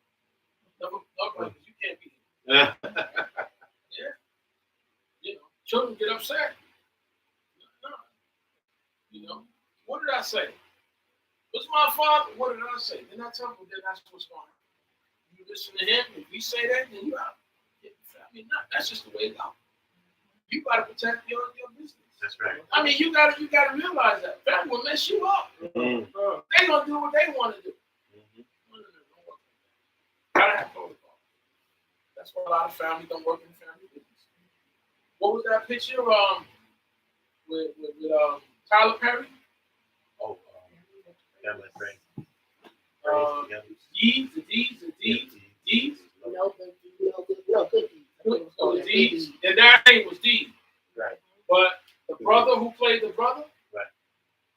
And he wanted to be in charge, but then family and father, I can't put him in charge. He's not in control. And even when Tyler Perry left to go over the bike, he left the Caucasian guy in charge. Because his brother's things he needs to learn. And sometimes you just can't, like fine, but you still have a position, but it's like, ghost, whatever. You're like, well, put me in charge. No.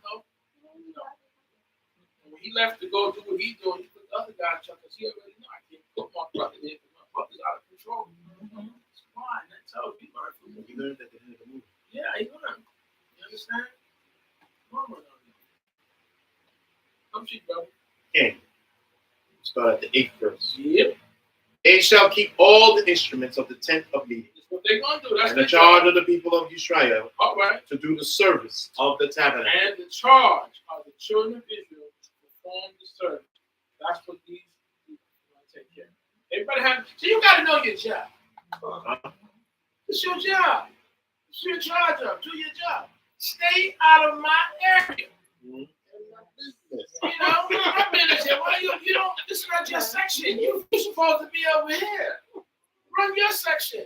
This is my section. This is what I do. I'm the supervisor of maintenance. You go along with it. Why are you over here? That's how it goes. Know your area and master that. Yeah.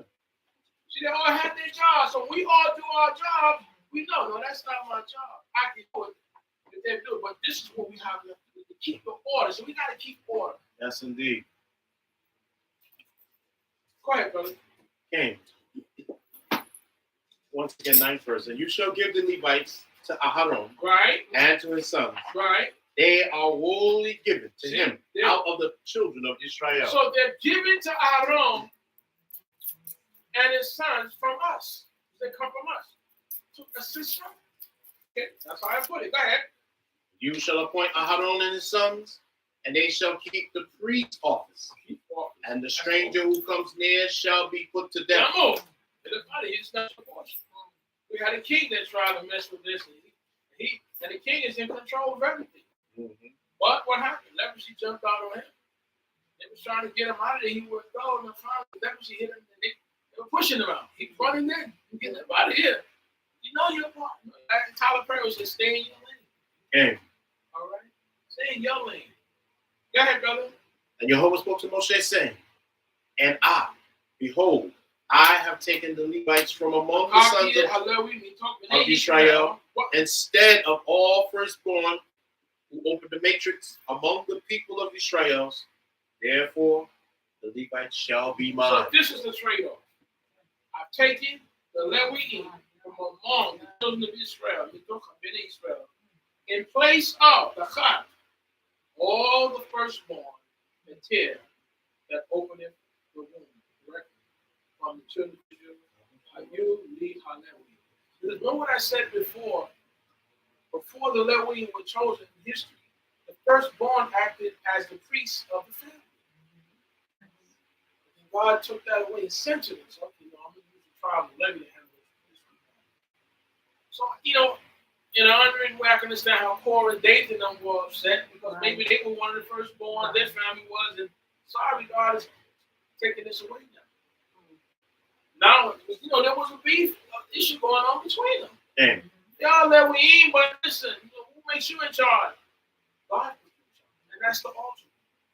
This is how it's going to run now. Whatever happened before, that's not how it's running now. Companies didn't change things. I'm always hard with companies. Well, it's changed, Mr. Yehuda. This is the rule now. If your daughter has a vehicle in her name, she can no longer be in your policy, state rule, car insurance policy. But she was on my policy all this time. Yeah, we overlooked it. But the state law says she has to have her own. Now, if you want her on your policy, you got to get that car registered in your name, not hers. And she just gets dropped. You got to get your policy. Cheaper even for you and her. But these are the rules, rules change. So either they all got to be in your name or else. Or we're going to suspend your policy at the end of that term. All right? Okay. Rules, regulations. And you're going to see a lot of that now after the pandemic. Oh, you don't do that no more. Just that, what? No, you got to have this, got to have that. When that happened? I wasn't aware of that. Well, God has rules and regulations. Things change. You got to go and change.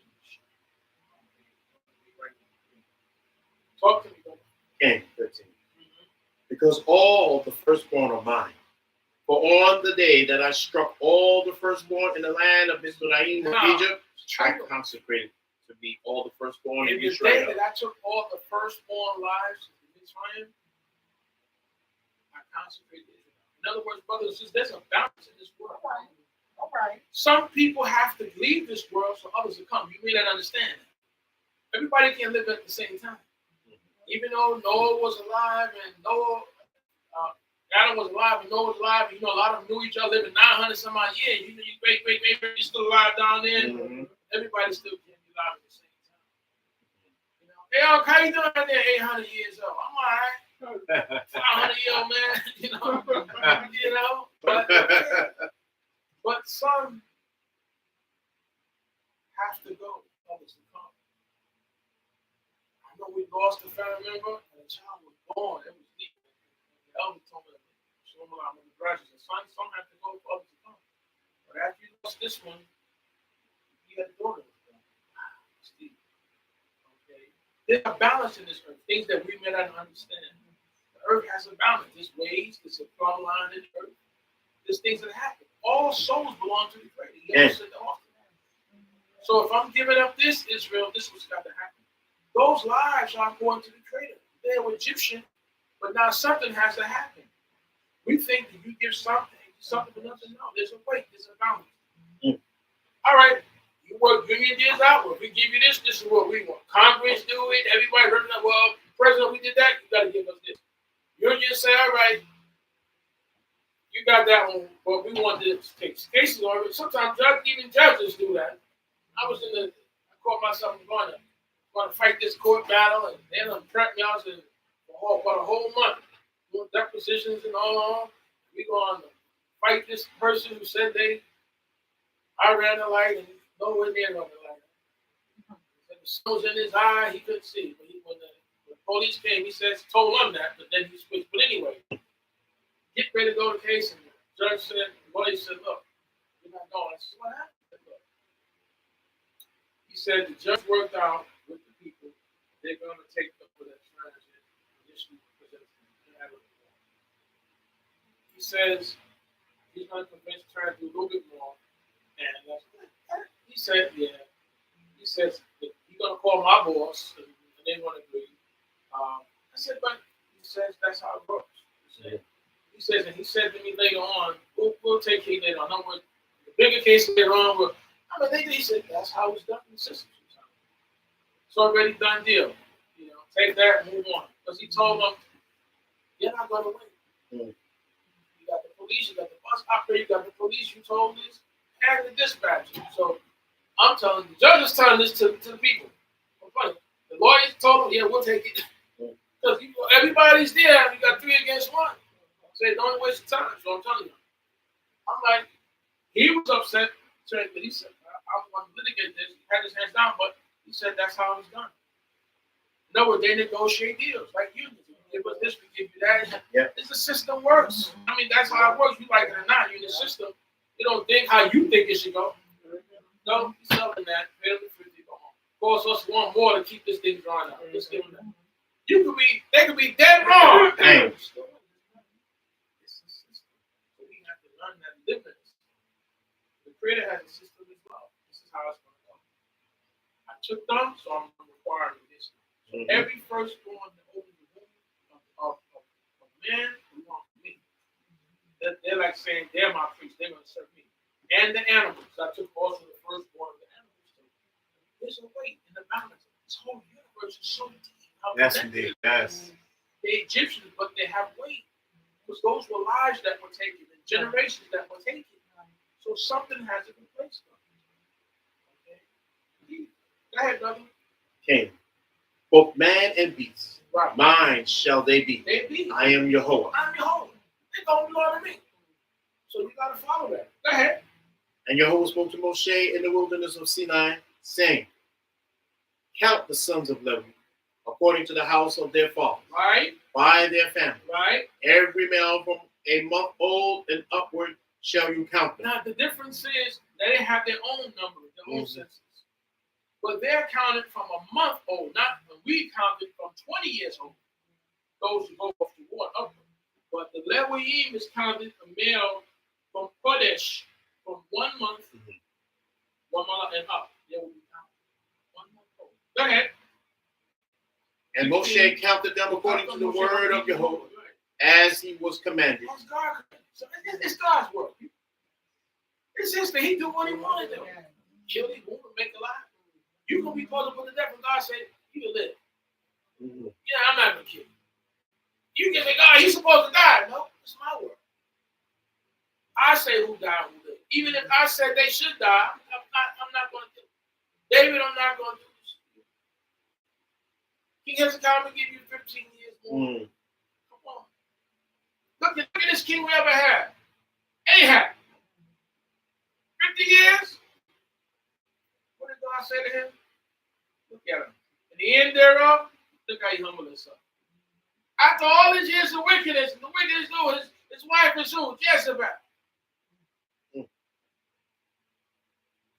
But Ahab, though they died a death unseemly, the fact that God told him, okay, I'm going to do this in Leon. Look how he humbled himself. And God even had mercy on him. Oh, he died in the way he did. Read the story. Yeah. And yeah, she was eaten by the dogs, and left only palms were left. Listen. And the deep about Yisabal, I tell people, you might agree with it, but Jezebel was dedicated to her husband. Yes, she was.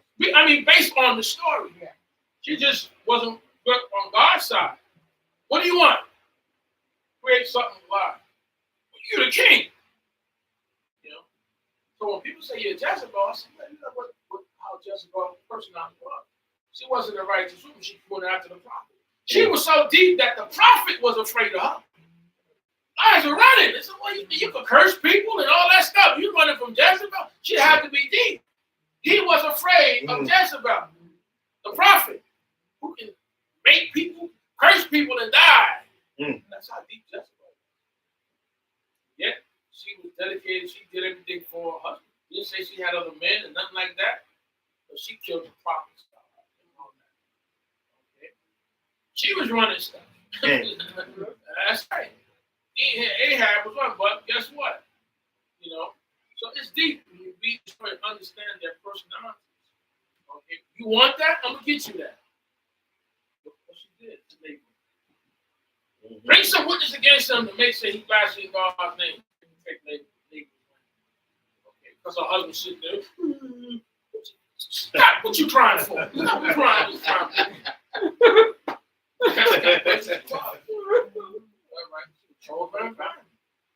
But she was an enemy of God. She was God's law of the prophets. We started. You know how it goes. Now she comes to 16. Uh-huh. And Moshe counted them according to the word of Jehovah, as he commanded. Yes. And these were the sons of Levi by their names. Go ahead. Gershon, Right. Kehath, and Merari. Those are the three families that Levi. Gershon, Kohath, and Merari. And you know Kohath is a line that Moshe comes from. That's the priestly line. But they're all Levites. Now, all priests are Levites, but not all Levites are priests. You gotta understand that. There's a difference. All priests are Levites, but not all Levites are priests. Yeah. If you didn't come from Kohath line and then from Aaron's line, then you're out. That's how it goes. Go ahead, brother. 18. These are the names of the sons of Gershon by their families, Libni and Shimi. And the sons of Kohath by their families, Amram and Issachar, Hebron, and El. Right. And now, Uziel. Amram's family come. Remember Uziel? That family was the ones that took Nadab and Abihu out of the sanctuary. They couldn't call the Levites to do that. Because they're not on the same level with God. So take them, come out of the sanctuary. They died in the sanctuary. Okay? You can't get anybody to go on there. I ain't going there. God killed them. He killed me. So they say you got to get them to go on there. Anytime you burn up and you in your clothes and you ain't clothes ain't right, you know that's mysterious. The clothes was holy. The clothes was sanctified, so they didn't take them clothes off of them. Their clothes wasn't burned. How you get it all in the fire, burn up, and you crispy critter and the clothes still holy? God took it from the inside. That's what show you the good. Take them out of here and take those clothes off of them. Okay? Y'all take them out. Only you two come in here and take them out of here. You can't just go in here. Because you don't want to die. This God is strict with this. Continue, brother. Okay, 20. Uh-huh. And the sons of Merari by their families, Mahali and Mushi. These are the families of the Levites, right, according to their house of their fathers. Right. From Gershon was the family of the Libanites, right, and the family of Shimonites. Right. These are the families of the Gershonites. Right. Those who were counted of them into the number of all the males from a month old and upward. Those who were counted up were 7,500. Right. Now, out of all these Levites that's given, remember, they got to eat. So what you gave was the Levites gave to the priests gave to the high priest. So they all had to be sustained because remember, they had no jobs. That's the system. That's the welfare system I talked about that's set up. And then we still had to feed the people straight. The Levitical system had to operate. If that didn't operate right, the priests didn't get what they had to do.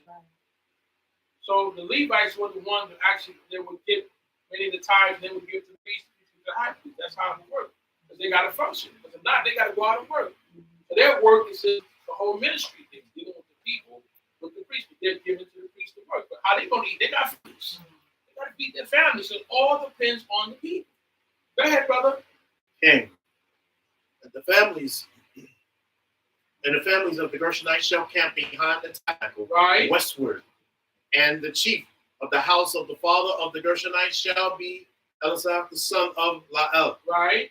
And the charge of the sons of Gershon in the tent of meeting shall be the tabernacle, right, and the tent, its coverings, and the screen for the door of the tent of meeting. You see what they deal with? This is their specifics, and this is what they do. Mm-hmm. They can't go out of their line. You know, but down the road later on in King Hezekiah's time, it was them that was doing the offering. Because the priest was all messed up. Mm-hmm. It wasn't the order, but God accepted the order. Prayed, Hezekiah prayed, it was happy. The Levites.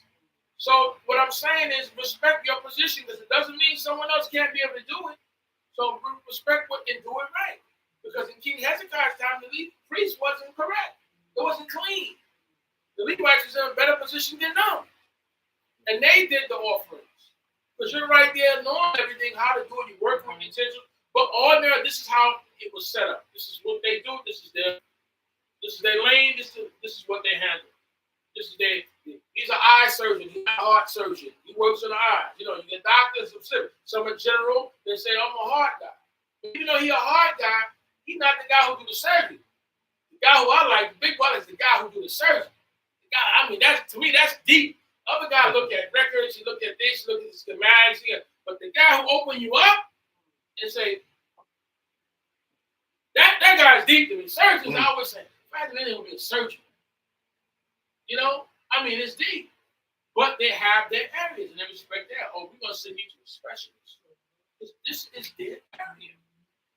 Go ahead, brother. Hang.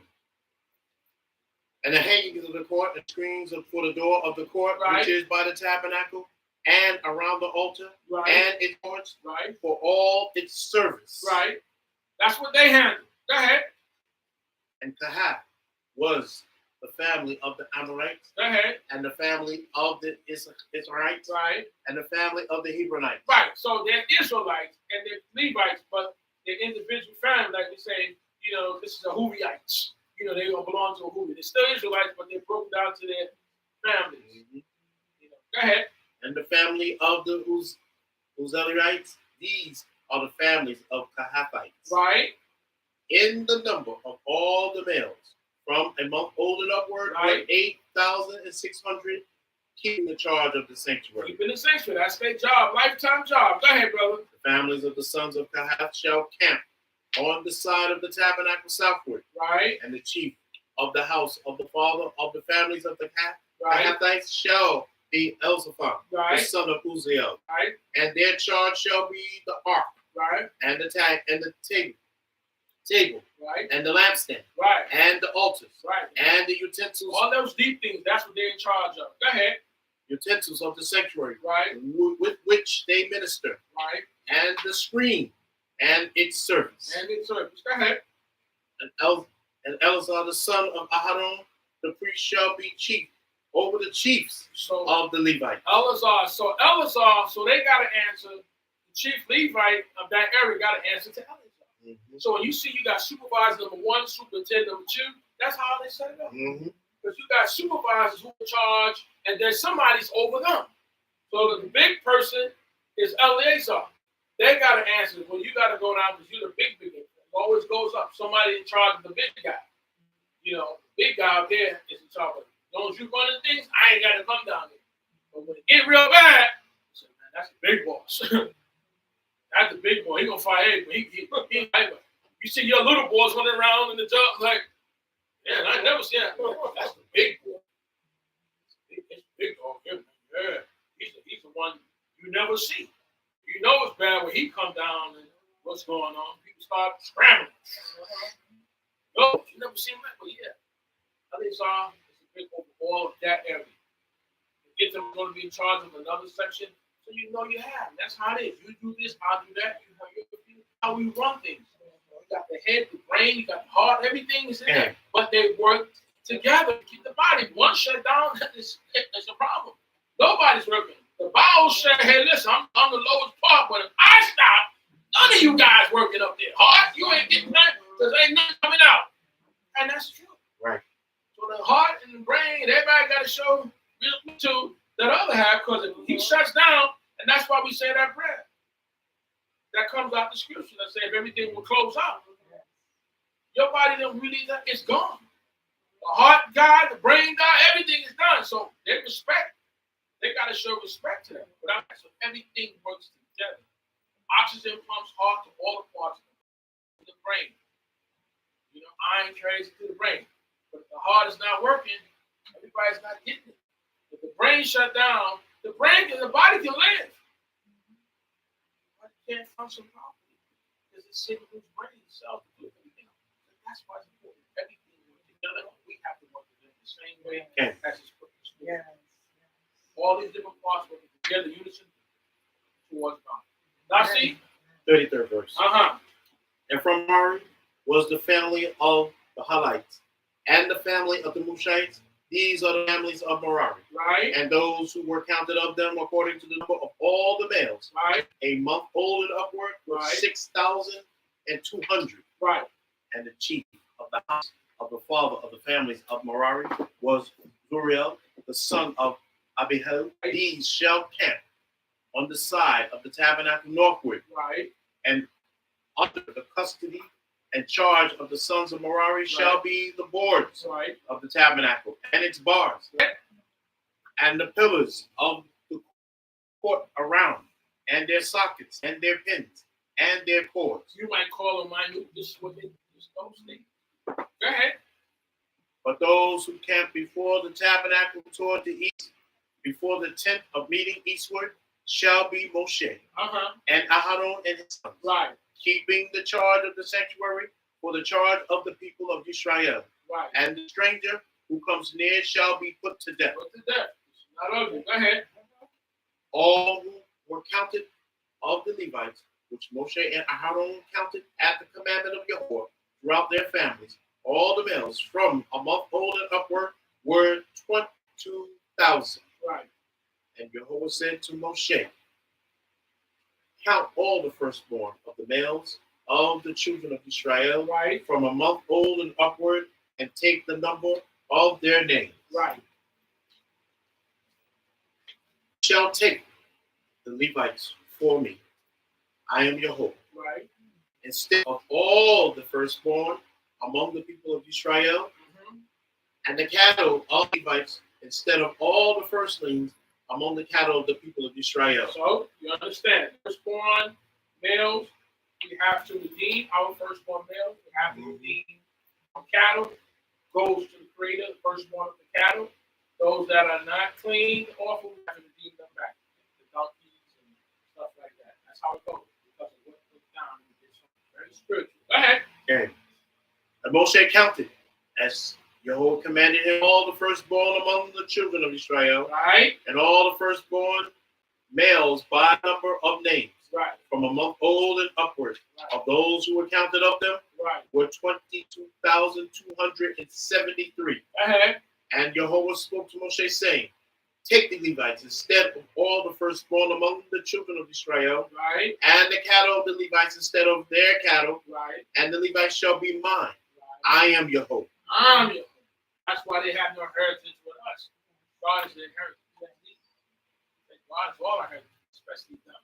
Go ahead.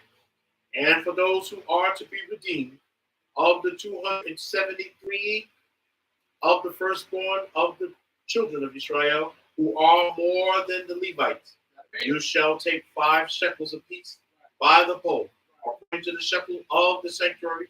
Shall you take them? The shekel is 20 gerahs. You shall give the money with which the surplus of them is to be redeemed to Aharon and to his sons. So how many extra Israelites that it is, Levites, so forth? This is what you pay. It's a balance. Money goes to them. Continue. 49 verse. And Moshe took the redemption money of them who were over and above those who were redeemed by the family, by the Levites. Right. From the firstborn of the children of Israel took he the money, Right. 1,375 shekels, Mhm. according to the shekel of the sanctuary. And Moshe gave the money of them who were redeemed to Aharon and to his sons, according to the word of Jehovah, as Jehovah commanded Moshe. That's right. Because back then, money's always there. We haven't changed. All right, go ahead. We're the last one, and we're done. We're over time, but we're going to finish. Talk to me, brother. Okay. And Jehovah spoke to chapter 4 Mm-hmm. of Bamidbar, the book of Numbers. And Jehovah spoke to Moshe and to Aharon, saying, take a census of the sons of Kahath from among the sons of Levi, Right. after their families, by the house of their fathers, from 30 years old and upward, even until 50 years old. How many? 30 to 50, right? 30 to 50. Unlike the first was Kodesh, was 1 month old. This is from 30 to 50. Go ahead. All who enter into the army to do work in the tent of meeting. So all of them that worked, though they were censored from a month old, as far as knowing which tribes they were, yet they was counted and censored for to do work, to actually start working in the actual sanctuary, was 30 years of age. 30 to 50, 20 years. This is where a lot of systems extract their information from, how many years, 20, 25 years, right here. So those other years prior to that, you might be trained, you might be going to school, but you actually put in service 30 years, 20 years. Go ahead. Okay. This shall be the service of the sons of Kahath in the tent of meeting Go ahead. about the most holy things. This is what the sons of Kohath do. They work in the sanctuary, around the sanctuary, and the most holy things. Talk to me. And 5th verse. And when the camp sets forward, Right. Aharon shall come, Right. and his sons, Right. and they shall take down the covering veil, Right. and cover the ark of the testimony with it, Right. and shall put on its coverings of goatskin, Right. and shall spread over it a cloth wholly of blue, Right. and shall put in its poles. Right. And upon the table of the bread plate, Right. they shall spread a cloth of blue, Right. and put on its dishes. Put on it the dishes and the spoons and the bowls Right. and the jars for pouring out, Right. and the continual bread shall be on it. Right. In other words, when we're setting up the move, Aaron them have to take the covers, nice and colorful, cover all the dishes, spoons and forks, Mhm. cover the altar, cover all that has to be covered first. They have to cover everything first. All right. That's the first thing, because if they don't cover it, the Levites can't come in to deal with it, because they can't look upon the stuff. It's deep how spiritual this is connected, right? So they have to make sure this is covered, because if it's not done right, the Levites can lose their life in it, just like Nadab and Abihu. So they have to make sure everything is covered. Mhm. All right, first, Aaron, before the Levites come to transport everything. Go ahead, brother. 8th verse. And they shall spread upon them a cloth scarlet, and cover the same with a covering of goatskin, and shall in its poles. Right. And they shall take a cloth of blue, and cover the lampstand of the light, and its lamps, and its tongs, and its pans, and all its oil utensils, All utensils have to be covered properly. This colorful coloring. which they minister to it. Right. And they shall put it and all its utensils inside a covering of goatskin, and shall put it upon the bar. Right. And upon the golden altar they shall spread a cloth of blue, Right. Take of it. and cover it with a covering of goatskin, and shall put its poles. Go ahead. They shall take all the instruments All of ministry, Go ahead. which they minister in the sanctuary, Right. and put them in a cloth of blue, and cover them Cover with a covering of goatskin, Right. and shall put them on a bar. On the bar. They shall take away the ashes from the altar, Right. and spread a purple cloth on it, On even the ashes. This shows mistake. Go ahead. and they shall put upon it all its utensils with which they minister about it, the censers, The censers. the forks, The forks. the The shovels, shovels. and the basins, The basin. all the utensils of the altar, All and the. they shall They go spread like this. upon it Go ahead. upon it a covering of goatskin, All and the- put its poles. Right. And when Aharon and his sons have finished covering the sanctuary, When they finish covering, Kila Haron Banahu Lakasote Kapodesh, and And- call all utensils, of the sanctuary as the camp is to set forward. After that, the sons of Kahat. Now, then the sons of Kahat, once they're covered, they continue. Of Kahat shall come to carry, but they shall not touch any holy thing. Lo yigu and kodesh. They cannot touch. So that's why Aaron must do their job properly. Because if they don't do their job properly, they can cause Kohath children to die. You see, it's like in the industry here. Certain things you got to do your job for me to come in. This guy don't come and do it right, it can mess me up. I could die because I wait for him. Or the anesthesia guy got to come in and get it right before they go and operate. All right, you got to get that right first. Because if he don't get it right, then it's going to be different. Everyone has to do their job because it affects the next person. So if they come in and if the thing is covered or not covered, continue on. Look what happens. But they shall not touch any holy thing, lest they die. Let's say what? Lest they die. So they touch any holy thing. Now they lose their life. So every day they have risk of losing their life. So they can't get careless. You know, you could drive for 15 years and make a mistake and move. You know, I had a family member who was working a long time on a job.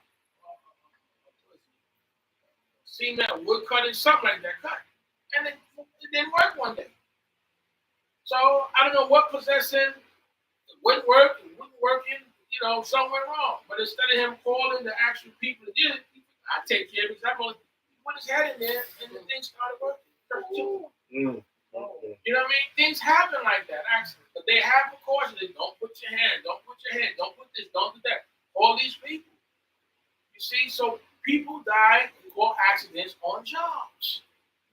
Okay? And a lot of times, equipment go wrong, but a lot of times it's because people are not following prescribed, have the helmet, the glasses, whatever on. Don't put this in there or you're going to take the shortcut. I think that's why things are set up in a particular way. You may not like them, but it's designed to save lives. Lives mean laws. Lives also means jobs have to pay, and they don't want to pay. So they say keep from doing it. And you lost a family member, so not good. Here, what it's saying to them, if they touch anything uncovered, they're not supposed to touch, they could lose their life. Could be 20 years down the road. Sometimes, that's why sometimes at some point we need to leave. Because we make, the older we get, we start taking for granted, making mistakes. Oh, I know this, and next thing you know, you mess up, you find that. People don't get to retire. There's something that they ain't supposed to do, and it happens right then. You know, as we say, we have a term that says your best tour is the day you finish that tour. That's tomorrow may be different. Today everything was fine. Tomorrow you ran over somebody and it's done. The world is over then. The news, the media, your best day is the day that you did finish it. You don't know what's going to happen tomorrow. So you got to follow everything strictly as it's supposed to do. That's this, because if not, they could lose their life or their children's life or whatever. Nadab, Abihu, Uzzah, who formed his hand to save the ark. He died. He was on the ark earlier carrying it. So, hey, you riding with the horse. But he didn't touch it. He went forth his hand and touched it that time. His life ended. That's how things happen. Now see, finish us out, brother. Came at the ending of the 15th verse. These things are the burden of the sons of Kahath in the tent of meeting. Go ahead. And to the office of Eleazar, the son of Aharon, the priest, belong the oil for the light, and the sweet incense, and the daily meal offering, and the anointing oil, and the supervision of all the tabernacle, and of all that is in it, in the sanctuary and its utensils. And Jehovah spoke to Moshe and to Aharon, saying, do not cut off the tribe of the families of the Hathites from among the Levites, but thus do to them that they may live. That they may what? That they may live and not die. You know why he's saying that? Because if you don't do your job right, it affects them. They come in, touch something, and they out of here. That you supposed to have covered. So everybody got to be on their job. Okay? You watch pictures where, I was watching one picture where the guy's supposed to put fuel in the plane. Now, they got up there, and somebody probably saw the picture, and it's a true story. And they got up there to measure the fuel, but the measurements were not in regular measure. They were in metric. whatever I say, right? And they said, well, what is that equivalent to, boss? He said, that's equivalent to about 3 pound, whatever. Wrong. They put not enough fuel in the plane. Now, don't actually have to listen, this happened. The plane get up in the air and it runs out of gas, no fuel. Because they didn't put didn't much fuel. They couldn't read the system. They didn't know what the metric system was to the regular system. They guess what? I guess instead of going and ask to be sure to be in, let me embarrass, oh, guess so and so. But you got people's lives in your hand. You see? So it's important when we out here to make sure, right?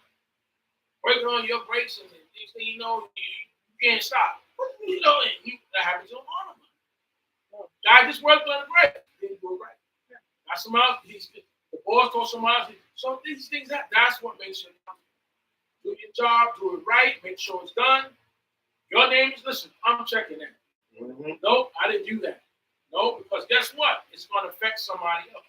You get in the car and take off, like everything, right? You didn't tighten the bolts on the wheel, fool. Now you ride the street and the wheel come off your car.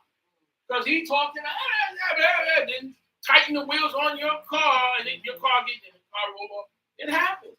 Yep. Not paying attention, being distracted. That's to tell you, no, stay focused on what you're doing. Because things happen. Mistakes cause errors and people die. Don't kill the cohorts. Do your job so they can live. And that's for every one of us. Don't have to be in the precinct in our life out here that we're supposed to do something. Do it the right way so people don't lose their life. That includes us that are teachers. Teach it right so people don't get it wrong and make mistakes and get harmed. Now, you're responsible, but you may not have done it intentionally. Because some people do things mislead you intentionally. But there's those who do things who not intentional, but they're still responsible. So we want to know to do the right thing and tell you the right thing to do because we got to stand before the Creator. That's why we study to do that. Because we don't want to make the mistake to tell you something wrong and it's wrong for God and you get jammed up and we responsible.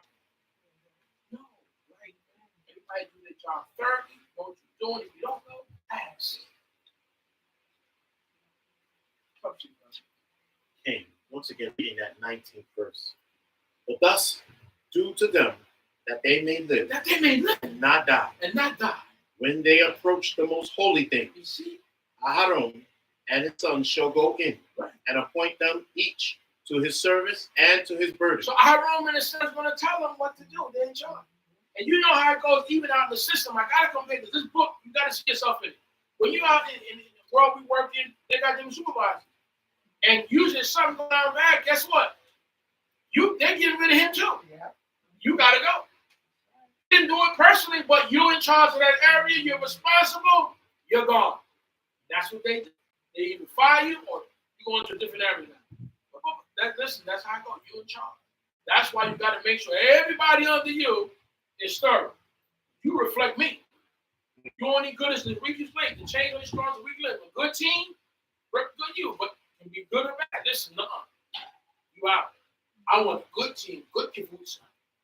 All right? Because you're going to make me the cause problem. I don't need that.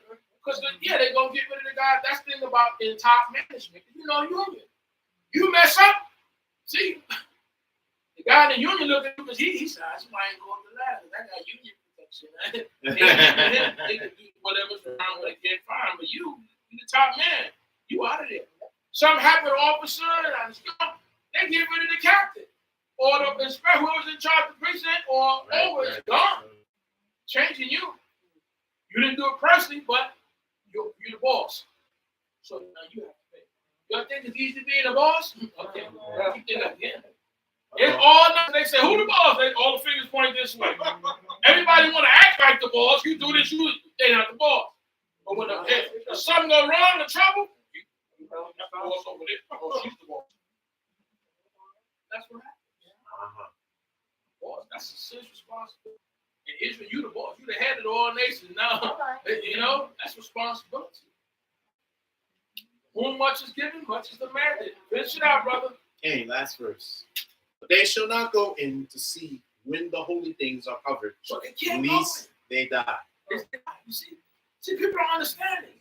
They can't go in and looking up in there and trying to see what's happening. No, they got to stay out of there till everything is done.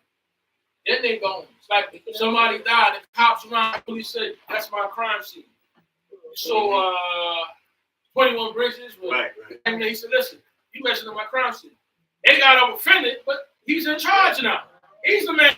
Get out of my crime scene. Yeah, you cops, but this is not your area. This is mine. Get out. You try to do what I need to do. That's how it goes. All right? Because now this is my area. Now, once these deaths happen, I'm in charge here to the side. So we have to understand that it's important when they approach the Holy Aaron and his sons shall come and assign them each man his work and to what carry. But they shall not come to look as were covered up the holy things lest they die. So just a look, they could lose their life. Just like Aaron, and when he's dealing with the altar and holy, he got to have incense real heavy so that he don't see what's on there. Because it says, I will appear. And if you look and you see something you're supposed to look, guess what? Next world, you're out of here. So he got to make sure that those incense are strong in that he don't gaze and look. That's why you see in the movie where Rage Lost Out, he told him, close your eyes. Right? Because you ain't supposed to see certain things. Even they know that. You know, you died. Moshe, you can see my hind part, see my face, you out of here. There's no man left, you see face. So if you out of this world, if you ever see whatever's considered the face of God, guess what? You're not here no more. You go. These are things that keep your life. Even in this way of life, you can lose your life.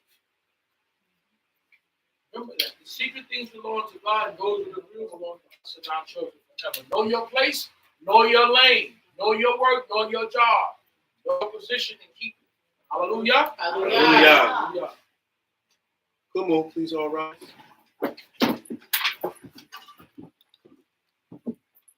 Hallelujah. Baruch Adonai Shema! melech haolam asher natan לנו אמת וחיי עולם נפתח כתפינו. Baruch atah Yehovah nothen haTorah. Amen. Amen.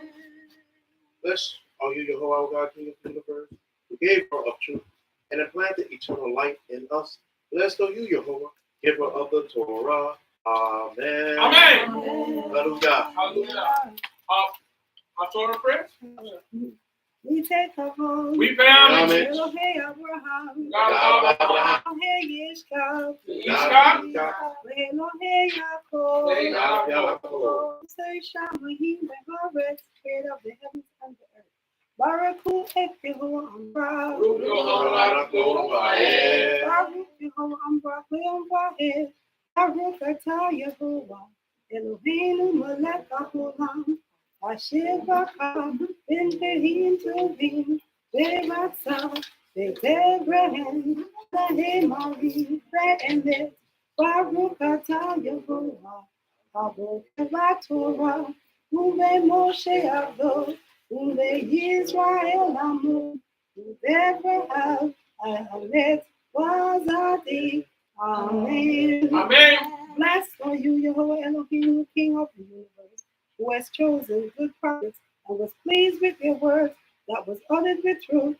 Blessed are you, Jehovah, who chooses the Torah, and Moshe his servant, and Israel his people, and prophets of truth and righteousness. Amen. Amen. Yeah. Please be seated. Our Torah portion today is in the book of Hosea, chapter 2. Hosea chapter 2, verse 1. Hallelujah. And the number of the people of Israel shall be as the sand of the sea, which cannot be measured nor counted. And it shall come to pass that in the place where it was said to them, you are not my people, there it shall be said to them, you are the sons of the living power. Then shall the people of Yehudah and the people of Israel be gathered together and appoint themselves one head, and they shall come up from the land, for great shall be the day of Israel. Say to your brothers, my people, Ami, and to your sisters, Pity, Rahuma. Plead with your mother, plead, for she is not my wife, nor am I her husband. Let her therefore away her harlotry, away from of her sight, and her adultery from between her breasts, lest I strip her naked and set her as in the day that she was born, and make her as a wilderness, and set her like a dry land, and slay her with thirst. And I will not have mercy upon her children, for they are the children of harlotry. For their mother was played the harlot. Wow. She who conceived them has done shamefully. For she said, I will go after my lovers, who give me my bread and my water, my wool and my flax, my oil and my drink. Therefore, behold, I will hedge up your way with thorns, and make a wall against her, that she shall not find path. And she shall follow after her lovers, but she shall not overtake them. And she shall seek them, but she shall not find them. Wow. But she shall not find them. Then shall she say, I will go and return to my first husband, for then it was better for me than now. Okay. For she did not know that I was the one who gave her grain and wine and oil, and multiplied her silver and gold, which they used for the dye. Therefore I will return and take back my grain Give me my in its grain. time, and my wine in its season, and will recover my wool and my flax, which were to cover her nakedness. And now will I uncover her lewdness in sight of her lovers, and none shall deliver her from my hand. I will also cause her mirth to cease, her feast days, her new moons, and her Shabbats, and all her solemn feasts. And I will destroy her vines and her fig trees, about which she said, These are my rewards that my lovers have given me, and I will make them a forest, and the beasts of the field shall eat them. And I will punish her for the days of the Baalim, on which she burned incense to them, and she decked herself with her earrings and her jewels, and she went after her lovers, and forgot me, says Jehovah. Therefore, behold, I will allure her, and bring her into the wilderness, and speak tenderly to her. And I will give her vineyards from there, and the valley of Achor for a gate home. And she shall sing there, as in the days of her youth, and as in the day when she came out of the land of Mitzrayim. And it shall be at that day, says Jehovah, that you shall call me my husband Ishi, and shall no more call me my master Baalim. For I will take away the names of the Baalim from her mouth, and they shall no more be mentioned by their lips. And in that day I will make a covenant for them with the beasts of the field, and birds of heaven, and with the creeping things of the ground. And I will break the bow and the sword and the battle out of the earth, and will make them lie down safely. And I will betroth you to me forever. I will betroth you to me in righteousness, and in judgment, and in grace, and in mercies. I will betroth you to me in faithfulness. You shall know Yahweh.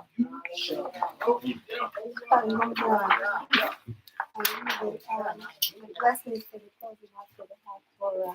Of course, I want to give honor to our leadership, to Prince Keskiahu Ben Yehuda, Nasir Mikael and Zebulon Gray, our Rabbinate Princess Zarida, and our Miss Baka in the temple, and our viewers. Shabbat Shalom.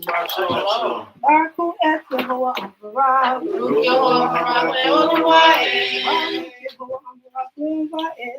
Baruch atah Yehovah Eloheinu melech haolam, zekol aholamim, zadik bekol hadarot, האל הנאמן האומר ועושה המדבר ומפקים שכל דבריו אמת וצדק על התורה ועל העבודה ועל הנביאים ועל יום השבת הזה שנתת לנו יהוה אלוהינו לקדושה ולמלוכה לכבוד ותפארת על הכל יהוה אלוהינו אנחנו מודים לך ומברכים אותה יתברך שמך בפי כל חי תמיד לעולם ועד. ברוך אתה יהוה מקדש השבת. Amen. Blessed art thou, O Yehovah Eloheinu, King of the universe, rock of all world, O righteous to all generations, O faithful El who saith and doeth, who speaketh and fulfilleth all whose words are truth and righteousness, for the Torah, for the divine service, for the prophets, and for this Shabbat day, which thou, O Yehovah Eloheinu, hast given us for holiness and praise, for honor and for glory, For all these we thank and bless thee, O Yehovah Elohim. Blessed be thy name by the mouth of every living being continually and forever. Blessed are you, Jehovah, who sanctifies the Shabbat. Amen. Amen. Shalom. Hallelujah. Please see this. Bamidbar for all those participating in the Israel, Torah, readings, those who are listening, those who are there, Bamidbar, your participation, and we go forth with prayers for the sick and for those who are moving. You said of faith. You Jehovah, what let of faith. She ain't no one knew of shit. He tahila tenu, a time with Ha'ale.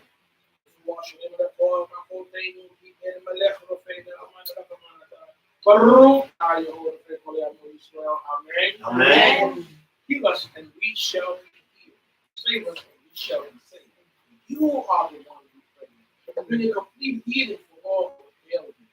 You are God and King that is faithful and compassionate. Blessed are you, your Lord, who heals the sick of your people Israel. Amen. Hallelujah. Hallelujah. For the families that are in mourning of the males, David Montanos, Shalom. Adon Melech, Shalom. our brother James Melton, Shalom. brother Donald L. Fagan, Shalom. Damian Bannister, and young Avery Taylor, Shalom.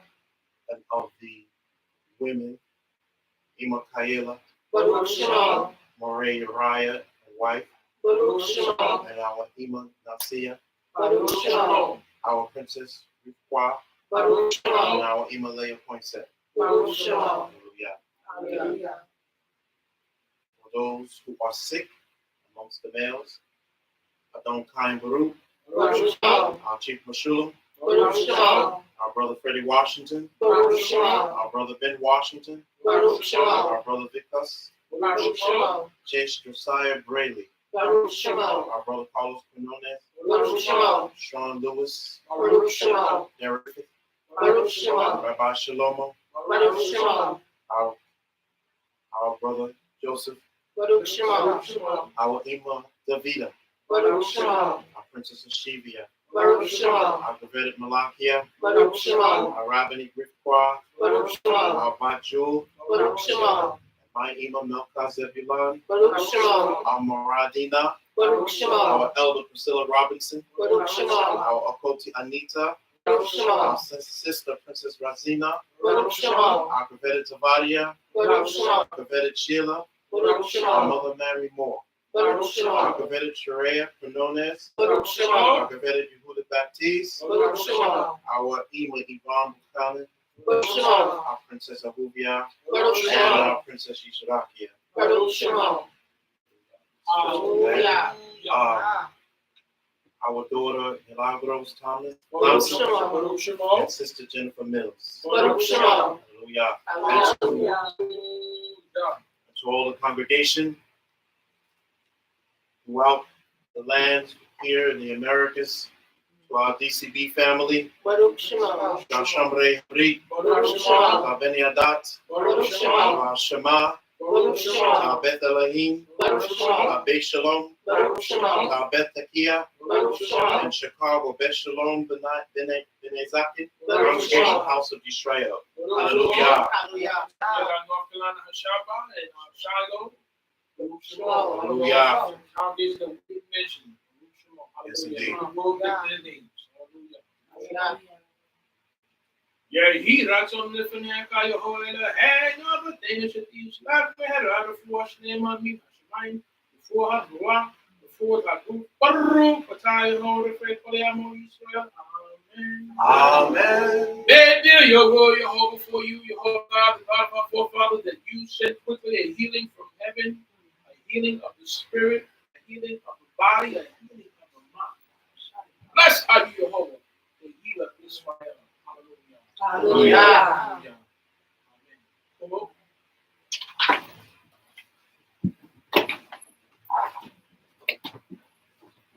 Baruch, Katay, with the hand on my neck. all of my shaking that should have missed as well. So no other stuff that oh man, I don't make up man.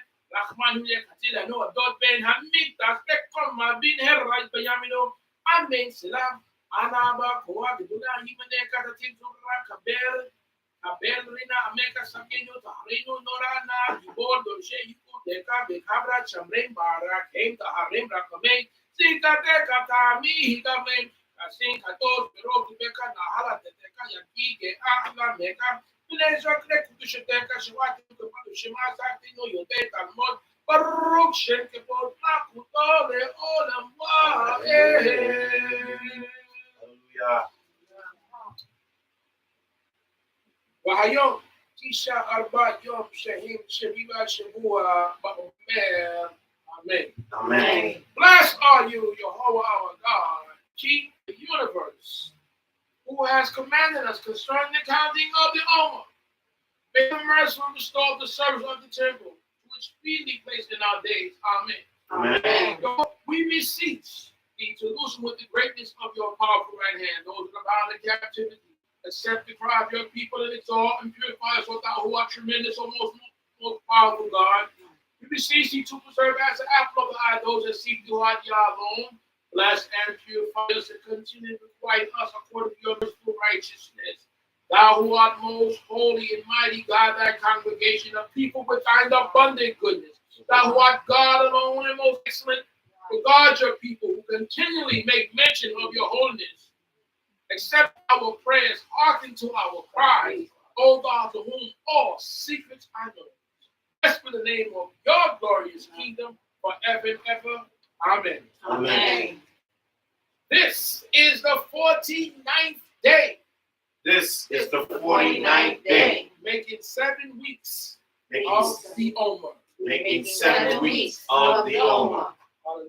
Hallelujah. Hallelujah. Hallelujah. Amen. Amen.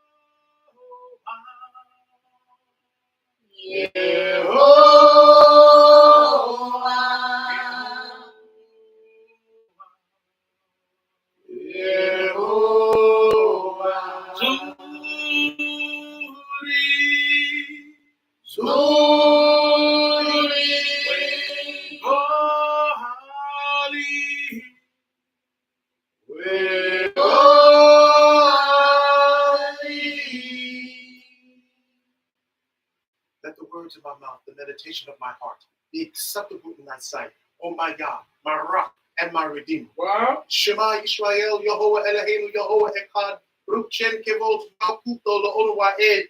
Hear, O Israel, the Lord our God is one.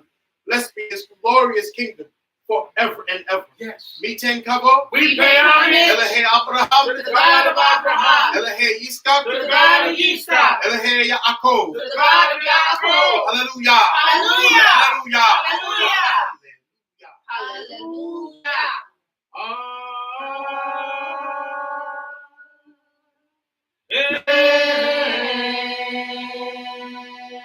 Yebraka yo yismare heka. Yaber hopna neka wikuneka.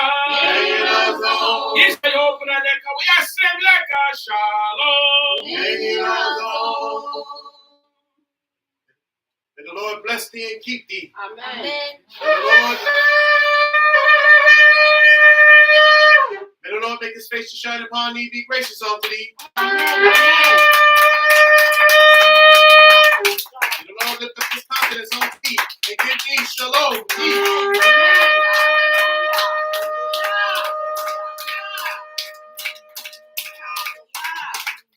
Hallelujah. Tonight, sundown, come to Shavuot. My God, tomorrow we'll start service at 11 o'clock a.m. We will start our service tomorrow. Hallelujah. Those who are viewing, thank you for tuning in to us. We are at Shaare Shamayim, 111-67, 180th Street. We are online at AOL, Shaare Shamayim Knesset AOL, or Shaare Shamayim at Gmail. Hallelujah. ShaareShamayim.com. Again, as said, 11167, 180th Street, Jamaica, New York, 11433. Shaare Shamayim at AOL. God bless you and God keep you. Have a beautiful Shabbat, and we will see you for tonight, tomorrow. Hallelujah. Hallelujah. Be safe.